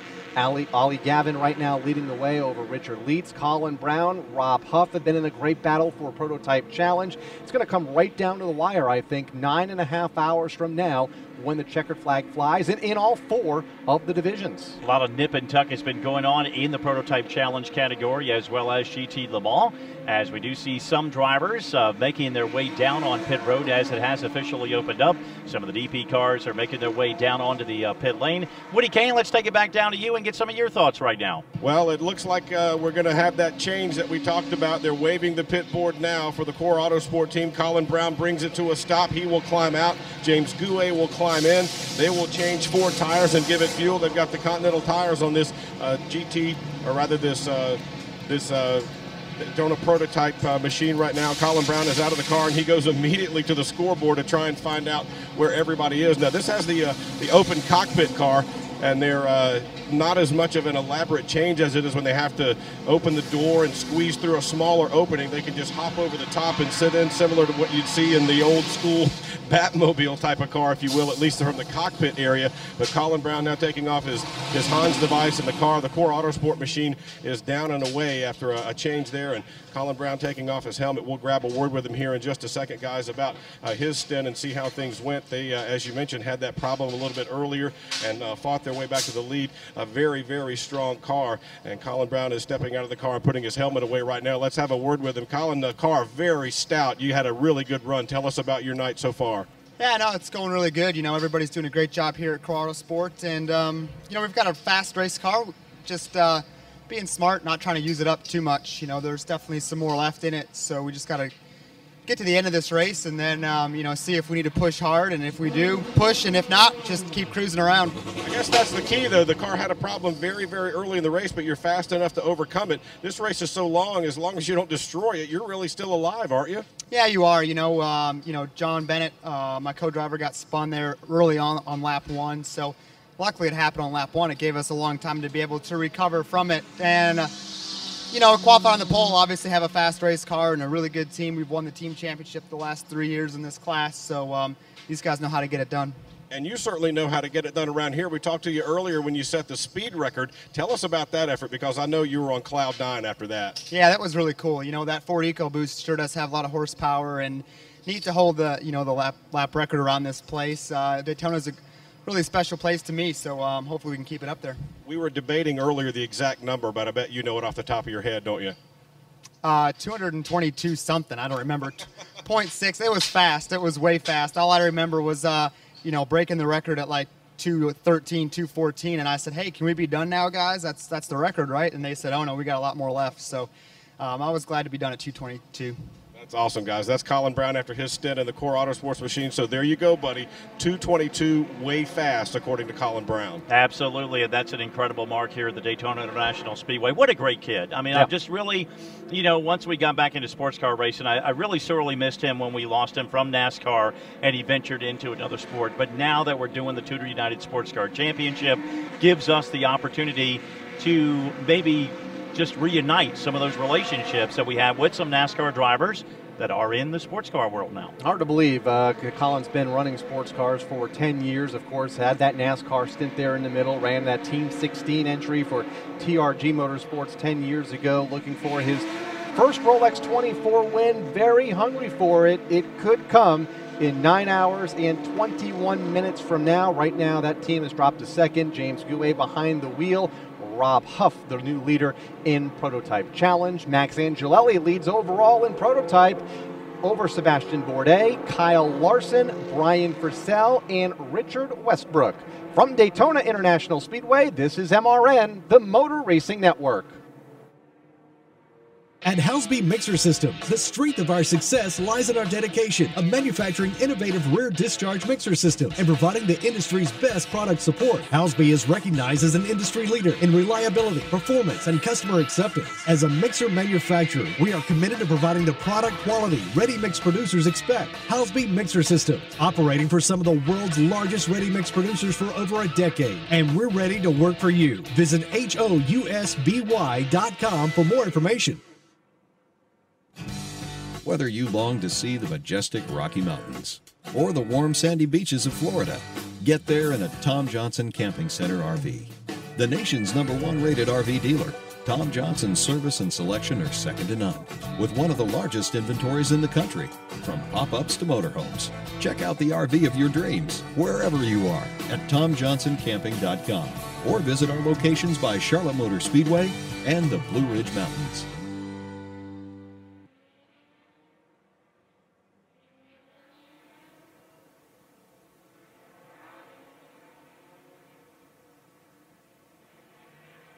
$14 hours and 40 minutes complete here in the 52nd edition of the Rolex 24 Hours of Daytona. Continuing to work under caution here as we get set to get to the top of the hour at 5 o'clock. That's about 9 minutes away. Tony Rizzuti and Alex Hayden will be down on pit road to cover the action as Eli Gold and Jason Toy are topside. And Eli joins us once again. And while we had the opportunity, of course, we talk about so many amenities over the nighttime, not only the Ferris wheel, but just so many things that light up the night sky and make Daytona awesome. Well, we transitioned into the time last year. Kyle and I were in the booth from 3 to 6 a.m. We left, went to the RV, got some sleep, only to wake up to the worst three-letter word that you know, and that's fog. Yeah. And all we could say was, if there's a master of guiding things through downtime on a racetrack, you guys did a tremendous job between yourself, Preston, I believe, who was up in the booth, Preston Ruth, and then Alex and Tony. Thankfully, it doesn't look as though we're going to have to deal with that here today, and that's certainly good. We're about 2 hours and 18 minutes away, 2 hours and 20 minutes away from sunrise, so it looks as we're going to sneak through, but it has been, 2 of the last 3 years, so we had to deal with lengthy fog. Now, over the course of the overnight hours, we're just back after a 5-hour break, and every class is now represented in the top 21 of the overall leaderboard, so that's good. Things tend to tighten up. There were folks yesterday who were talking about, could this be the year where a GT machine does what the Kevin Buckler entry did earlier in a decade, and that was win the overall. Don't know if that's going to happen. Angelelli is strong, and of course the Action Express bunch continuing to be strong, but it's good competition. We've still got a good bit of racing to go, 9 hours and 17 minutes, but it looks as though, and listening to you guys as we drove back from the hotel, sounds as though the attrition rate was not all that significant in the overnight hours. Just a couple of cars in the garage area that have retired from this event. About 60 cars still remain on the racetrack and in this competition, including the Delta Wing, which has just come back onto the racetrack after its most recent visit into the garage. 14 hours, 42 minutes in, Eli. What are your impressions as we gear up for the last 25% of this event? I don't know if anybody is necessarily surprised in the overall standings. Wayne Taylor's bunch prepares a magnificent car. 2,500 miles of testing for the Action Express team. That's paying off. I think, you're never going to overlook the Chip Ganassi racing team, and they've got young Kyle Larson driving them through the overnight hours right now. So I'm not terribly surprised. Nick Tandy is a great story, one of the Porsche drivers. He's the guy who knew what NASCAR was about before he even knew what Formula One was about, and that's a pretty big statement coming out of the UK. So I don't know if there's anything terribly surprising right now, but again, lots can happen. You've got to be there at the finish. You're the person with MRN, I would say, more than anybody. And I mean, everybody does their homework, but you keep your finger on the pulse of the sports car racing world. A lot of things obviously happened with the merger going from last year into this year. Right. Do you see things, I mean, based on how things have progressed here in this event, that will be tweaked as we go to Sebring, or are you satisfied with what you have seen? Just based on your knowledge of the series? You know, I don't see anything that's going to be done in time for a change in March, late March at Sebring.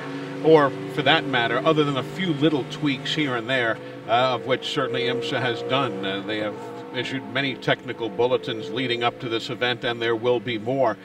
2 years from now, maybe next year, 2 years from now, who knows? Are they going to merge the GTLM and the GTDs? Will the be down to 3 classes of competition? Some teams say that that should be done. Others are saying, well, it may not be all that necessary.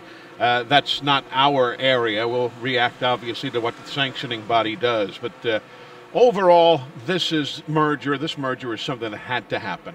I don't want to go so far as to say that it saved American road racing. That might be too strong of a descriptive. But it certainly has made sure that the 2 major camps are together. And as we've been talking, and you guys, I was listening again, driving back in from the hotel, the infield sales stopping 2 weeks ago, a larger than normal grandstand crowd when this race began. And we are all part of the NASCAR family. And I don't know what it's been like for you guys, you in Maryland, Buddy, and you in North Carolina, Kyle, but where I live in Alabama, there are people who wouldn't know a stock car from a sports car, from a horse, going down the track at Hialeah, and they're saying, all right, what's this all about? Tell me what this merger is all about. So it's been a lot of fun to watch, and it's clearly for the betterment of worldwide sports car racing, and that's what we're all about, obviously. Gives the best sports car teams in the country a place to race on some of the biggest stages that the 2 series goes to. An incredible schedule this year. Us NASCAR guys watching Kyle Larson the last couple of hours, and especially when he got in the car here a moment ago. You were here for the roar, as was Kyle. He tested the bit. You feel he's ready to tackle the challenge here as one of the leaders now in this event? My litmus test for him was at Road America when we all went there last year. We'd seen him run on a super speedway. We'd seen him run on intermediate tracks, short tracks. But how was he going to do on a very testing 4-mile long road course? And he did very, very well. And there were a number of folks who said, the kid might just be the real deal. Yeah. And he gets thrown into the darkness here, literally the overnight hours, although this is a very well-lit track compared to others that don't have the night lighting, but he's done quite well. He's going to be, there is such, as Chip Ganassi told me one day actually it was at the SEMA show in Las Vegas we were discussing him, and he said he's got such a long runway, such a long upside. And we're seeing that right now. So you guys wrap it up. We'll take over here in just a couple of moments. Absolutely. Eli, thank you very much. Eli Gold and Jason Toy will be joining us here at 5 o'clock. They will kick it off as we get ready to see the sun rise here in just a couple of hours or so in the continued running of the 52nd edition of the Rolex 24 Hours of Daytona. 14 hours and 47 minutes are in the record books. Max Angelelli has been listed as a leader in the prototype category. Sebastian Bourdais second, Kyle Larson third. Brian Frisell and Richard Westbrook, the top 5. And it looks like they are going to join Eli and Jason just in time for the restart. We have a lot of cars getting the wave around here that will rejoin at the tail end of the field. A lot of these teams getting a lap back, a few electing to make a stop on the pit lane. Just a couple of hours from sunrise here. Still in the dark hours of the night here, the deep hours of the night, fatigue still very much a factor here as we work through the late hours of this Rolex 24 at Daytona. Okay, so for Kyle, Ricky, and Woody Kane, I'm Buddy Long. We will see you a little bit later on this morning. Kyle will be back out of the turn as well as myself to continue to cover the action. Right now, Eli Gold and Jason Toy will take over here at the 5 o'clock hour. Tony Rizzuti and Alex Hayden will be down on pit road giving you all the updated stories as the battle continues to see who our 4 champions will be in this year's edition of the 52nd Rolex 24 Hours of Daytona.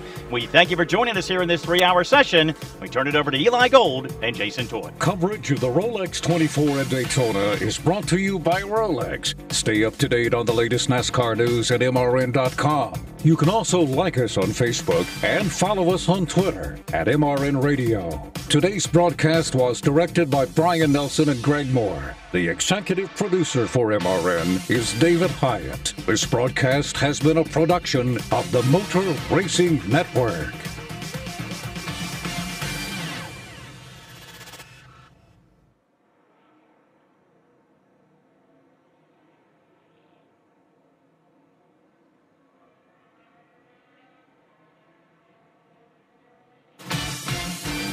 Motor Racing Network's coverage of the Rolex 24 at Daytona continues. Brought to you by Rolex, the official timekeeper of Daytona International Speedway. Now here's Motor Racing Network's Eli Gold and Jason Toy. Good morning, everybody. Welcome back to the World Center of Racing as MRN continues our twice around-the-clock coverage of the Rolex 24 at Daytona. I'm Eli Gold. Jason Toy is alongside. Tony Rizzuti is downstairs, so too Alex Hayden, and we join you just in time for the green flag to fly after caution number 11. Max Angelelli will lead Sebastian Bourdais into the infield. Leads him into turn number 1, the left-hander off the front stretch. Max Angelelli out in front. Sebastian Bourdais is in second. Kyle Larson is in third. Brian Frizzell and Richard Westbrook round out your top 5. Making their way back inside the race course here. Up front, it continues to be Max Angelelli as they head to the International Horseshoe, the tight right-hander. Sebastian Bourdais looking towards the outside, taking a little different line through the corner there behind Angelelli. The battle, though, starting to heat up for that third spot. Kyle Larson is there, but here comes Brian Frizzell and Richard Westbrook as they head towards the west end of the Horseshoe now. Heavy braking as they downshift back down into third gear, into second gear, now making the right-hand carousel-type turn, swinging back around as they get ready to head back out onto the super speedway. Up front, it is Max Angelelli, about a 4 car length separation back to Sebastian Bourdais. 15 car lengths further back. Now side-by-side battle heating up. It's Kyle Larson, Brian Frizzell as they filter back out into the NASCAR turn number 1, working around the outside. It's the prototypes leading their way here as we get back under green flag racing with 9 hours and 9 minutes remaining here as they work their way down the backstretch. Eli Max Angelelli is able to open things up. Matter of fact, the front 2 have opened up a nice little cushion back to third place, running Kyle Larson and Brian Frizzell. Separation there, 1.8 seconds from Sebastian Bourdais back to Kyle Larson. Then you've got another 2.3 seconds back to Brian Frizzell, 7 seconds back to Richard Westbrook. So things are close, but not exactly for the moment nose to tail atop the top overall leaderboard. And GTLM, Nick Tandy, Patrick Long, Tommy Milner. They're the first 3, and they are battling amongst themselves, 8th, 9th, and 10th overall. In the PC class, the Prototype Challenge, Rob Hupp and James Gouet are battling nose to tail. They are running 11th and 12th right now. And the leading car in GTD, the 555 for Alessandro Pierguidi, being shown 21st overall in the running order. Others behind that entry are Lorenzo Casse and Spencer Pompelli. Those are the top 3, followed by Shane Lewis and Jan Heelan. So many of the same names, Jason, that we were talking about as we and our group signed off the air at 11 p.m. Eastern Time. They are still very much the storyline here at 5 a.m. Eastern Time as we rejoin you again. Like you said, just a few short hours away from the sun to rise here at Daytona International Speedway. Back under the green flag of racing here, and one driver that's continued to make his way back up through the field, although he has a couple laps off the pace, but impressive run as he works his way up is Gustavo Yakiman. He has worked his way now into that battle. As a matter of fact, like you said, a couple laps now, but really kind of putting a damper in the battle right there up top with Kyle Larson. But up front, it continues to be Max Angelelli as he works their way around the circuit now, back over towards the bus stop, and filtering their way back out on the super speedway here now as well. But Alessandro Pierguidi, of course, you talked about in the Grand Touring Daytona division, Tell you what, it is a great run for that team, and they have been consistent throughout the night. I know we started yesterday afternoon, and throughout the evening and through the overnight, you look down, you see that 555 right there. It's down on the top, definitely in the top 3, top 4 of the running here, but it's the team that got the cars in December. Matter of fact, went over in Italy. Jeff Siegel went over and was able to shake them down for them. They were able to bring them back over and get them here in time for the Roar, get them set up and ready to go here today, and they'll tell you what, it's paying off. That's a very interesting group. Of course, Scott Tucker, the chairman and CEO of West Fund, which is a U.S.-based private equity firm. And you have Townsend Bell, who last year made his 7th Indianapolis 500 start as an NBC Sports Network commentator as well. Bill Sweedler, the Connecticut driver, Jeff Siegel, who we have seen in Ferrari over the last number of years, and of course Tucker also part of that number 556, the team entry out of Level 5 Motorsports with Mike Lamara, Terry Borcheller, Guy Cosmo, and Milo Valverde. So that brings you up to speed in general terms, as we are now about 2 hours and 10 minutes away from sunrise. But obviously, as we all know, the skies will begin to lighten well in advance of actual sunrise time. So we can see the light literally at the end of the tunnel as we close in on what is now some 9 hours remaining in the running of the Rolex 24. From Daytona International Speedway, this is MRN, the Motor Racing Network. If you or your family love the freedom of swimming any time of year, if you love sharing good times and making great memories, or if you want one of the best total body workouts ever, then it's time to discover the 3 C's of your very own endless pool. The first C is convenience. Imagine swimming year-round in your own private swimming pool, installed indoors or out, just steps away. The second C is comfort. With sculpted spa seats and your own adjustable temperature, you can easily escape the stress of your day. And the third C is cost. Your endless pool is an affordable luxury at a fraction of the cost of a regular pool. And here's a bonus C, choice. Because when you call for your free Endless Pool Idea Kit, you'll receive information on our full line of pools to suit your budget and location. Call now for free information. 800-283-8089. 800-283-8089.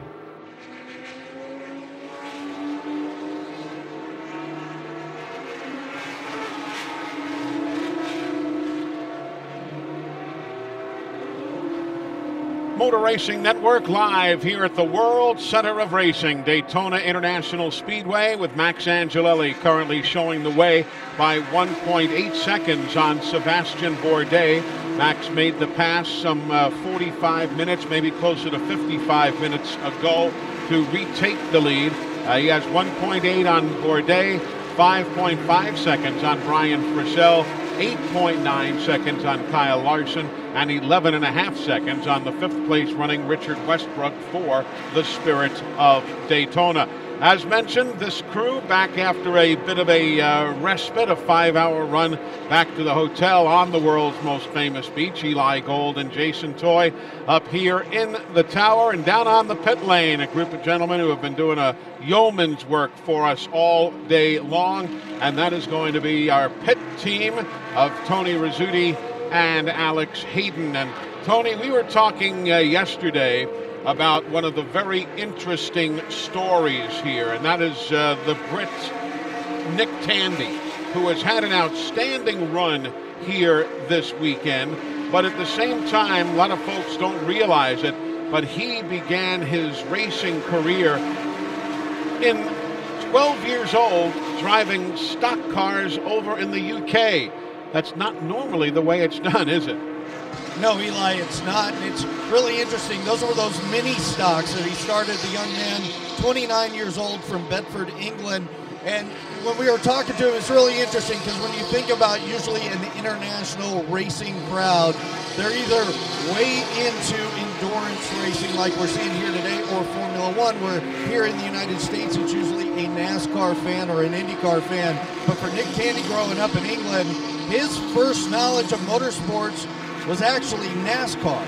So he is thrilled to be racing here on the high banks of Daytona. Been doing a job. He's currently running #1 overall in the GT Le Mans Series, the GTLM, in one of those factory 911 RSR Porsches. And Nick, he moved up through the ranks. He started in short ovals in those mini stocks, made his way to Formula Ford, ran in the open cockpits, now running for the factory Porsche team, and he's done such a great job. And I tell you what, I've been really impressed with this GT Le Mans class, these factory efforts, and what they put in a short amount of time.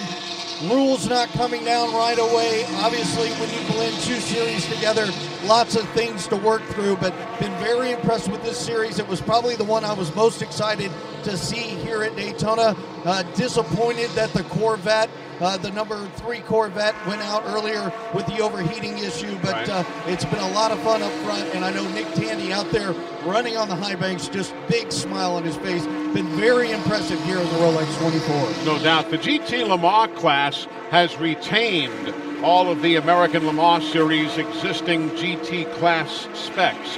Probably the most, I guess, important new feature to talk about is found inside the cockpit of the GTLMs, because they have installed a side net that wraps around the driver's seat. It's basically an added measure of keeping the drivers in place during the course of the event and the course of a contact on the race course. So it's doing well in the GT Le Mans. As a matter of fact, of the 11 teams that checked into Daytona, you've got them all still running, and the top 9 are within 17 laps of the overall race leader, which might sound like a goodly distance on a track that measures 3.5 miles around, but it's actually rather competitive.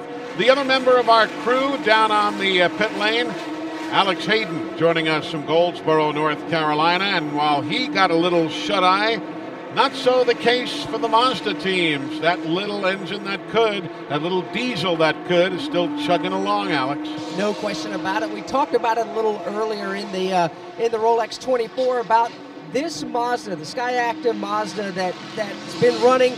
They ran the Salem 6 Hour at the Glen last year, the longest the car has gone.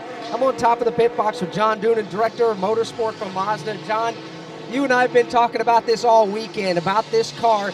Let's bring everybody up to speed first and foremost on goal number 1, go further than 6 hours. Well, I got to be really honest. I'm really proud of this race team and really proud of what we've accomplished here. You know, you see the cars going around the track and they make it look easy, and taking a road car engine right off the assembly line and putting it in one of these prototypes and asking it to run harder than it's ever run before is really an accomplishment. Dedication to our team and all their efforts. We have really had no problems with the 70 car. A couple of pit stops, one to check a tire after a pit stop, another to kind of take a look at a vibration. The 07 car had some intercooler issues. We had to re-weld a couple intercoolers, but really proud of what we're doing here. This is an amazing effort, and in a lot of ways we've already won in terms of our objectives. So then stage 1 is going further than 6 hours. Mission well accomplished. Now that you're well into this thing, what's the next phase? What's the next goal that you guys want to accomplish? Well, now that we've made it that far, it's teasing us to get to the end. So really that's the goal, is to finish this thing up and prove that a production engine right off the assembly line, basically all production pieces except for pistons, rods, and a crank can go through the most grueling test in motorsports. A lot of people don't realize people have dream jobs. You and I were talking about this in the garage area the other day, leading up to the Rolex 24. Your dream job was to not only go to Japan at Mazda headquarters out there, but be the director of Mazda Motorsport. Mission accomplished there. Congratulations. Yeah, growing up, my dad was racing some Mazda RX-7s and just fell in love with this brand. And I got to tell you, this little car company, Mazda, doesn't quit. And it starts with the engineers in Japan and in California who are designing and building these road cars. And that carries over to this race team, and I think it's a philosophy of a lot of these race teams up and down pit road. There's a certain passion, and we're a sports car company and people who love to drive, and that's what it's all about. hang in there. There's still just under 9 hours to go. Thanks so much. John Doonan, he's the director of motorsport for Mazda, and this SkyActiv diesel that's been running. James Hinchcliffe behind the wheel. He's, a matter of fact, on the pit lane as we speak. They're going to refill it with that diesel fuel, and they will not change tires. They'll simply clean the windshield off of this Burgundy race car, and then they'll send him back out once they get it topped off. And if you weren't with us earlier in our broadcast back yesterday when we dropped the green flag, we talked about that diesel fuel that Alex just mentioned. It is a renewable synthetic diesel. It's provided by VP Fuels, the official fuel provider for the TUDOR United SportsCar Championship. It is actually a product of Dynamic Fuels, and they use, as we were laughing, but it's true, part of a good bit of that diesel is discards from Tyson Foods, the chicken people. A lot of the stuff that just can't be ingested, can't be used, is eventually ending up in this renewable synthetic diesel fuel. So it is something that when they talk about it being green and renewable, they're not lying right there. Definitely not indeed, and they're having a great run here today. And like you talked about, the diesel is back down on the pit lane. James Hinchcliffe right now is they're continuing to work on that service, refueling it, getting back out. But definitely, and you heard John Doonan talk about it as well. Mission accomplished in the fact they've gotten a whole lot further than what they anticipated, and looking forward to seeing the daylight and seeing the checkered flag drop on this thing coming up. It's 8 hours and 55 minutes remaining from Daytona International Speedway. This is MRN, the Motor Racing Network. If you're an owner-operator, you know there's a lot of knowledge out on the open road. Freightliner Trucks, the official hauler of NASCAR, created TeamRunSmart.com as an online resource that puts it all together. TeamRunSmart.com is a site dedicated to helping owner-operators succeed for the long haul. You'll find expert advice on everything from engine maintenance to accounting practices. Ask questions, find information easily, and be part of a supportive business community. Share the knowledge at TeamRunSmart.com. Freightliner Trucks, run smart. If you like racing, if you like food, you'll love fast food with MRN's resident foodies, Steve Post and Woody King. Beginning February 20th on MRN.com, Steve and Woody will preview the best places to eat at each weekend's NASCAR events and talk with chefs, food critics, and lovers of racing and food from all over the country. It's fun, it's filling, it's good for you, it's fast food. February 20th at noon Eastern on MRN.com.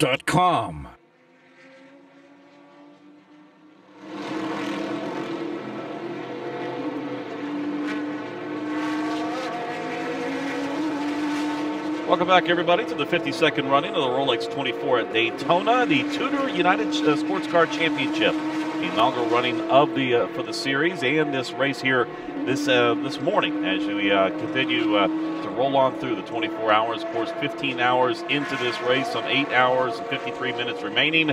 And Eli, I tell you what, we one thing that we've noticed a lot of, and you and I talked about it last night as we transitioned into this morning, the fact that we had obviously 67 cars. But also, too, we had a lot of cars that did not have a lot of attrition at this point that we've seen in the past years. Right, but unfortunately now being on our broadcast sometimes is tantamount to being on the cover of Sports Illustrated.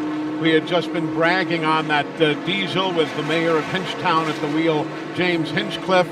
And Alex, no sooner had you had that magnificent interview and great description, they're pushing the diesel backwards up the pit lane. Yeah, they're not exactly sure what the problem is. They just check back in with the race team as they push it backwards down the wrong way on the pit lane, if you will. And they're not sure exactly what the problem is. They came in, began to refuel it. There was some smoke coming out from underneath the bonnet of the race car. They pulled that off on the back side of the machine. And a couple of the crew members tried to diagnose what the problem was. They figured it was far too more serious to do right here on the pit lane, so they're going to take it back to the paddock. Tough break right there for Sylvain Tremblay's punch. Meanwhile, on the other side of the spectrum, another new power plant here, the Ford EcoBoost, that twin turbo that you've heard so much about, 70% production based. That's right, if you're not familiar, the engine block, the cylinder heads and gaskets, the valve train, they are all stock. And right now, Tony Rizzuti, you've got the two Chip Ganassi cars running in 4th and 11th. Of course, Michael Shank Racing running in 7th. That twin turbo, the Ford EcoBoost, doing its job. Yeah, Eli, that 3.5-liter V6 twin-turbo Ford EcoBoost engine. I'm with Jamie Allison, director of Ford Racing, and I know when you debuted something, you like to do it big, and you did that earlier this year, or last year here at Daytona with the Ford EcoBoost engine. I know you were very proud to capture that world record here at Daytona. Indeed, that was a magical moment, a record that held for decades. And to have it be broken by basically a production-based engine that we can pluck out of an F-150 or a Taurus show and prepare it for racing and have it be able to accomplish a major feat like a record. Phenomenal. 70% of this engine comes out of the consumer car, so only a little bit of it is true racing technology. How has that engine performed so far for you here at the Rolex 24? Well, I think we're about 15 hours in. We have 9 hours to go. We've logged about 420 laps. That's about 1,500 miles. So we have the 3 cars, with one with Ganassi Racing, two with Shanks, one with Ganassi, and engines are absolutely flawless. So it's really proud of all the work that we've done. We ran 5 equivalent of a 24 hours of Daytona on dyno. So we're running one more. They're ready for it. How much of what you learn here in this large endurance race can switch over and be learned for consumers and what you do in Ford long range? Absolutely, there's a two-way exchange between what we learn on the track and what we bring from production into the car. So it's constant two-way exchange. This puts it at the limit of the ability. We literally started with a production engine that produces about 300 horsepower. Kept the block, kept the heads, kept the gasket, and doubled the horsepower. So it just shows the capability of the robustness of our engine, and we just keep pushing the limits for our customers. They've been pushing it very well. Jamie Allison, director of Ford Racing, joining us in those cars from Ganassi, still running good. I know the Michael Shank cars during the overnight had to go back and had a brief problem with their machine, went back into the paddock, but so far the Ganassi cars still in the hunt. And look, Chip Ganassi was a long-time Dynon BMW customer. For him to make a change, you know he did his homework, and so far that Ford EcoBoost engine running well here at Daytona. And you know what, Tony? The guy who can really tell you what it's all about is a driver. And I chased down Oz Negri in the garage the other day, and I asked him, all right, we've heard all the numbers, we've read the specs, this, that, and the other. Can you tell a difference driving the twin turbo?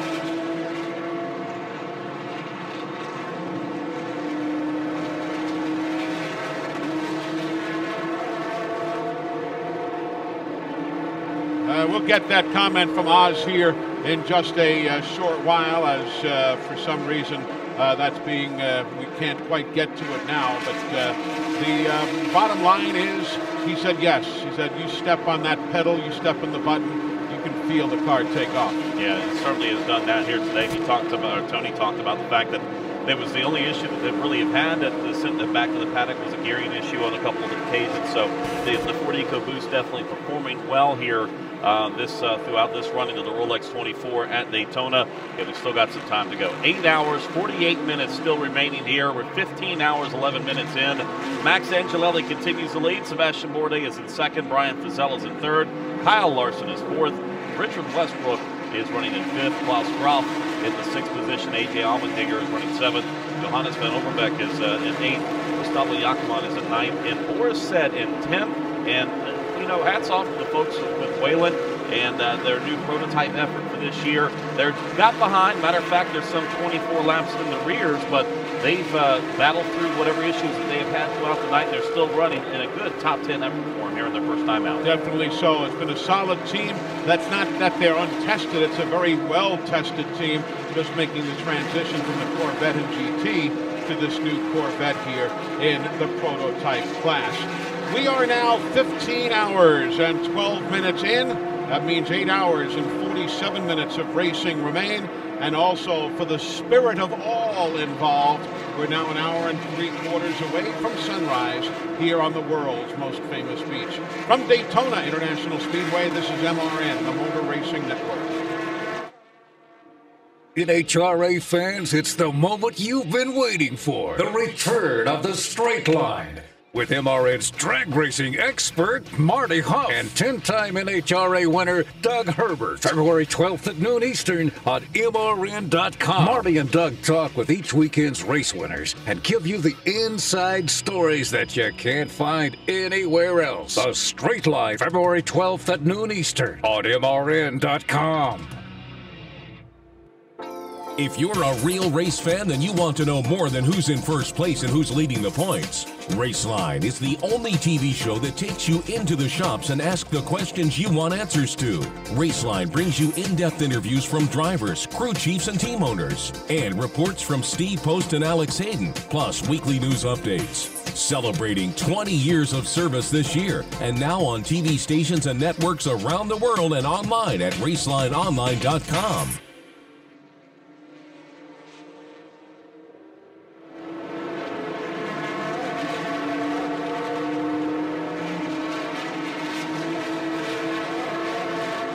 Welcome back, everyone, as we continue here at the Rolex 24 at Daytona. Glad you're able to join us here on Motor Racing Network, our local affiliate here in Daytona Beach, WNDB Racing 1150 on MRN.com and on IMSA.com, wherever you are across the country and around the world. We welcome you into our coverage here at Daytona. 424 laps have been completed. Again, this is not a lap count event. Obviously, it's a timed event. But as we heard from Jamie Allison a bit ago from Ford, we're already at the 1,500-mile mark, and still at this point, 8 hours and 45 minutes yet to go. So we're not even 2/3 of the way through this running of the Rolex 24. Max Angelelli by 4.7 seconds on Sebastian Bourdais, and Brian Purcell next in line. He's 15 seconds back, but it's Wayne Taylor Racing against the two cars from Action Express. Then Chip Ganassi, followed by the Spirit of Daytona. Then in the garage, we had talked earlier for a while, A.J. Allmendinger. There's some 5 laps down for Michael Schenk. Klaus Graf in the Muscle Milk prototype, the open cockpit prototype. That machine also being shown 2 laps down at this stage of the early morning. The leader in GTLM, Patrick Long, he and Nick Tandy have been having a great battle on the track. They've been separated by just about 0.3 of a second, running 8th and 9th overall. Tommy Milner is 10th, also in GTLM. In the prototype challenge, Rob Huff and James Gouet, they're 11th and 12th. Then 2 more GTLMs led by Dirk Warner. He's in 13th spot. Andy Prio is in 14th. David Ostella in the PC. 15th, Pierre Caffer running in 16th. 17th, the GTLM for Rob Bell.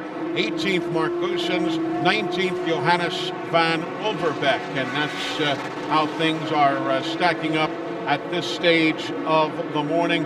20th place runner is Gustavo Jacquemin, also in a prototype. You know, one thing that's impressive with Max Angelelli, who continues to lead the field here at the Rolex 24, is the fact that his car seems to be getting stronger and stronger. His advantage, 4.8 seconds ahead of Sebastian Bourdais. But the fact is, we're just turned lap 425. And like you said, not keeping really track of overall on how many laps it's a timed race. But the fact is that on lap 399, Max Angelelli ran his fastest lap of the entire race, and that was just a little under 1:40. So the car is getting faster and faster. So it's going to be interesting. Kyle Larson on the other side of that too, turning the fastest lap at 3:29. So just about 100 laps ago on that Ford EcoBoost car that we're talking about with Chip Ganassi Racing. They are continuing to get stronger as well as we roll on into the get ready to head into the latter half of this race. Right now, though, continuing, as Jason said, Max Angelelli showing the way. You know, Wayne Taylor Racing, it's a very, very big organization. They moved into a new shop in the Indianapolis area in Brownsburg, Indiana, and they have been turning out some great, great race cars. Let's go down to their pit and chat just a bit with the patriarch of the organization. Yeah, you lie down here with Wayne Taylor, who has made a brief return out of retirement to race with his 2 sons, Ricky and Jordan, and his longtime friend and partner, Max Angelelli. And Wayne, still 8 hours plus to go, but your car seems to be getting stronger and stronger as the night goes on. Yeah, the race hasn't really started yet.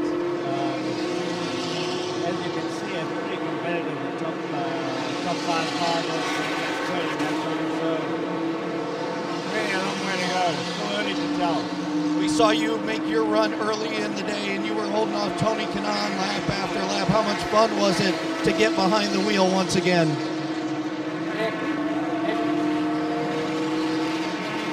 It was fun from the perspective when I was doing it with my kids, but you know, I've done my driving over a career, and it's not something that I get excited about anymore, but it was fun just to be with them. Will we see you in the car once daylight hits? So Wayne Taylor's done, but right now his car sitting up front. He had a smile when he got out of the car, but none bigger than when Max Angelelli went back to the point. Again, lots of racing to go, but that Velocity Worldwide Chevrolet Corvette looking very strong here in the Rolex 24. And for those of you who are not familiar, Wayne himself is a three-time sports car racing champion. As a matter of fact, here at Daytona, he won the 1996 and 2005 Rolex 24s as a driver. That car, as it competes week in and week out, will be the Taylor brothers. It'll be Ricky and Jordan as the drivers on a week-to-week basis. But on the major extra length events, the Tequila Patrón North American Endurance Cup races and so on, Max will be joining them as the triumvirate goes to war. But week to week, Max is going to be working at the shop in the engineering, the design area, and so on.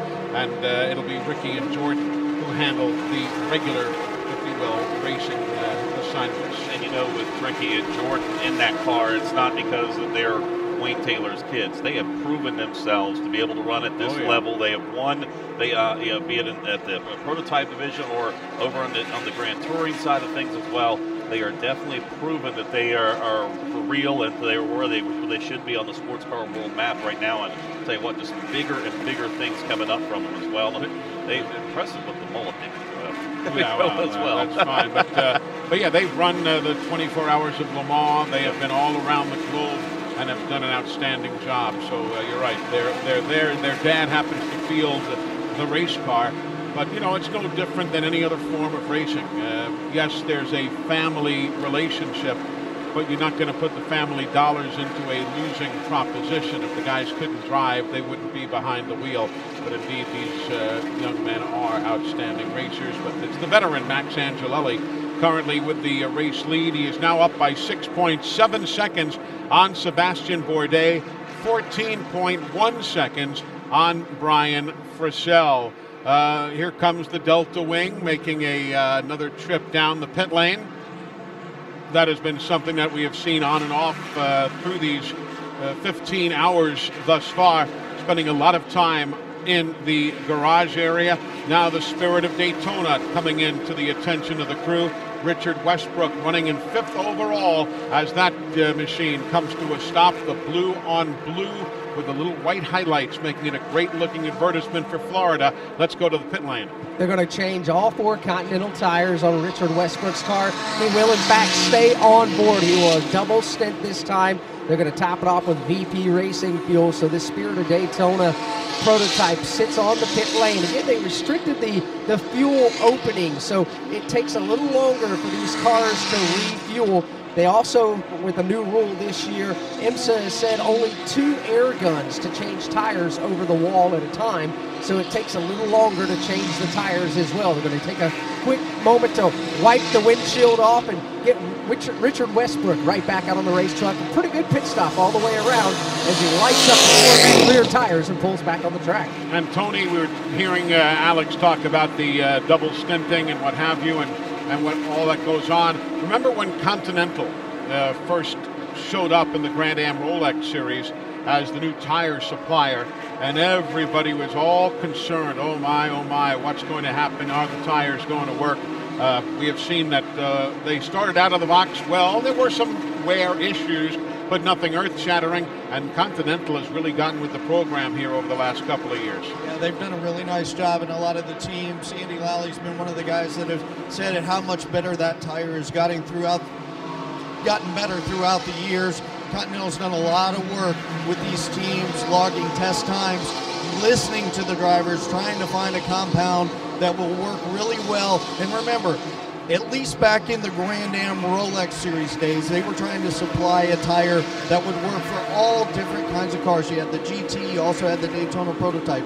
Still the case here. Obviously, the GT Le Mans cars have the open tire. They can go another direction. Most of them running the Michelin tire, but I think Continental, for what they're trying to do, really fast, high downforce prototypes. You got the boxier Grand Touring cars. I think they've done a nice job with a tire that works across the board, and kudos for them, because we really have seen very few tire failures. In fact, if you'll remember, back when we first came down to testing, they did have some issues with the tire, but that team went back, they looked at what the teams were doing, huddled with the teams, and we haven't seen any of those issues here in the Rolex 24.